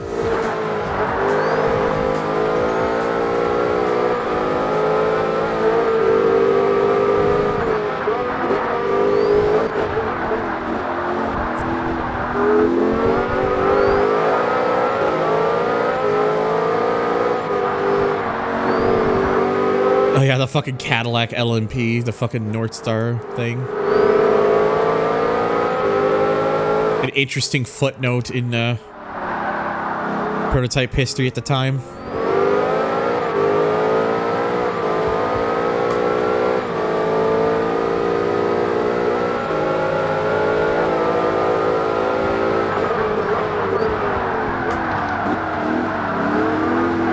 Well, that didn't work.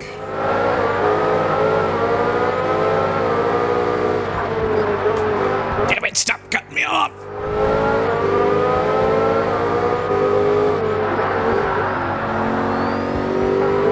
Had to try to force myself to make sure I wasn't stuck on their fucking quarter panel.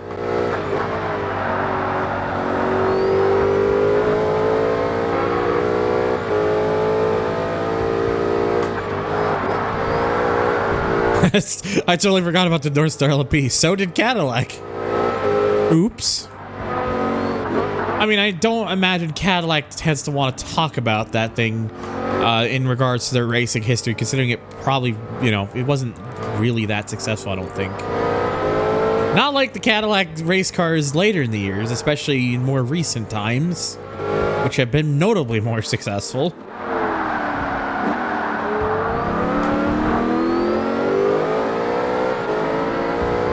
Oh, someone went wide back there.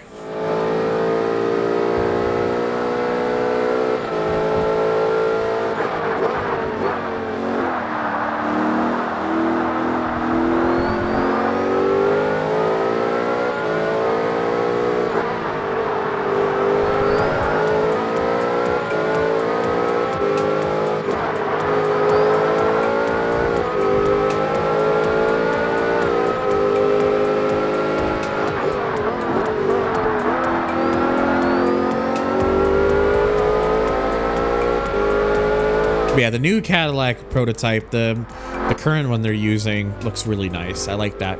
I like their most recent one. It's a very just in terms of like a lot of like the hypercars that we have currently, it's one of the cleaner looking ones, like having like the smoother lines and not looking as over the top as some of the other ones.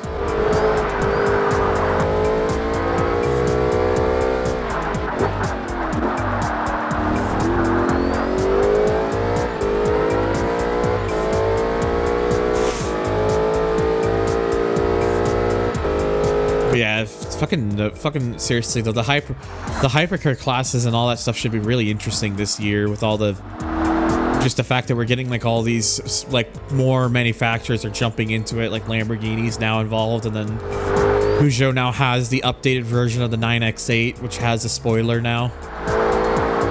And then we also, you know, of course you still got like you still have like Ferrari and Cadillac and Toyota and all of them.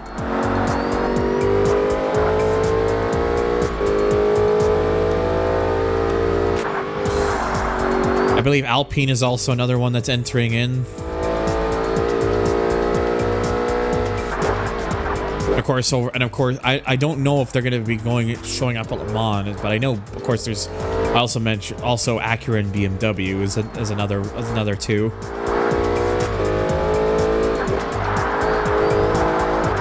But yeah, in terms of like the top spec classes, we're eating good. Like these days now, compared to just a few years ago, we're eating good. We're eating real good with just the amount of like manufacturers we're having now.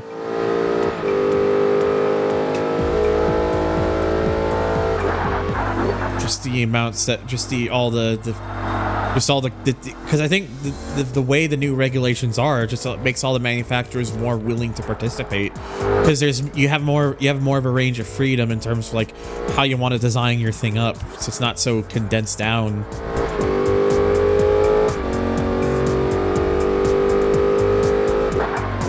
It makes for a better product when you have all the different manufacturers at least. And I mean, we got the last couple of years too, and whether it's been at Le Mans or in just, you know, the Le Mans series and all that stuff, just shit's been popping. I actually watched quite a bit of that last year's 24 Hours of Le Mans, which I don't do a whole, which I did mostly because I knew it was going to be a much different field compared to years previously, so there was a lot of intrigue, and also because like it's like what, the 100th, it was like the 100th running. I think it was like the 100th anniversary of the event, or it was either that or it was the 100th running of the event. I can't remember. It was one of them. But they need, like, it was a milestone year, I believe, centenary. Yeah, it was a milestone. It was basically a milestone year, so they needed to, like, I honestly, they really shouldn't. What they really needed to do was put on a banger of a race for that, because of the milestone. And by fucking god, did they ever! That last year's 24 Hours Le Mans was fantastic.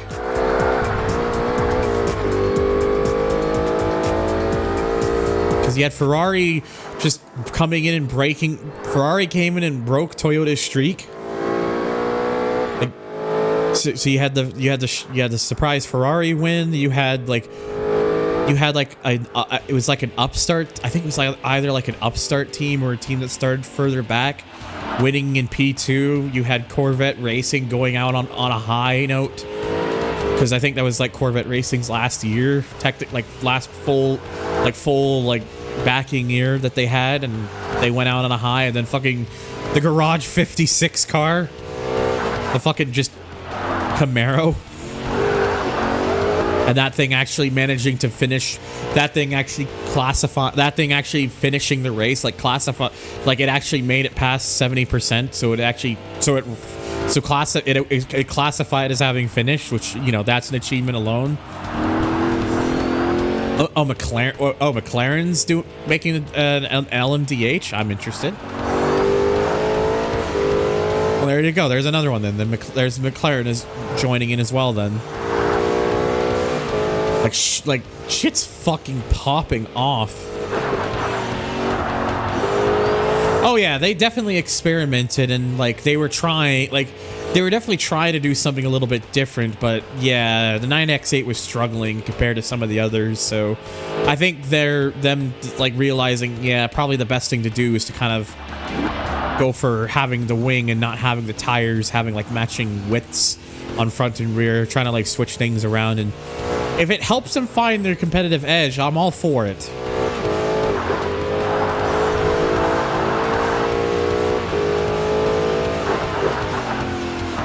Oh, so there's signs that McLaren may be joining, but nothing's concrete. Okay.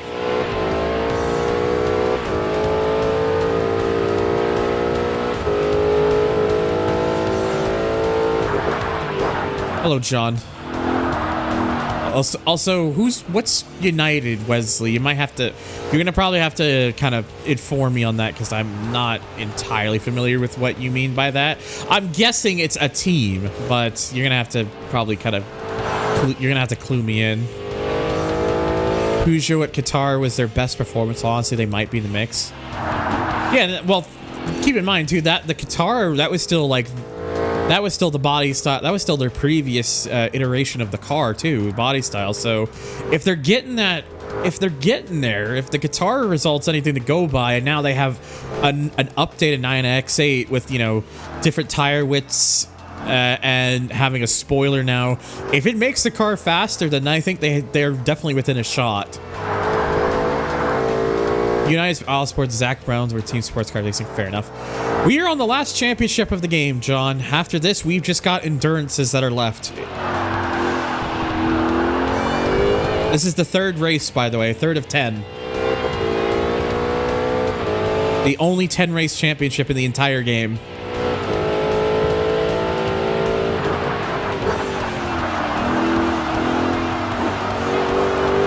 Yeah, last one before Imola with the updated spec. But yeah, if that was their best showing, and that was with the previous iteration of it, if the new one turns out to be better, then yeah, they're definitely within a I think they'd definitely be within a shot. Honestly, my personal opinion is what I would love to see more than anything happen at Le Mans is I want to see Cadillac win. I think out of any of the ones that I would like to see more than anything, I think a Cadillac win would be something I would love to see personally, because I do just their current, was it the DPI VR or something, or whatever they call it, or whatever they call it now, I don't remember, but that their current hypercar, I love that thing. I think that thing, again, I mentioned earlier, that thing looks fantastic. I want to. Oh, this is their last year with Chip Ganassi. Interesting. Okay. So yeah, it would be nice to see them go out on a high with Chip Ganassi. Honestly, to have it would just be nice to see because an American make has not won at Le Mans overall at Le Mans in a very long time, and I'm always just for seeing something new, something different. So that's why I would really like to see a Cadillac win. Yeah, the number 2 actually managed to podium, so they're definitely the potential was already there even last year. So if they could just kind of correct the mistakes from previous year's car and just kind of get everything refined, I think they would absolutely be within a chance to do so. Oh boy, new YouTube sub, Dressed Kenzora. Thank you for subscribing on YouTube.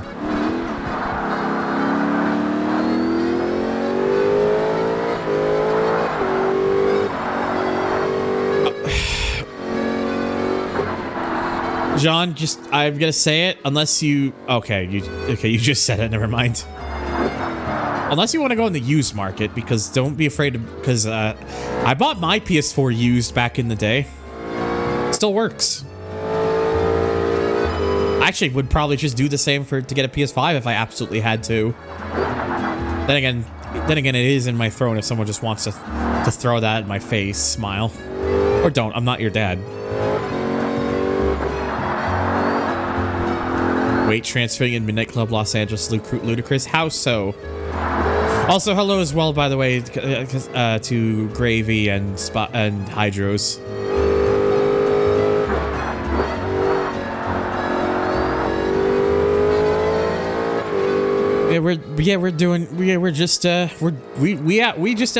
Oh dear. Oh no. Please don't throw a PS5 at my face. Okay. For actual physical health reasons, please do not throw a PS5 at my face, because that'd probably cave my face in, and it would hurt. Probably break some bones too, I would imagine. Oh dear. I've just caused that. Didn't intend for it, but it just kind of happened. Yeah, like I said, it's the options there for the. Oh, that was the last lap too. Shit, I didn't even realize. Well, I'll take it. The Dale Strats, let's go. All right, what's next? Oh, back to Rio. It was the last track at the previous championship, and now it's the 4th track here.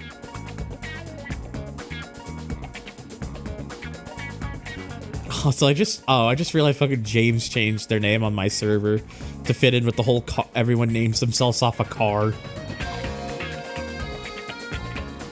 So there is one small change I gotta make, and it's more just an OCD thing. There we go. It's more just an OCD thing because of how I've had it set up. Or how everyone's been doing it.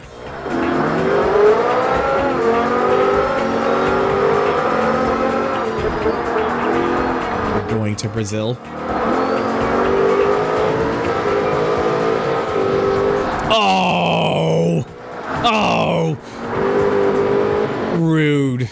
No. We're not having that. Yeah, the GT format. That's what I've been. That's why I've been. I actually do that with all of my car mods for Assetto Corsa as well. Like in the content manager, I've renamed everything specifically to follow the GT format. Jesus, what are you guys doing? Oh, Jesus, now they've just caused a pile up.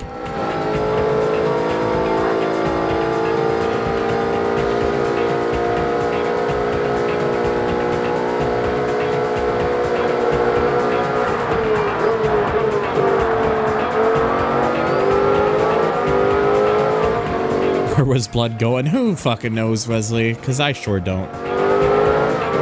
I don't think any of us knows.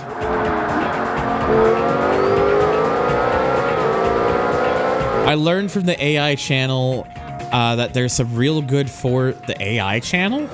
That there's some real good Forza tracks made for AC. No idea how hard, easy it is to rip and convert. It's so impressive regardless. Yeah. I always appreciate just, it's one of the reasons I play a lot of AC. Like, yeah, AC has some of its faults, like with like certain materials and shaders to haven't aged as well. If you compare it to like the current, like, you know, like GT7 or honestly even the new Forza even the new Forza. I know people kind of harp on that game for its visuals, but there are certain aspects of it that I think just with the right settings really show off what the game could look like if they just adjusted the game as such. But at a set, of course, it's just an older game that just doesn't have that sort of stuff. And to get the most out of the driving physics, if you don't have a wheel, you do have to use like a script that kind of makes it more gamepad friendly. But honestly, the gamepad scripts that we're getting nowadays are really good. Like advanced gamepad assist on formerly known as Race Department, now Overtake.gg or whatever. That one in particular is very good. I think that's the one I use. I believe it's the one I use. I have multiples of them because I've tested other ones, but I think that's the one I use. Oh, AI Racing TV channel.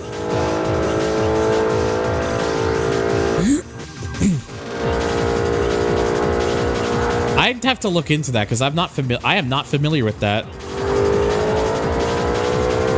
Oh, Grid 2008 is an all-time classic. That, like, I think that's... I don't think anyone can deny that.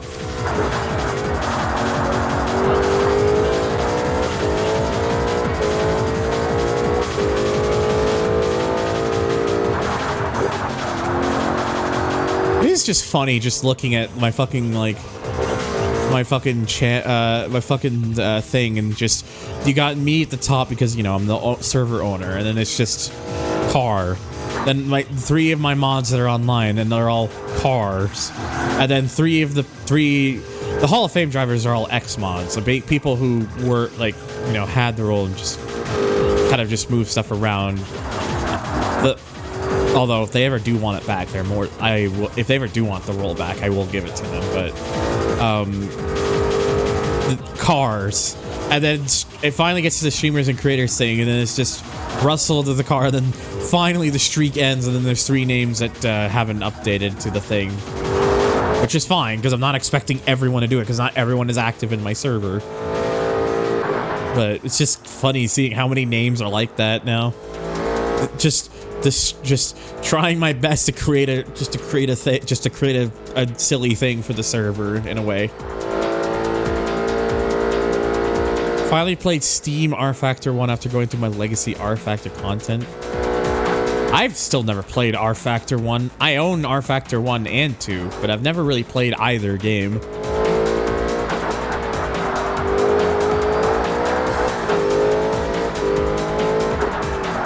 The whole compression thing, 10,000 files ago, I'm on 45 compression ratio. I will continue tomorrow. I'm guessing you do not like keep having the thing running whilst you're sleeping, or...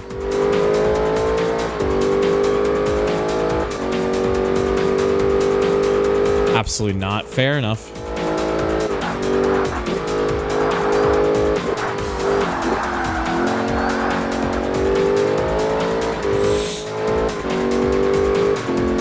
I'd love to play OG Grid. Sucks. Yeah. It's... Oh, so you would feel like the heat of the thing running if it's near your feet when you're asleep, and it's not like something that's not something you want to deal with. Fair enough. That makes sense. But yeah, I've never played R-Factor, either of the R-Factor games. I played GTR 2. That was like one of the first proper sims I ever played and kind of really got any sort of feel for. And then Assetto Corsa is just, I actually don't really do any racing in Assetto Corsa. I just go on there, drive cars around tracks, take pictures, and bada boom, bada bing, I get my fill.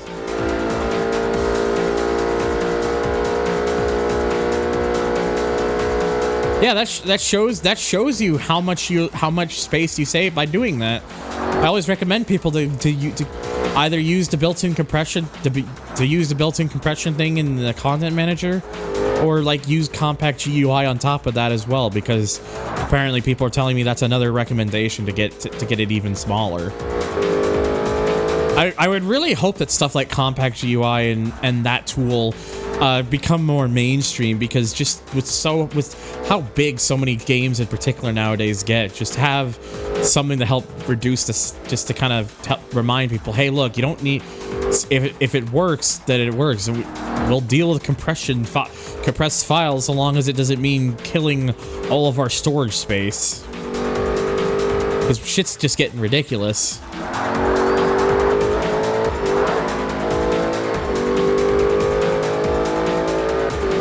But anyways, that's just a thing. That's just kind of how I look at it. Like if we were at a point where we were getting like multiple terabyte, like 20, 40, 60, 80 terabyte drives were like relatively affordable, wouldn't be as much of a, it would be a whatever, but still. But we're not at that point yet. My boot drive for my computer is still 500 gigs. I need it. I want to get a bigger one. But the one I'm looking at is like 2 terabytes, so, you know. And again, that's on my throne wish list if you want to take a look at that. Friendship ended with Winterstat. See, you understand now, don't you, Boo? You understand why I say this. It is just so much faster. Could be an FIA Grade 1 racetrack, maybe. Oh god, fucking Warzone and MW3, that take like games that are so big that like you need a dedicated drive just for those games alone. Stupid. We'll get to, I'm sure one day we'll get to petabytes, but that's still a ways away. People will lose their collective mind when the first 1 petabyte drive becomes relatively accessible. Yeah, they're already, 48 terabyte drives I'm sure will happen very soon, but who has that kind of money? I sure don't. If I was gonna get it, plus to be honest too, if I was gonna get a drive that big, I would get it for like, to create like a NAS station. I want to like get one of those like NAS setups, and then throw in like a bunch of WD Reds, which are designed for that sort of thing, for like NAS setups, and have like a massive storage archival stuff. Where I can actually keep my backups forever as a result, and not just temporary like I've had to do for years now. Also, you have a good one, Wesley. Take care, bud. Western Game Dev has been here. How do you know? Unoptimized game size.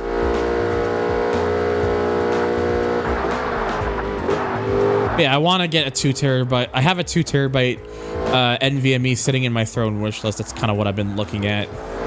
My computer has two slots for that, so I could actually theoretically just put the new one in the other slot at first, and then I could use like a clone. I could probably just clone, use a tool to clone the installation over to the other drive, and then that way clone the installation over to the other drive, and then put that one in the main slot, and then I could probably keep the 500 gig around just as an extra until like I can get like a second like 2 terabyte to put in that second slot, just because, you know, storage. But yeah, right now I've got the 500 gig boot NVMe. I got a 2 terabyte SATA SSD that I got in 2019, which still works really well. 2 terabyte SATA. Then I have a 5 terabyte WD Black hard portable external drive, which in retrospective I probably should have gotten a different model because of the speeds and everything are not, you know, they're not the best, but they're not like terribly slow. But compared to the previous setup I had, it's not quite as fast. So I probably should have gotten a different model. But it's whatever. It works. That's all that matters. But 2 terabyte minimum for it max. Honestly, if I was given the opportunity to throw in like the 2 terabyte stuff, like I would have like I said, that's my idea. I want to have like a 2 terabyte boot drive, a 2 terabyte main drive, put another 2 terabyte drive in the second slot, and then I'll still use the 2 terabyte SATA so long as it keeps working. But I wouldn't mind putting in like a 4 terabyte SATA at some point if the prices of those start to really go down. Like I said, I like having storage, so the more storage I can have is always better. It's one of the reasons I want to have a NAS setup where I could just slot in a bunch of drives and shit and just do it like over the network and whatnot. Yeah, my first external drive, like hard drive thing, I think was a 1 terabyte back. It was an old Seagate, which I'm still mad about because that I used to have that sitting on top of my computer tower. Then I guess one night I bumped into it and it fell off, and I heard like a thud, and I didn't think anything of it until the next morning. I woke up and it no longer read. And I was so mad because like some of those there were parts of GT1 that got lost because of that from all the way back in the day. My old Gran Turismo 1 LP, like several parts got lost as a result, so I had to do that all again, and it sucked because those parts were hilarious, but no one will ever get to see them because of what happened that night, and I'm still forever annoyed about that. This was also when Seagates in general just sucked. There was like a really bad period for Seagates in terms of reliability. Nowadays, Seagates are a lot better than they used to be. They've gotten their shit together, but I guess around the 2010s, they were not doing too good.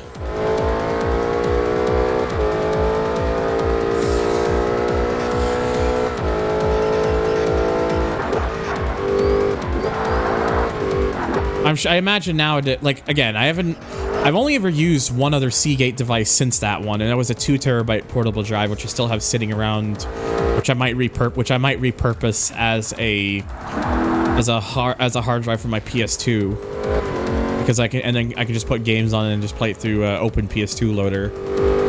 But that one still works, and that one's from like 2018, 2019, so.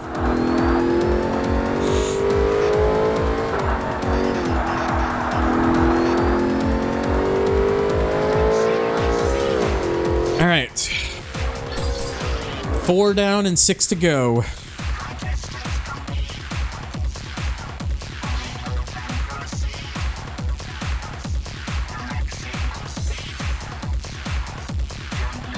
My thoughts, maybe the 500 gig could stay strictly your boot drive alongside program files for anything you use, and the 2 terabyte could be for any game. I mean, I guess it depends on how the speeds are on that second slot. It would probably have to depend on how good the speeds are for that one. But we'll see if I ever get one of those eventually.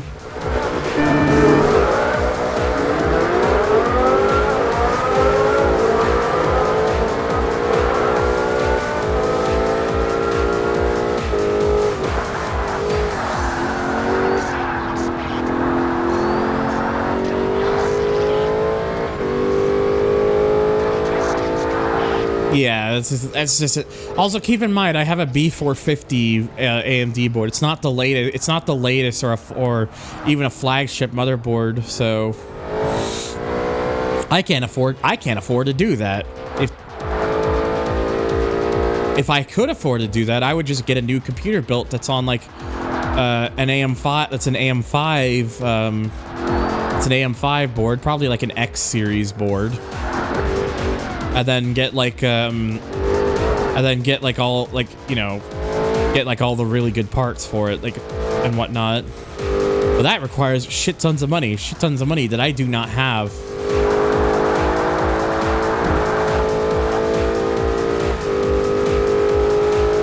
Thing is, the fast cache, if I remember correctly, depends on how much free space you have on your drive. So like, it'll always be a set percentage of your free space. Ergo, the more free space your drive has, the better, right?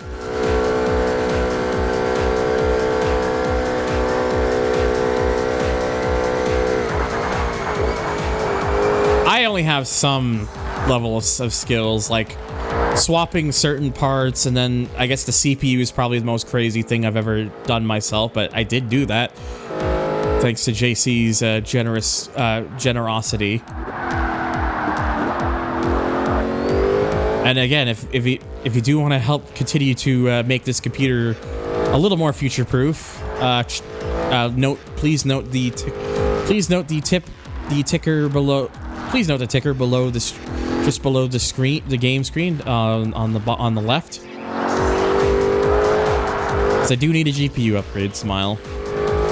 Although that's actually also just because like I recently just had to repaste my GPU because the temperatures were getting too hot on that. It was kicking the fans on, and whilst that did help, I'm not sure how long that will last for. So I would prefer to get that replaced at some point because it's also becoming a bottleneck for some of the games I play.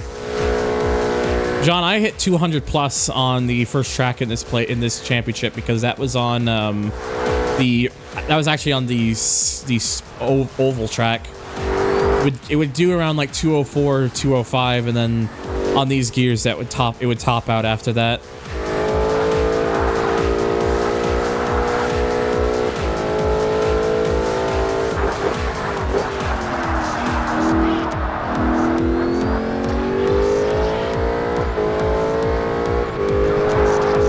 Same site where I learned that from, I'm pretty sure also mentioned that SSDs have a hidden partition to keep them from wearing out so fast.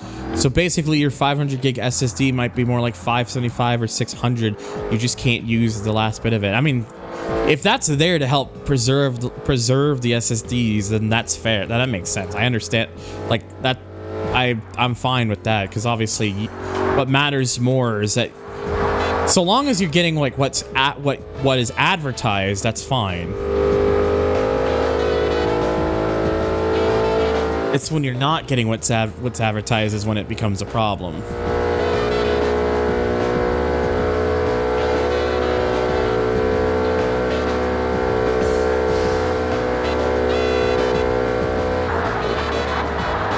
Yeah, I was a bit late on the brakes. If your SSD doesn't catch fire, it's fine. Yeah, so long as it's not burning down your computer. Also, hello, Nakamura.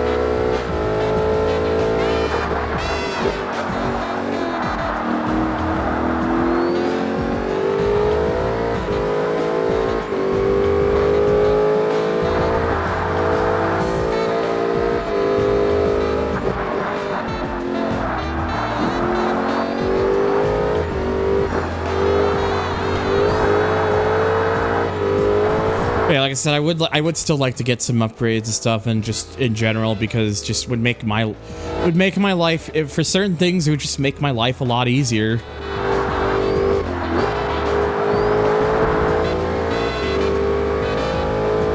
Your SSD doesn't have 70 LEDs stuffed in it causing overheating issues. You're fine. Yeah?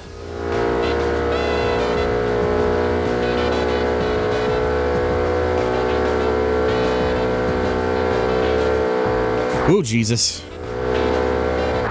Yeah, it's like, I don't know, just, it would be nice to, like I said, shit's difficult, and I'm not expecting anything from anyone. I always just say, like, I always just mention, like, the door is there for those who want to do it, but I will always stress this from the fucking rooftops for people to understand. Please, whatever you do, please look after yourself over anything else. Because at the end of the day, I will still be here, and I'm still fine, and I'm still breathing, and that's ultimately all. That's ultimately the most I can ever hope for. Is just at least that.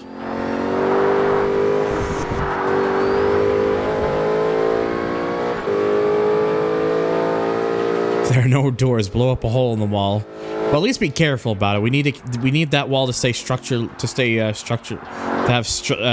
keep its structural strength. Fire equals warmth, which is good for the long winter months, so you're good there if that happens. Well, considering that's something I need often during winters here up north, which are usually, what's the word for it? Oh yes, really fucking cold.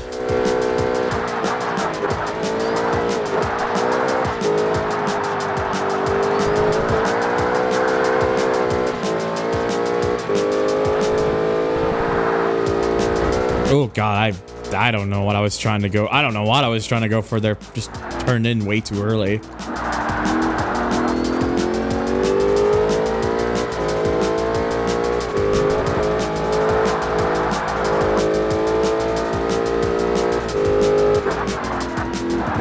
If I wanted cheap heater, I would buy a PS3 and try to play GT5 on.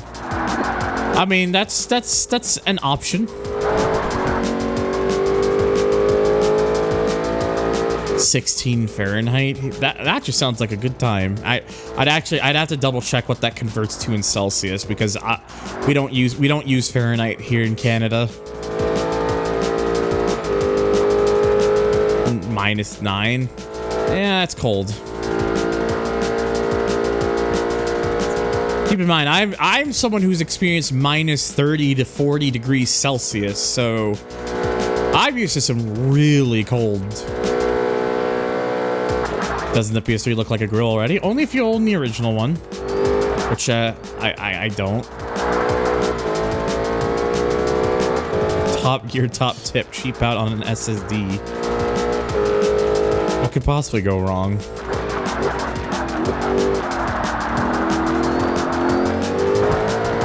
Oh, I'm sure. I imagine, like, you know, it's probably difficult when you're not used to it, but and also because your infrastructure was not normally designed for situations like that. Whereas up here, not only does it get very cold, but the infrastructure is designed with that in mind to combat whenever it gets that bad. I know in Texas that's not the case because winter storms there are extremely rare.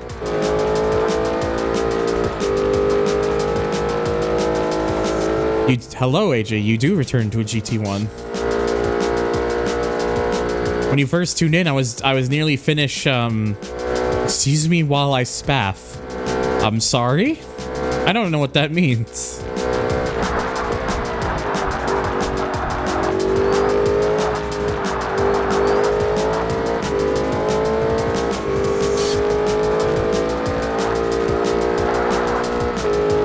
Oh, dang, but who did this to you? Who did it? Why'd they do it?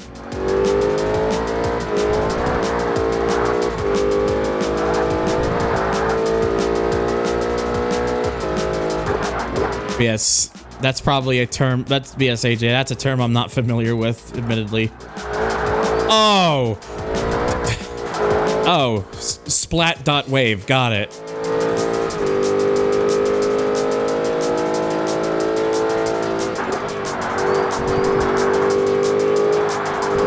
I mean, to be fair, it's a GT1, so I don't blame you.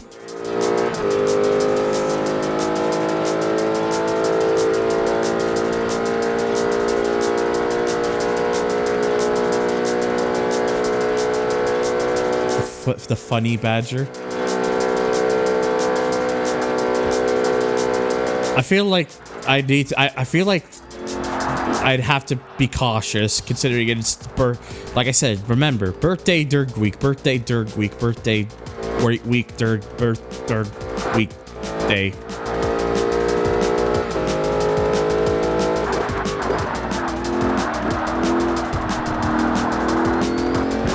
Yes, like yes, I'll be 29 this Friday for those who don't know. Quite a TSO 20 GT. 1 week since he looked at me. The Alzheimer kicks in.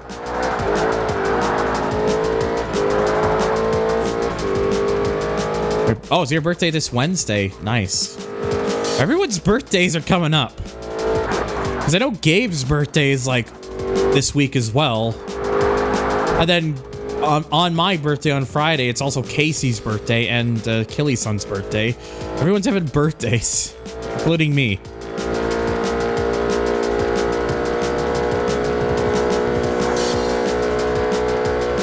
Party January 15th. Okay, halfway through that championship. Five down and 5 to go. Up, full on road Atlanta.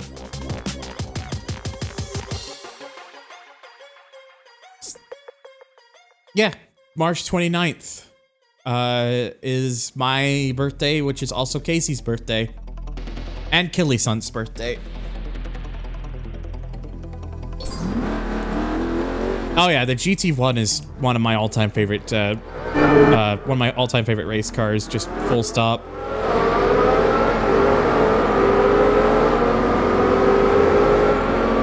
It is a shame. It's a shame this car never got the chance to experience to be the first to the checkered flag out of its 3 attempts. It's unfortunate that never happened.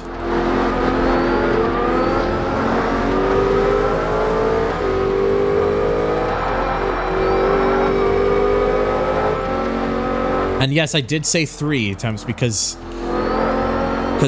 many people forget that the car technically raced 3 times, because outside of the Le Mans in 98 and 99, it also raced in the 1999 Fuji 1000 kilometers, where unfortunately it finished a lap behind the Nissan R391.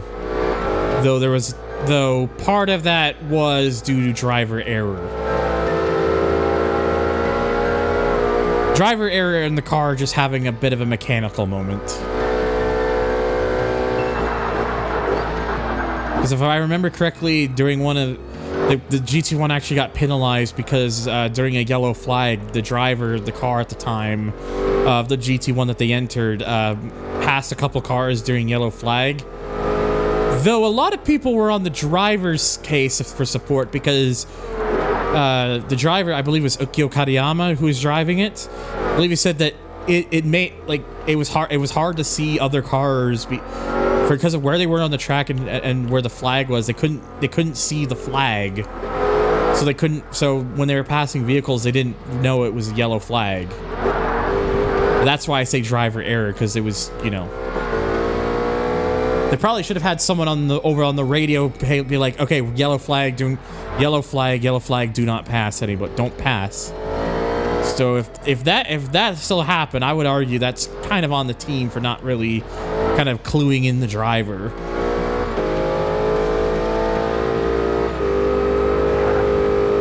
That and the mechanical issue that kind of like where the car refused to start in the pits for like a few minutes. Oh, Jesus Christ. I love the AI in this game. They are clearly competent. I now no longer have a left butt cheek.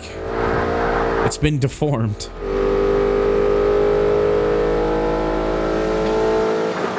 Fucking amateur hour. I put up with the recent years where Toyota basically crushed Le Mans with no competition period because they're for the GT1. The one that still hurts more than anything is 2016, I think it was, where they broke out, where literally the final lap of the race, the car broke down.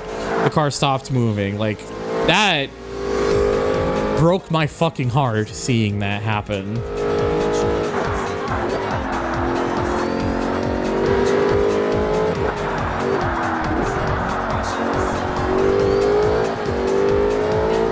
The GT1 and TSO 4050 all walks so the TSO 50/GRO10 could run.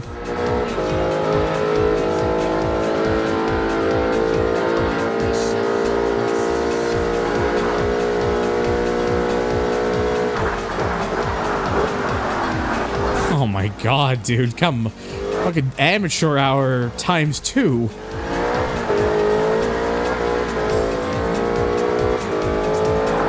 It's like James just called it, and then it's now just every time.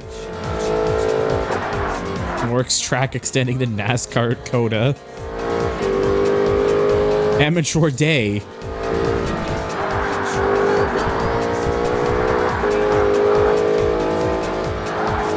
Oops, cut that a little too much.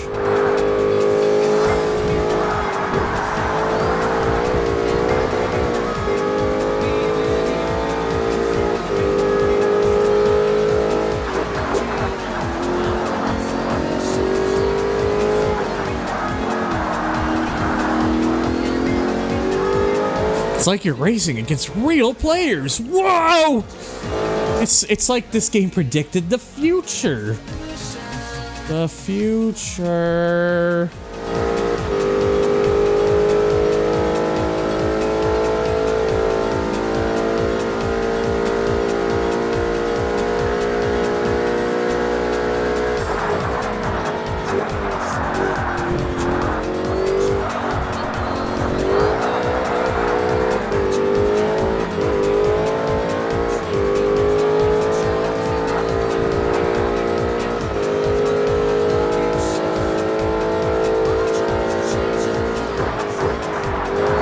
6:30 in the late afternoon.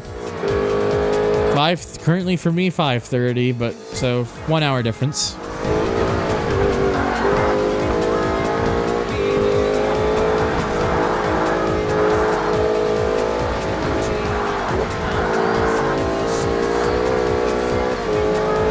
$11:38 p.m. Time zones.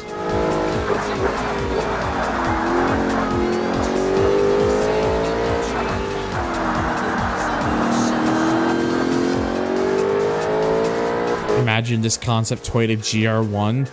If they make, I want the GR010 successor to be called the GR1, because it would be the GR020 if they still go by that terminology. They would have the perfect opportunity to call it the GR1, and if they don't call it the GR1, I will be upsetty.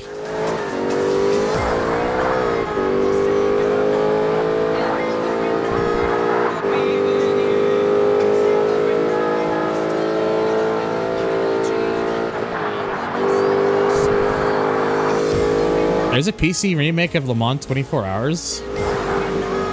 Or sorry, Test Drive Le Mans, as I'm more familiar with its original Dreamcast release. I probably would just play the re-release version if I ever do get around to playing that, because more content in the Dreamcast version. Oh yeah, we're still going. We still got... Remember, Acker, we still got endurances to do after this. I'm going to be trying to push through and just get this game done. So that way, like, the game's just off my hands. Like, the arcade stuff I'm probably not going to worry about too much, because, yes, that does count to its own percentage, but I don't think that actually unlocks anything particular outside of arcade mode, so it might not be as important. I might still do it, but if people really want to see me do it, but... At least in terms of being as important as the career mode, it is not.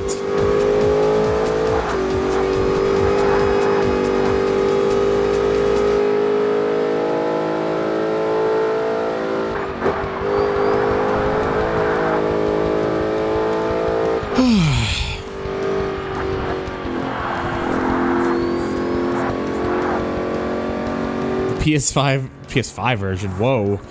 I just created a new version of Le Mans 24 Hours that doesn't exist. PS1 version was by known Ride to Hell Retribution makers Eutechnics. Yep. As was I knew about the first PC version. I didn't realize they made another PC version for the superior version of the game. I'll have to look into that if it works, if it compare it to the PS2 version, I guess. Because if it's better to just emulate the PS2 version, then that's probably what I'll just end up doing.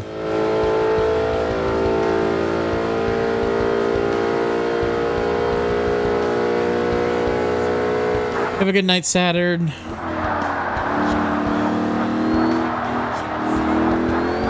No, you.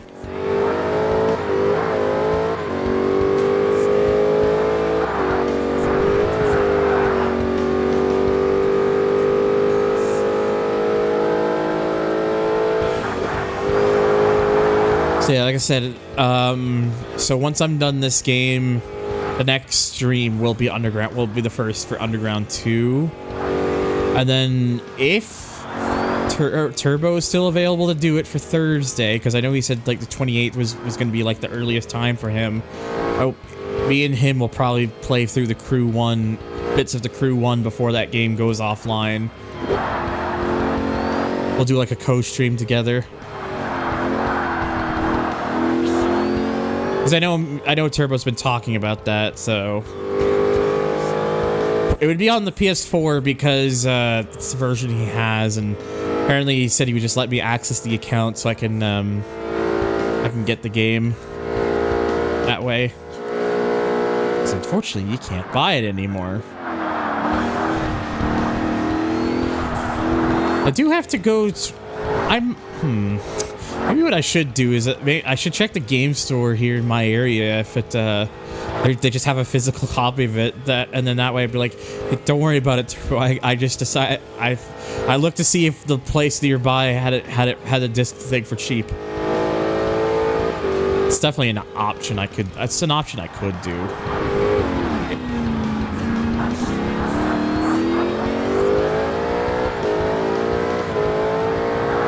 But that's only. But there's no guarantee. But obviously, yeah, there's no guarantee with that. The crew won. Turbo was talking to me about like maybe wanting to do like a co-stream of that, or like playing in like a crew and stuff before that game gets shut down at the end of the month.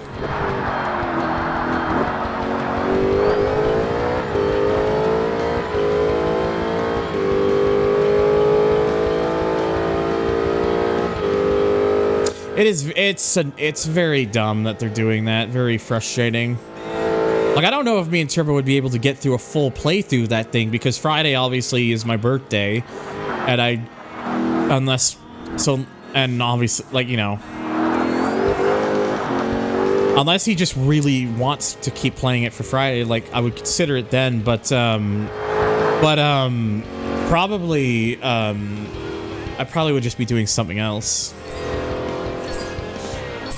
All right, 6 done and 4 to go. Also, enjoy dinner, Jean.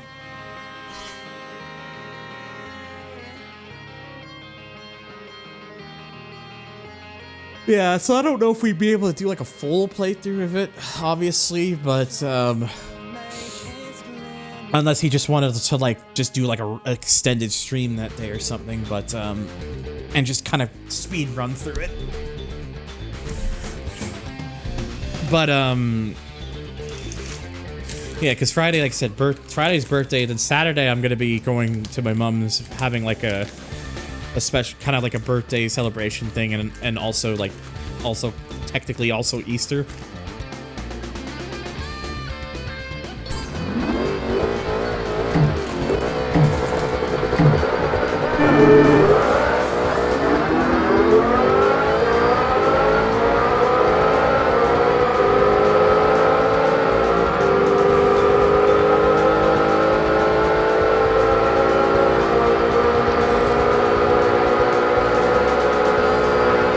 Hey, get off my quarter panel.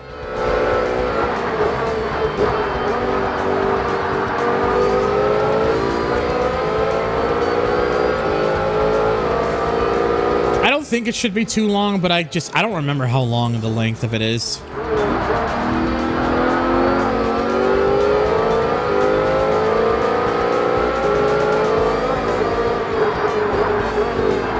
Like, knowing me and him, I wouldn't be surprised if both of us just choose to start with 370Zs or something. It's probably what I will do, just because I just like driving that more than the muscle cars, TBH. But we'll see.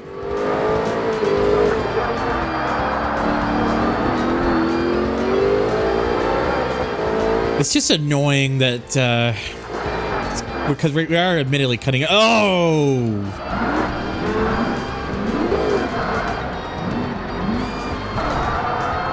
Really?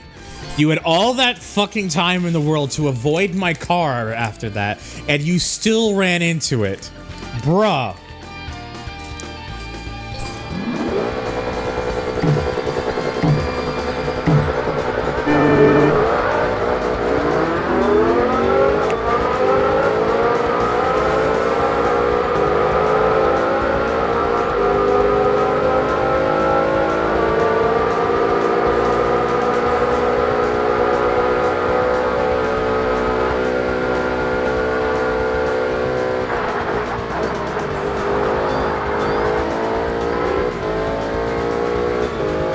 The difference, there is none. They're the same picture.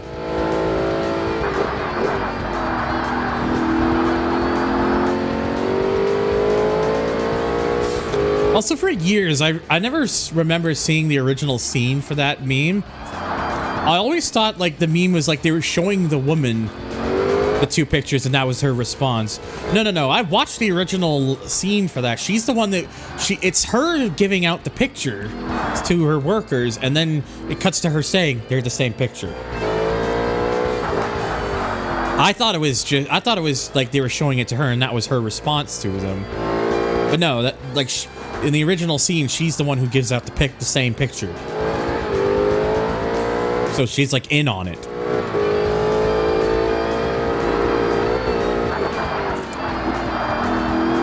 Office season 8.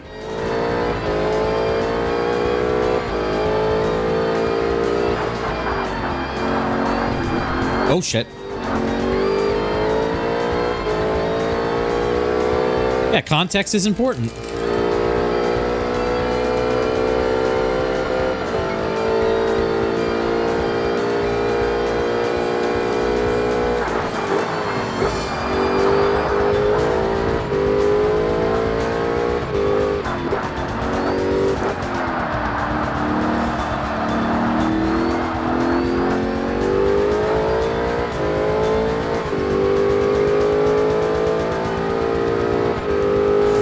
Excuse me.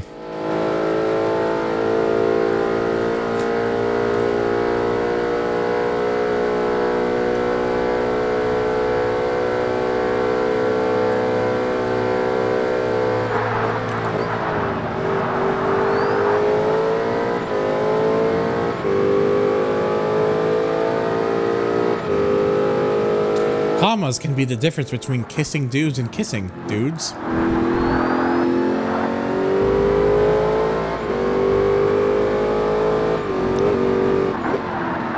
Well, CQ. Comma or not, I'll do both.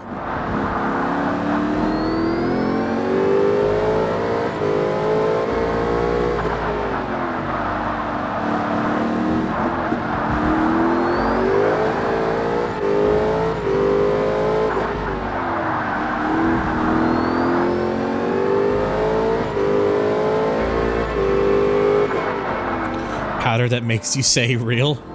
That's real. That's some real powder. I bet you would, you dirty streamer. Wow.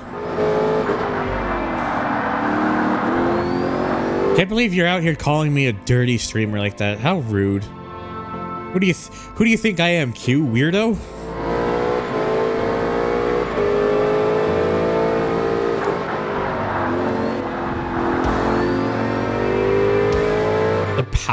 The powder of love. That's the powder of love.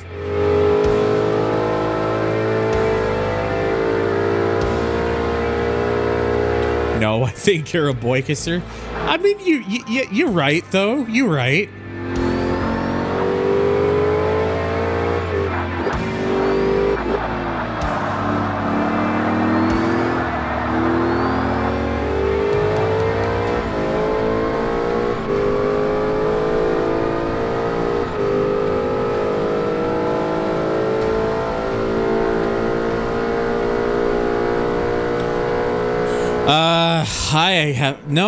I do not believe we've talked about that. I don't even know myself. I haven't looked yet at what's coming to FH5.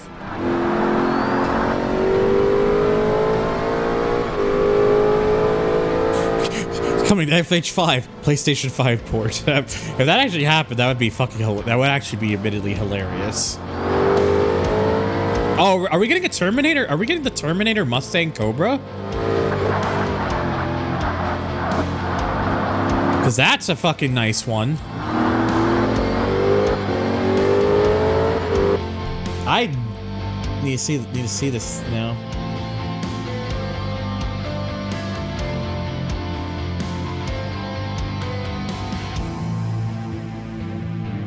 Wait. Oh, yeah, there it is. 2003 Ford Mustang SVT Cobra Terminator. For getting 20 points on the winter playlist. Okay. Ooh, we're also getting the Ford Superband 4. Shit.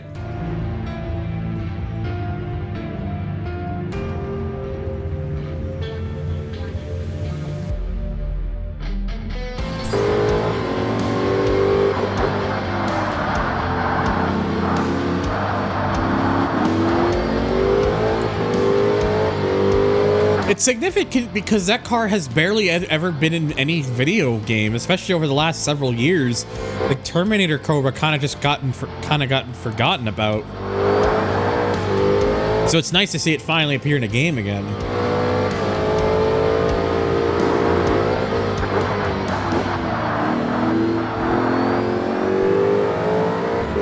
couple McLarens as well, the Artura and the Sabre. F-Type SVR.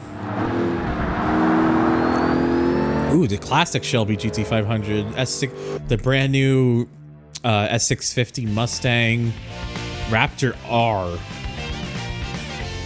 And then the Jetta G10 RM.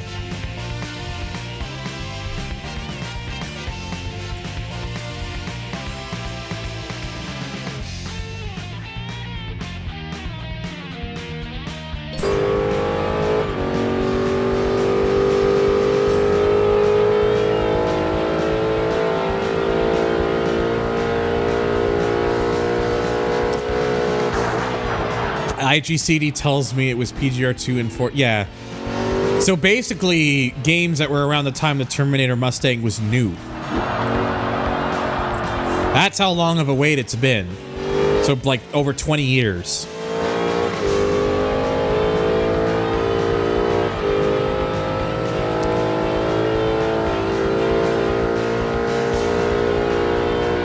Yeah, like I would definitely get the Terminator Mustang because that's a personal favorite Mustang of mine.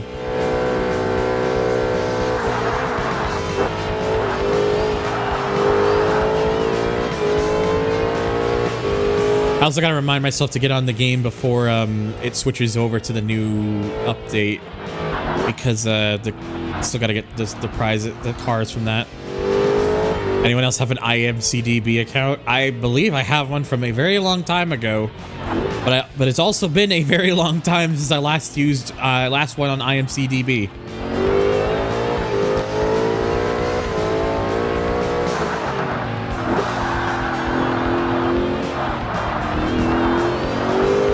For context, IMCDB is the equivalent of IGCD, but instead of for cars and video games, it's for cars and movies.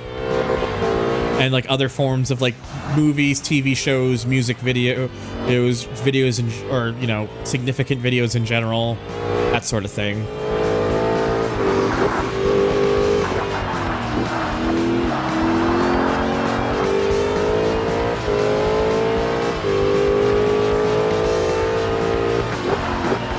I believe there's also another one that's just a sort of database that's more just a documentation of like all the different sort of cars and whatnot. I'm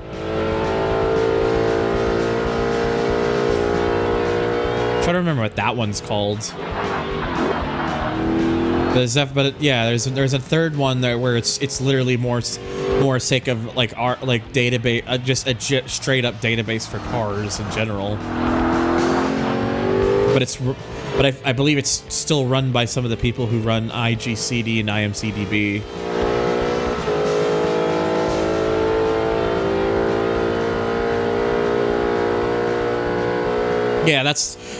Yeah, so you know what I'm talking about. I'm just trying to remember what the fucking name of that one is.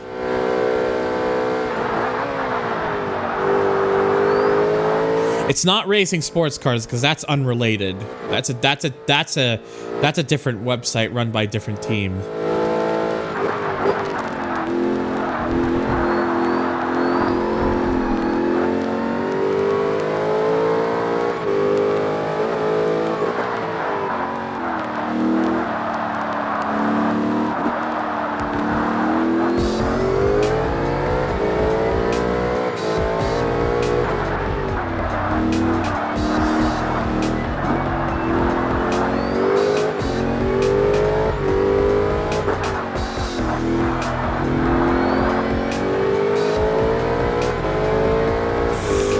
Excuse me.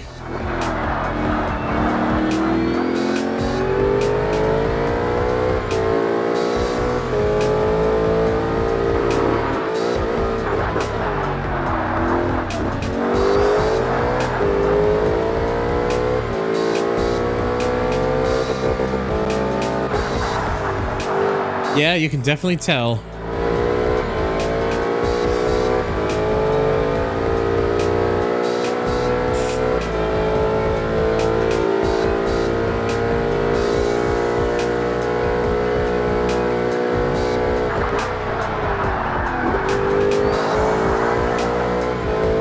Hello, Kirana. I'm doing all right. just getting through the last championship I've got left to do in this game, and then it's all endurances beyond that point. A sub 2 minutes around New York.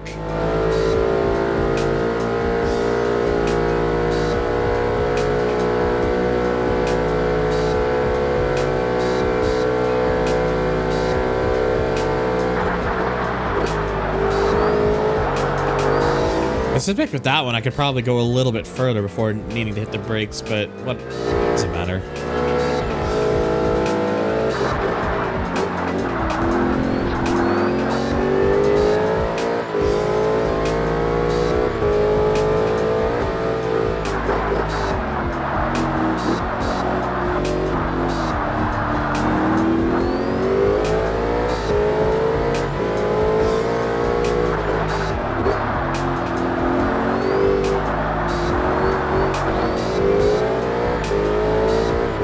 Oh yeah, the fucking modernization of IGCD.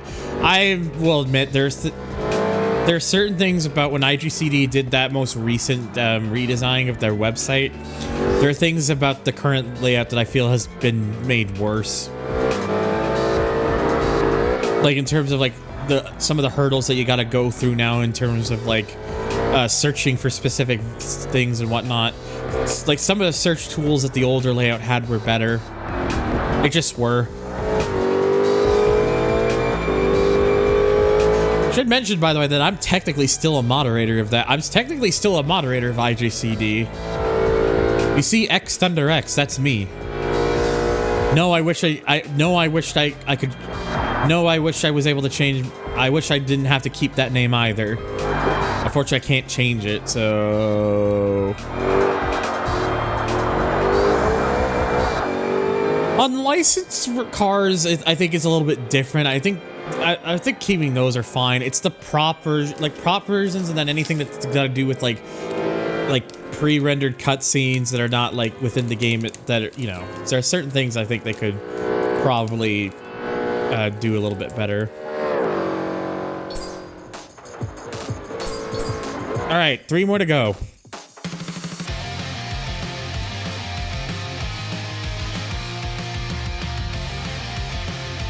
Oh, yeah, those games just need to fucking go.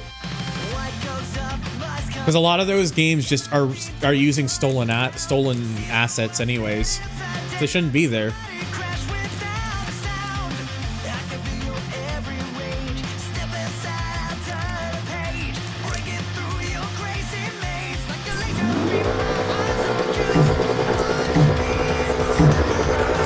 I made that account when I was a teenager, Husky, so you can kind of get the idea of where I was at the time.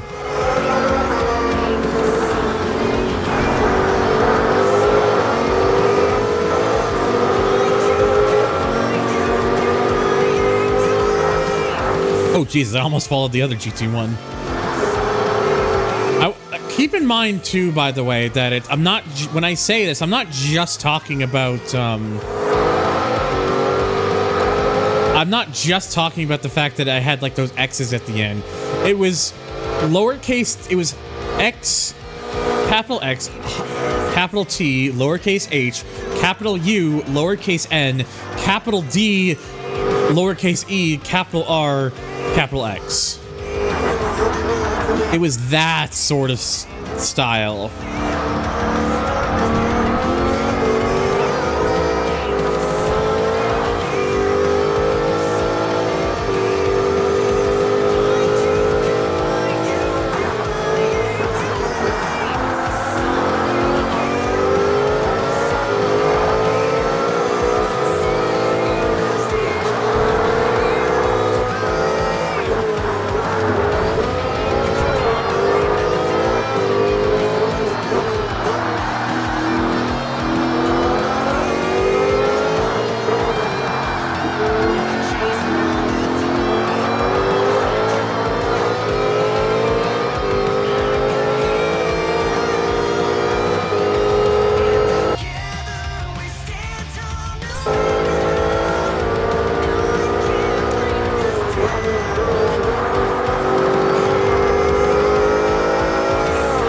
You're good, by the way, NFS, because you're not. Because here's the thing, NFS, you're not wrong.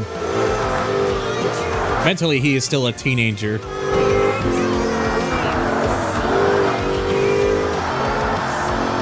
I finally did a pound in the butt thing that Q said I should have done a race ago.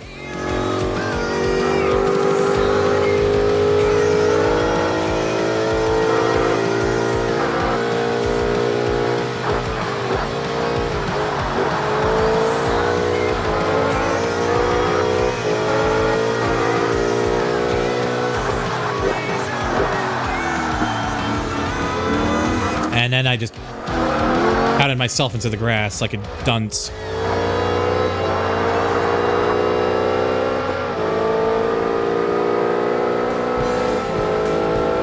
Silverstone's never been one of my best tracks. Then again, I don't think very much of this track in general.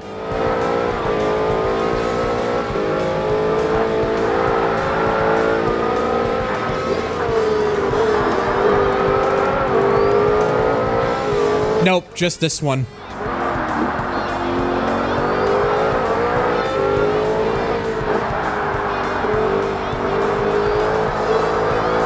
Keep in mind, they actually, like, this game, they call this one the 99. This is not the 99. This is the 98.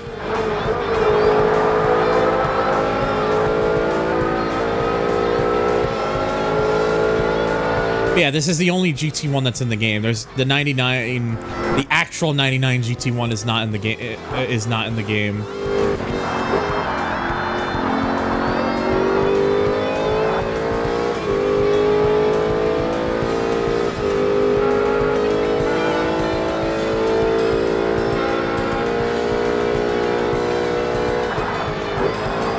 I mean, fair play to Forza fair play to Turn 10 for deciding to choose the GT1 with honestly the more interesting livery.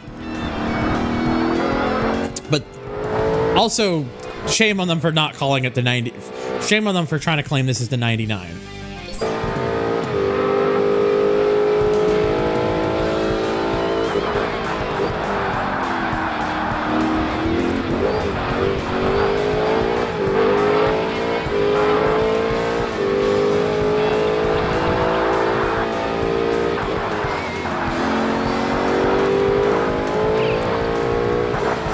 I have, honestly, outside of like the couple songs that they have in the in Need for Speed games, NFS, I'm very unfamiliar with Fluke.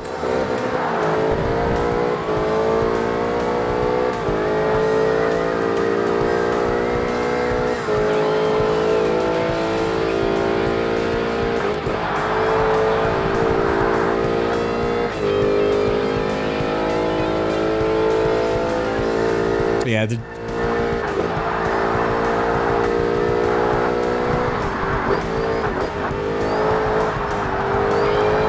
yeah, definitely. Even though I'd still be stuck playing it on PS4, I would plug my PS4 in just to make sure I can claim the GT1.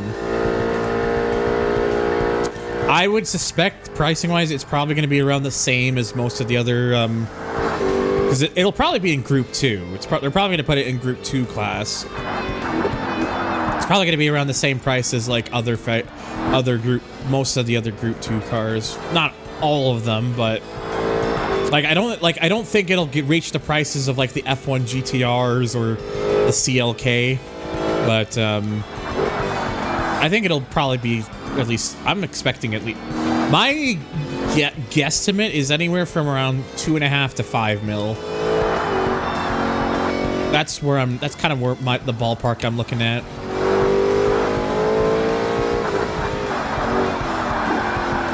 Still maintain 98 as Group 2, 99 as Group 1. I mean, aren't they technically just the same car, though? Just different livery and different classification because of how they changed the classes in 99.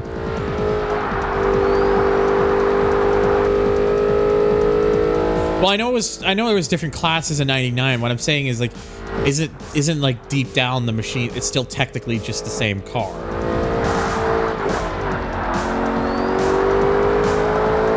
I guess it just depends on where. I guess it just depends on where they think it's more appropriate. So, like, if they end up putting it in Group 1, I can. If they do end up putting it in Group 1, I can see why. But I think Group 2, for some reason, looks like it would be a little bit more likely. But we'll see what happens, I guess.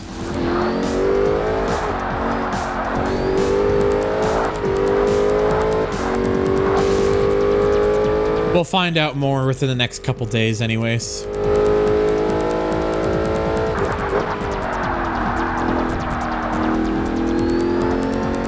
The 1999 will be Group 1 because it would be going alongside, theoretically, the Speed 8, 2001 R8, and V12 LMR. Yeah, fair enough.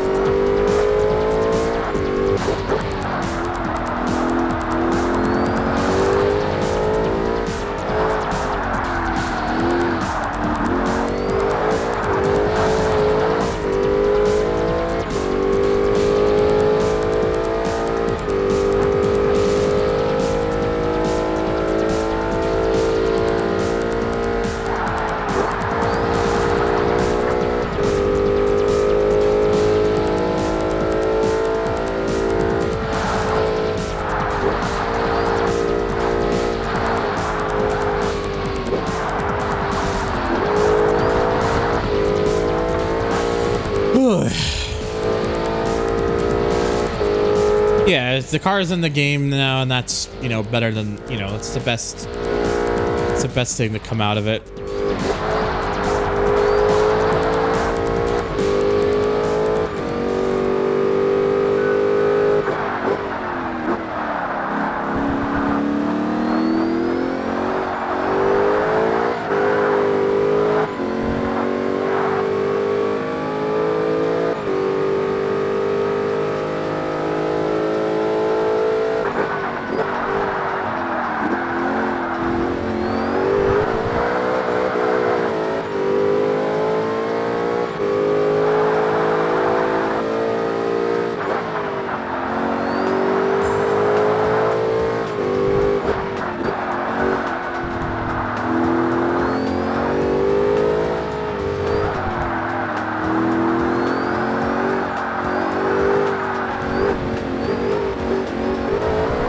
Ding button. Rise, my nugget! Rise! Have they tried to make a 90s LMP themed surfboard? I'm sorry?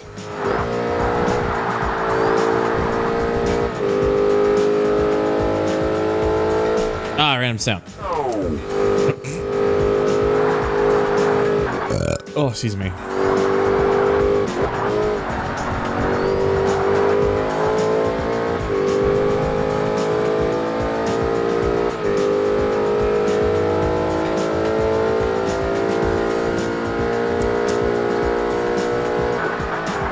Livery, huh? Well, well, congratulations. I can now unsee it. I can now not unsee it, I mean.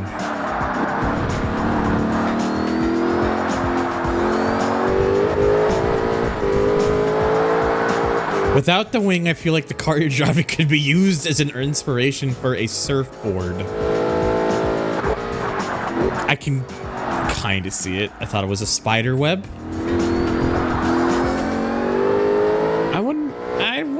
If there was any sort of like general idea for the livery here, if it was supposed to have some sort of relation to something, or a lizard. I don't see the lizard connection. They're meant to be oil splotches because Exxon. Oh.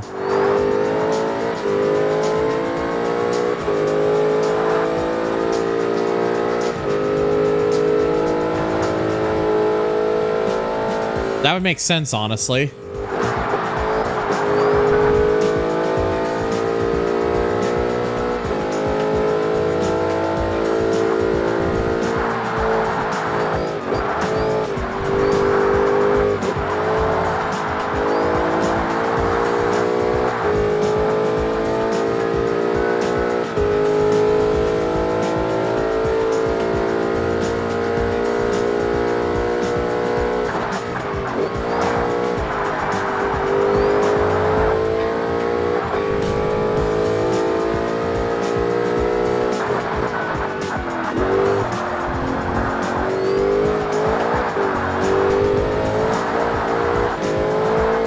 Similar motif as the HKS cars, but with Exxon's own product.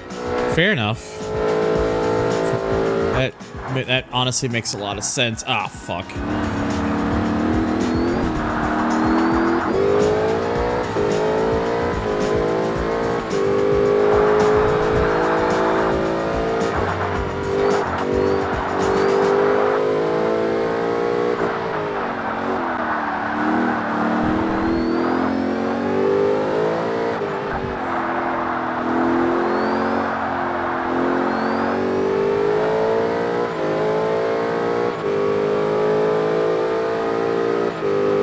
Well, anyways, we have escaped Silverstone for now.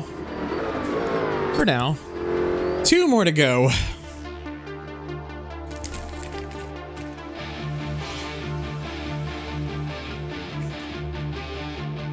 Ah, yes, Road America.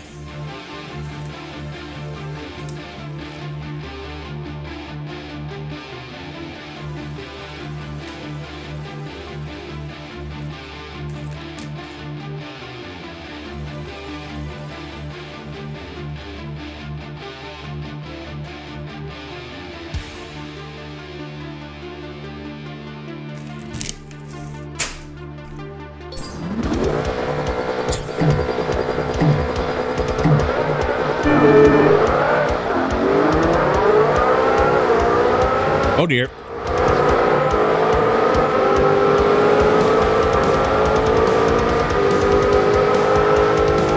Don't push me off the track. Don't do it.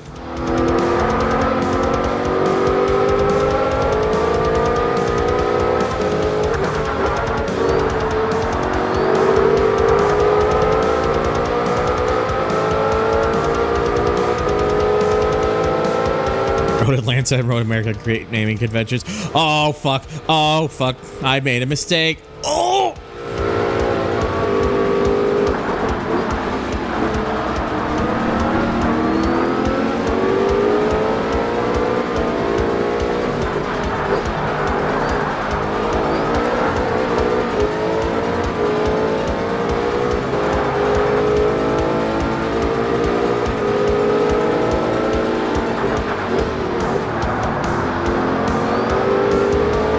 No spies, I don't believe it is either.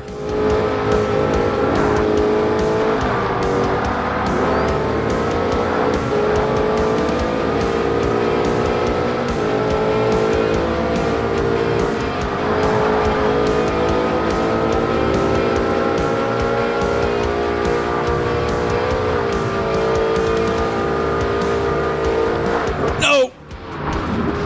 God damn it.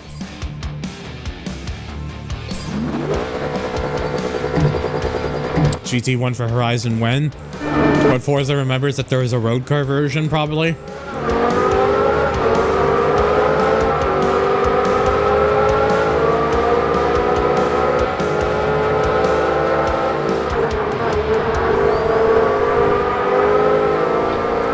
Hey!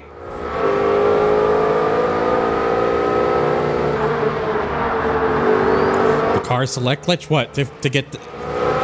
What, for the colors and such?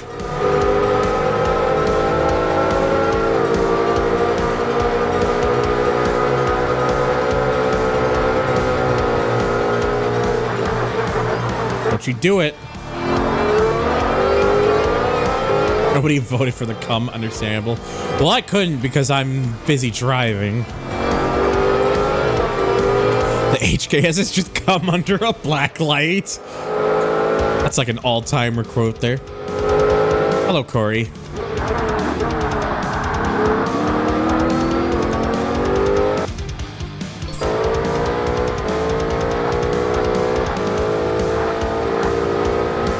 Kind of hope someone in GT7 makes an HKS Super Oil GT1. That would kind of fuck, though.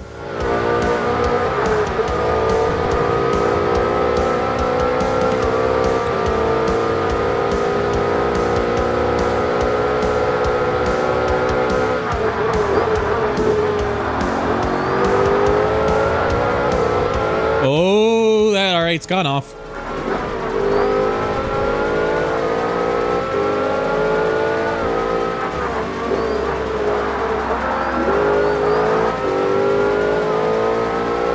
Jesus Christ, I've already been recording. I've already been recording for almost 5.5 hours. Holy shit. Has not felt that long. It really has not.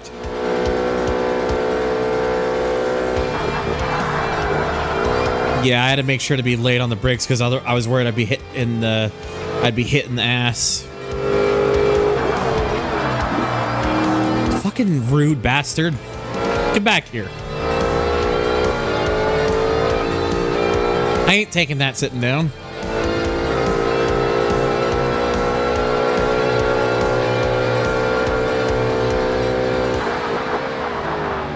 Did you do it?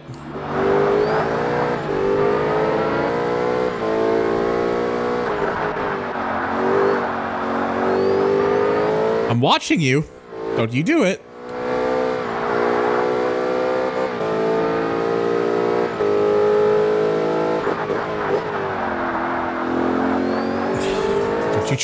Don't you try anything funny.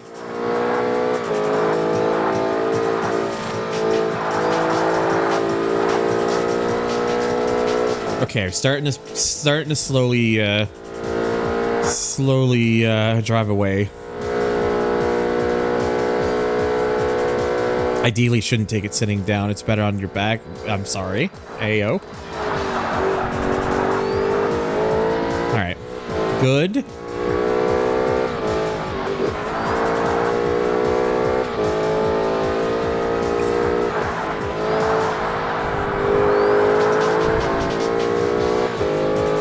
Okay.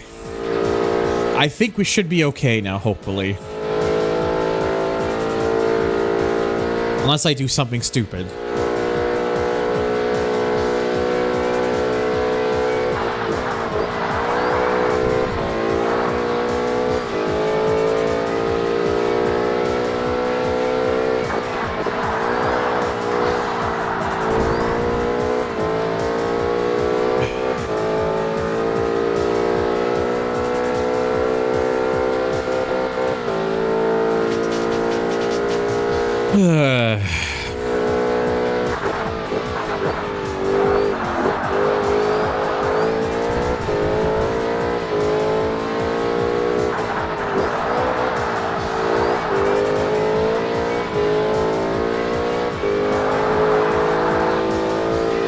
Please remember, I'm not your dad, but if you want to help, if you do want to throw things my way, remember that it is the birth Derg week, the Derg weekday birthday Derg week.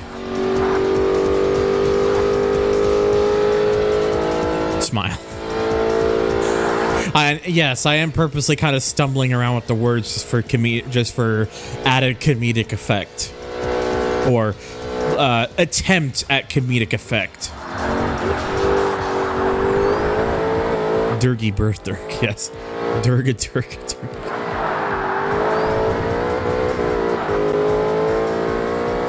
There is the line from Jan, the iconic line.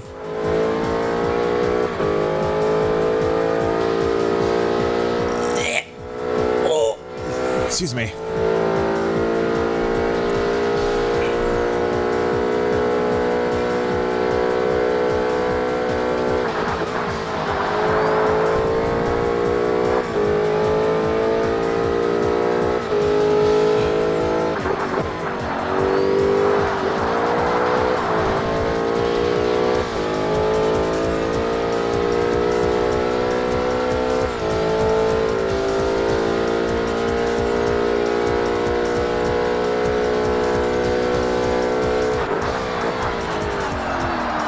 Maybe I should have been a little bit earlier on the brakes, but that wasn't the worst.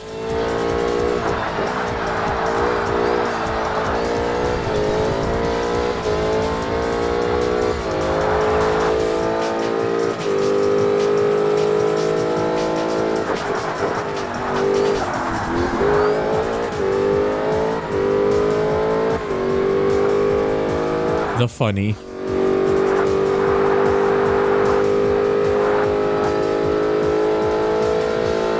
Look,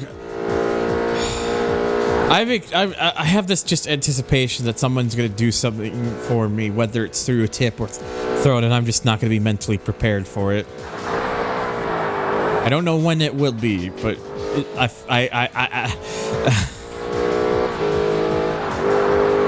who knows though.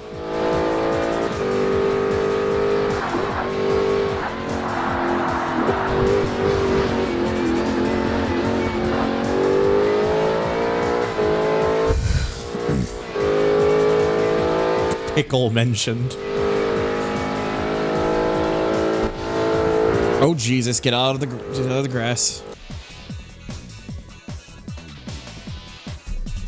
Oh, I don't actually remember what the command is off the top of my head.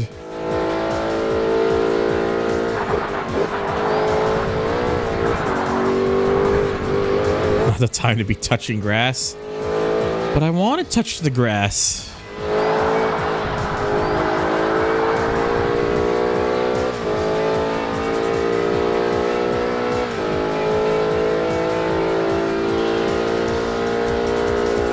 Go straight, avoid grass. Fuck.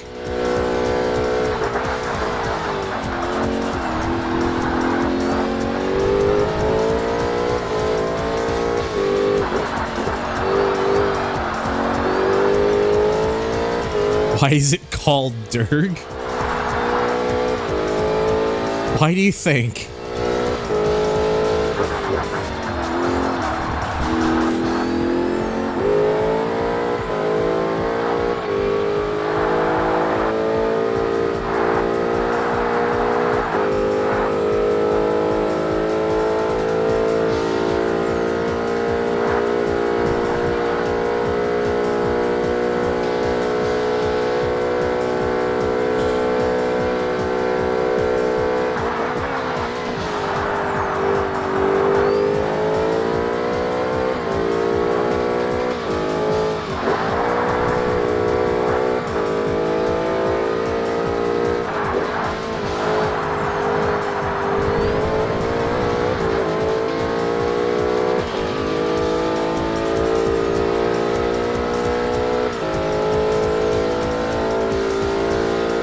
Okay, last lap here, and then we've only got one track left in this championship.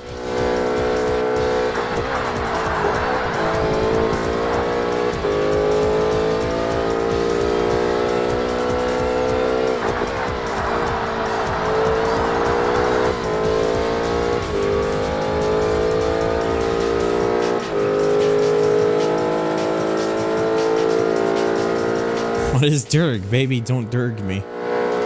Well, I can't not Derg you because that's me. I am Derg.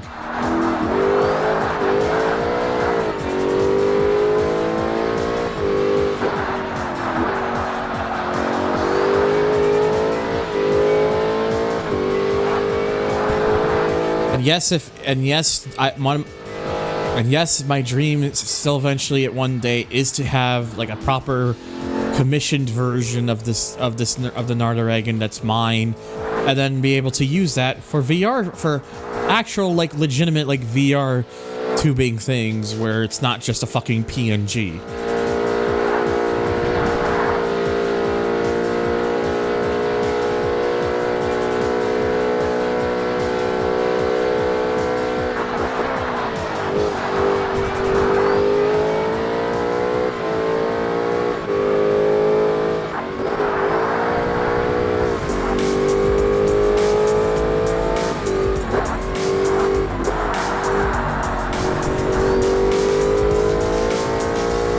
This stream is sponsored by the movement. What the fuck, turn 10?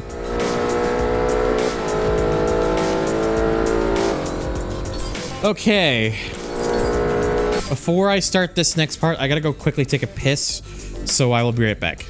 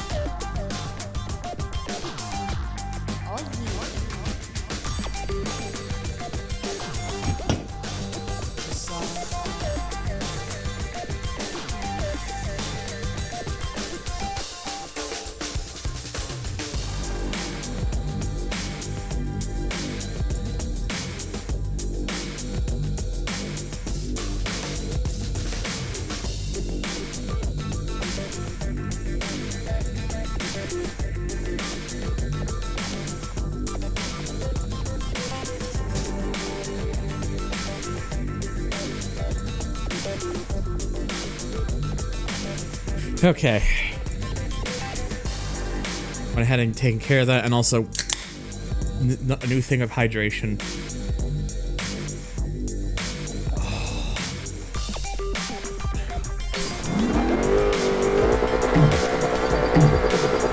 A piss can. Clearly.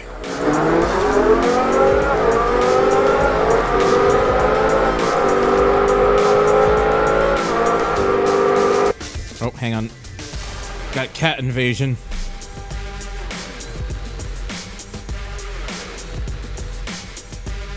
Yes, kitty. Stay there. Okay.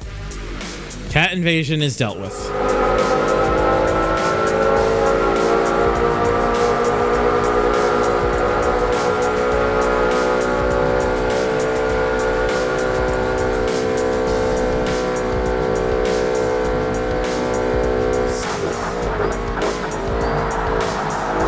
A random cat appears. Oh! Well, shit. I botched the fuck out of that. That's just on me. There is no cat involvement for that one.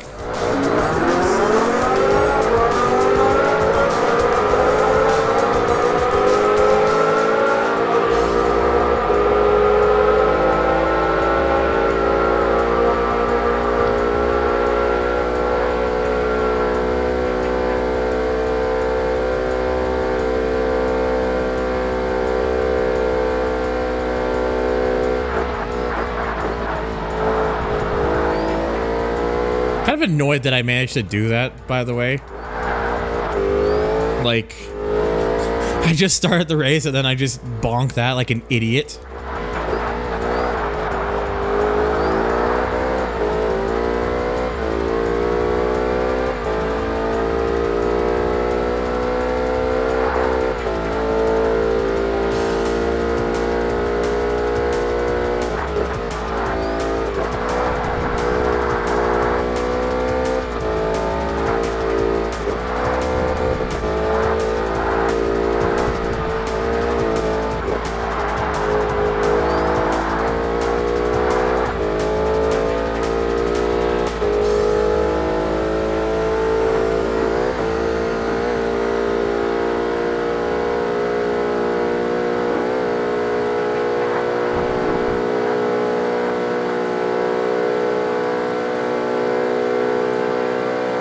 Planning to do mission 34 strats.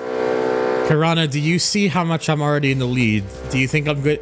I'll put it simply. Do you believe I need mission 34 strats?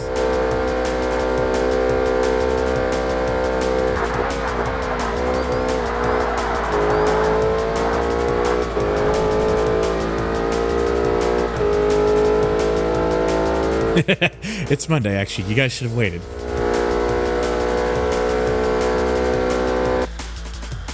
Hang on, sorry. Gotta just readjusting my mic. Okay.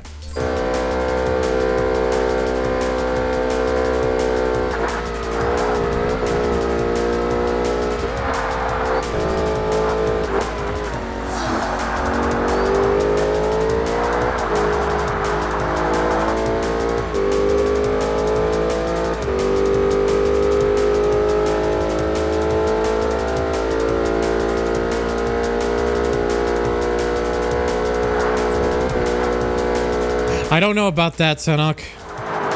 I don't know about that. Fuck!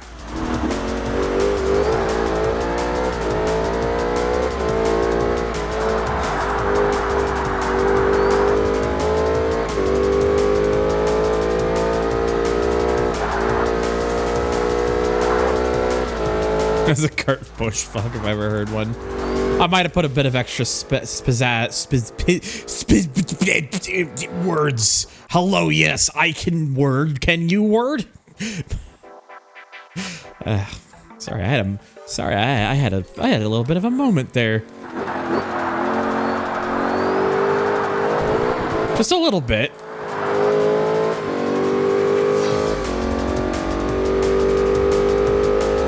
Does one to go yet?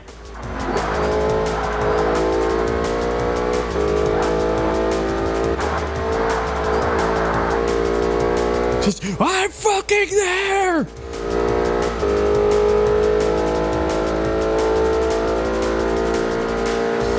Now, see, if I truly lived like on my own, I would just belt that. But there are people who live upstairs, so I don't want to do that to them. Fucking, just what happens every week, every fucking week. Fuck, I hate my fucking job.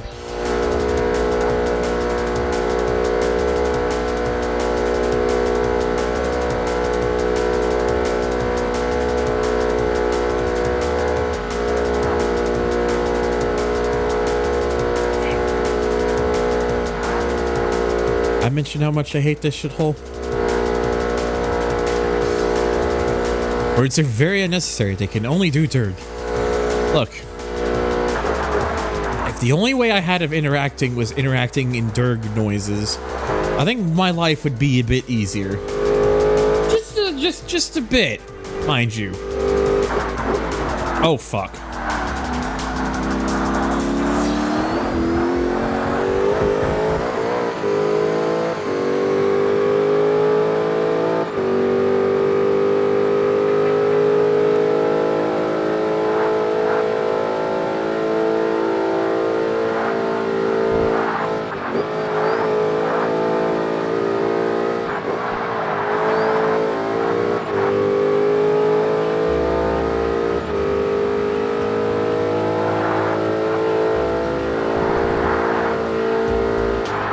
Oh no. Yep. This is fine. This is fine.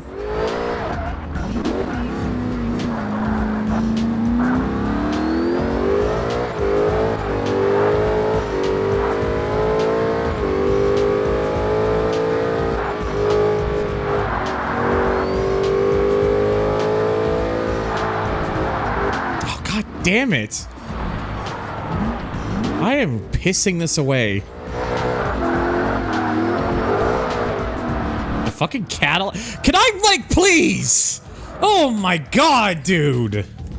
Holy shit. Fucking just. No, I'm just starting that again. After the accident there, I'm like, no, we just have to go again.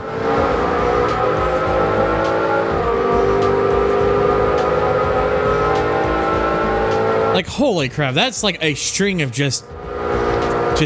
that's just a string of shit driving on my part.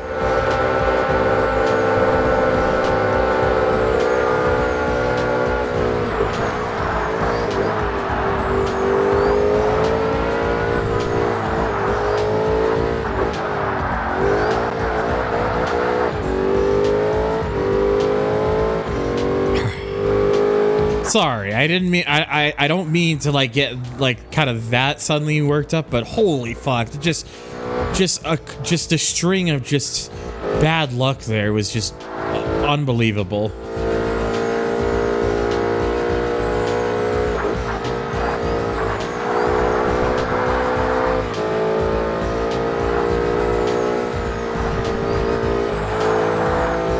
The important thing is now we just go again and just try not to fucking skill issue everywhere.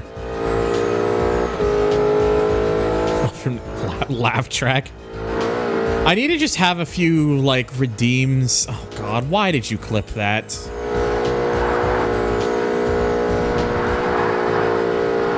Why did you clip that?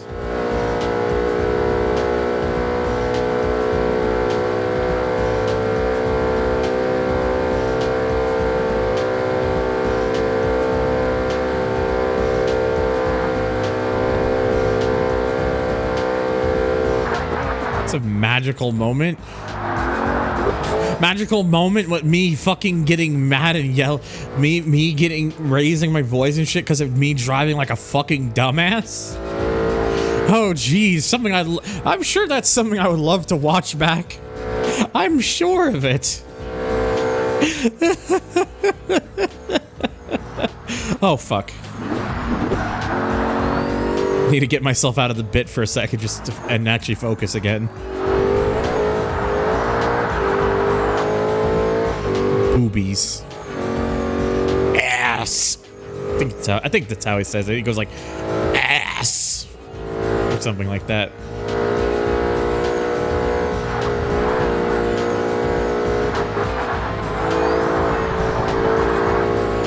I still have the old John Cena clip where he just goes, lightning. Lightning will shoot from my ass. What? That's not leaving my sound pad.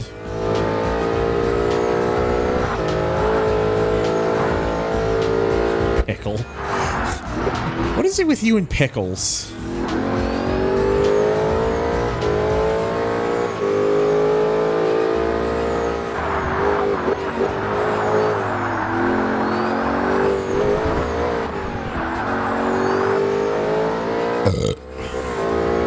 Random sound. Good, delicious chips. I said random sound. Oh.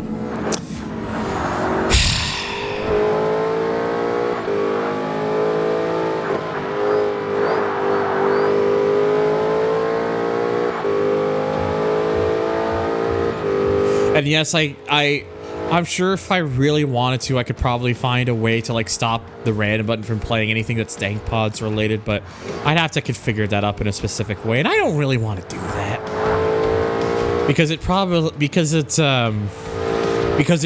would require kind of going through a couple annoying hurdles and shit. Plus, it is supposed to be called the random button for a reason. It's supposed to be just completely random, including the dankness. But yeah, like I could try and separate them, but I feel like it would just require a bit of extra steps. Ah, dank button. For real though. Alright, let's get in there, mate. And cat invasion. The cat invasion has returned. Let's just cue immediately again with the random sound. My shit's been this stream probably would have been demonetized ages ago.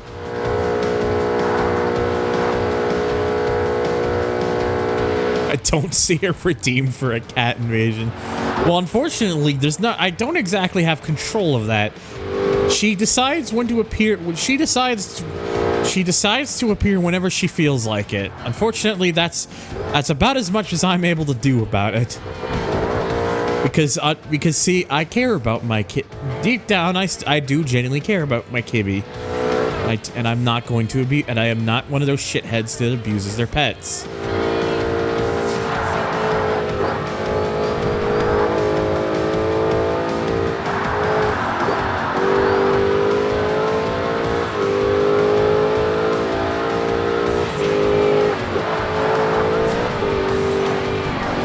Yeah, like that one streamer who shall not be named.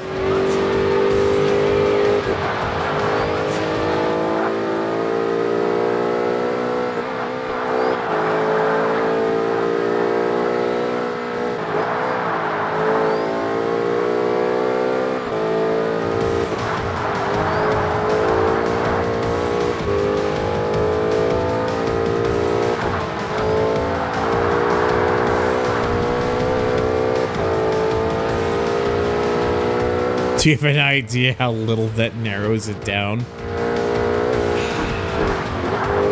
Man, I hate the way that's worded because, like...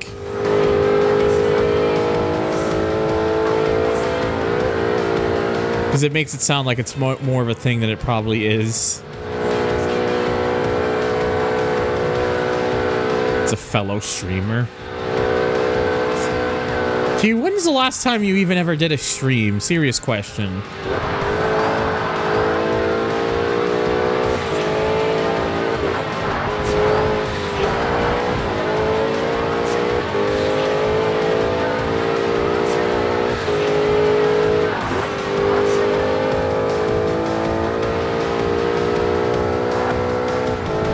We're asking the wrong questions here.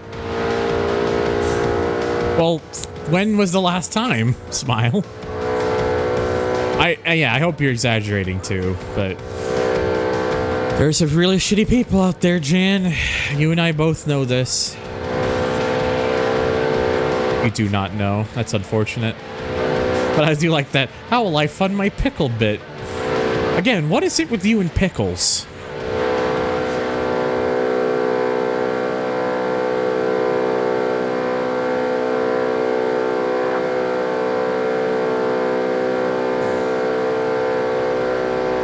Like, everyone has their shtick. And I guess for Q's shtick right now, it's pickles.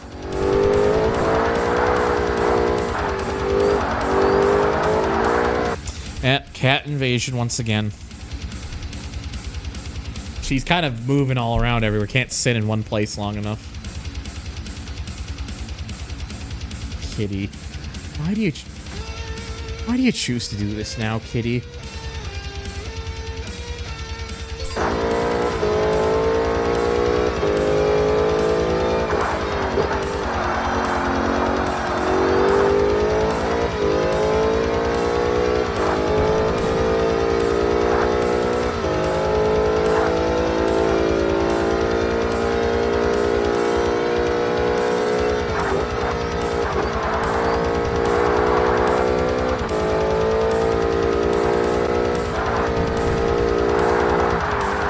Oh dear.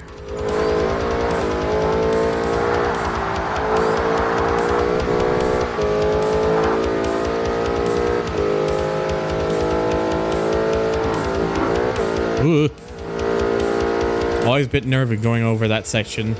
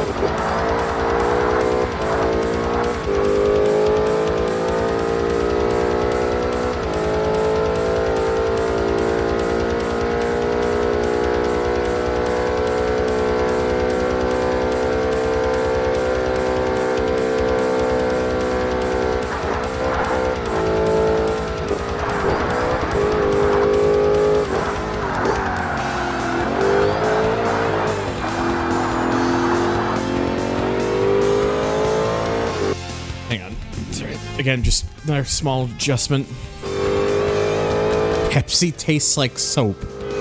How would you know this? Have you ever just tasted a bar of soap to get an idea of what it tastes like?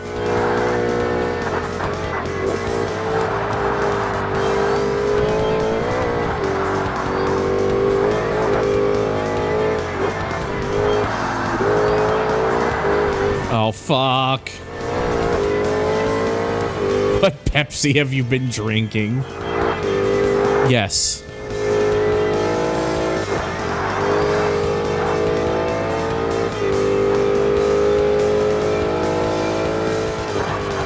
Are you sure you didn't mistakenly pick up the dish soap again? It just tastes like a soap you've been using lately. Pepsi branded soap.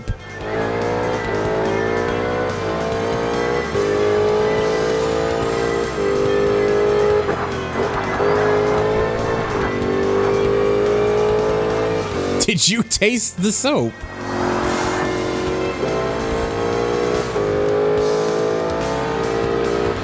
Off-brand Pepsi.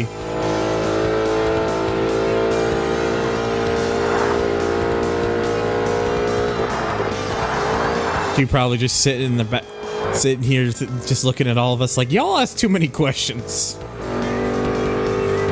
What? The soap itself tasted like Pepsi.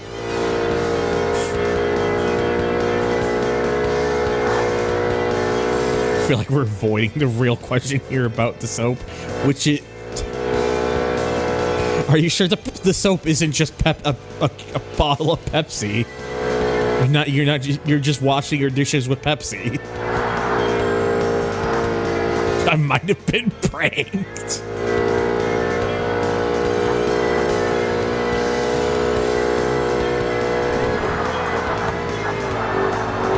What if Coke tasted like Coke?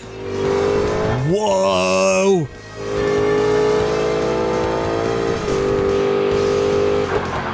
What if this car here, you know, it's red, mostly red, but it's got some white streaks on it. What if this was just vanilla? What if this GT1 just tastes like vanilla Coke?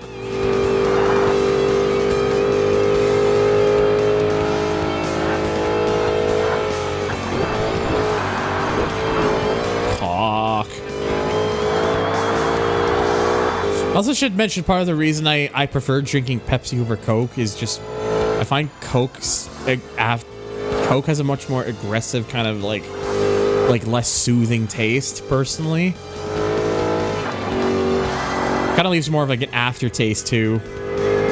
Whereas Pepsi I find it just feels a lot smoother and kind of just like goes down. I feel like it goes down easier. So I prefer drinking Pepsi for that reason.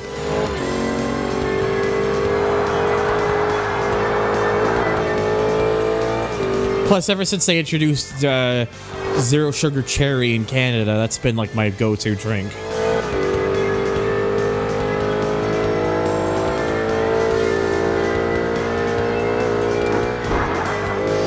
You're an RC enjoyer. I don't think we get RC Cola over here.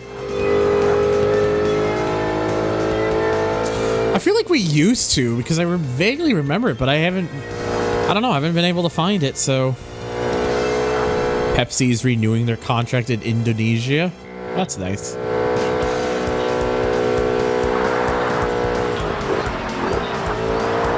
I like how it went from first stage music of Adventure 1 to first stage music of Adventure 2.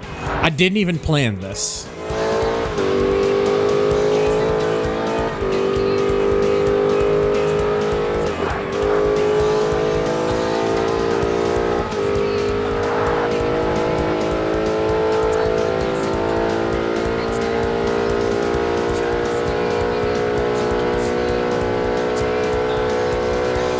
That soap you've been chugging.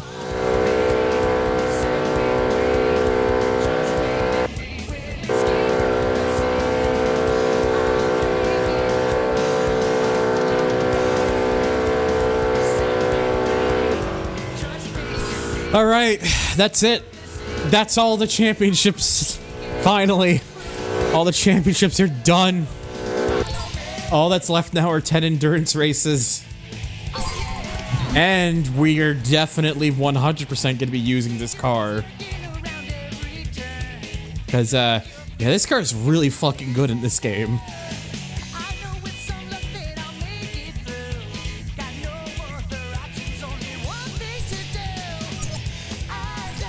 There we go. 15 of 15 completed. 96% of career mode done. That means that the endurance bit counts for 4%.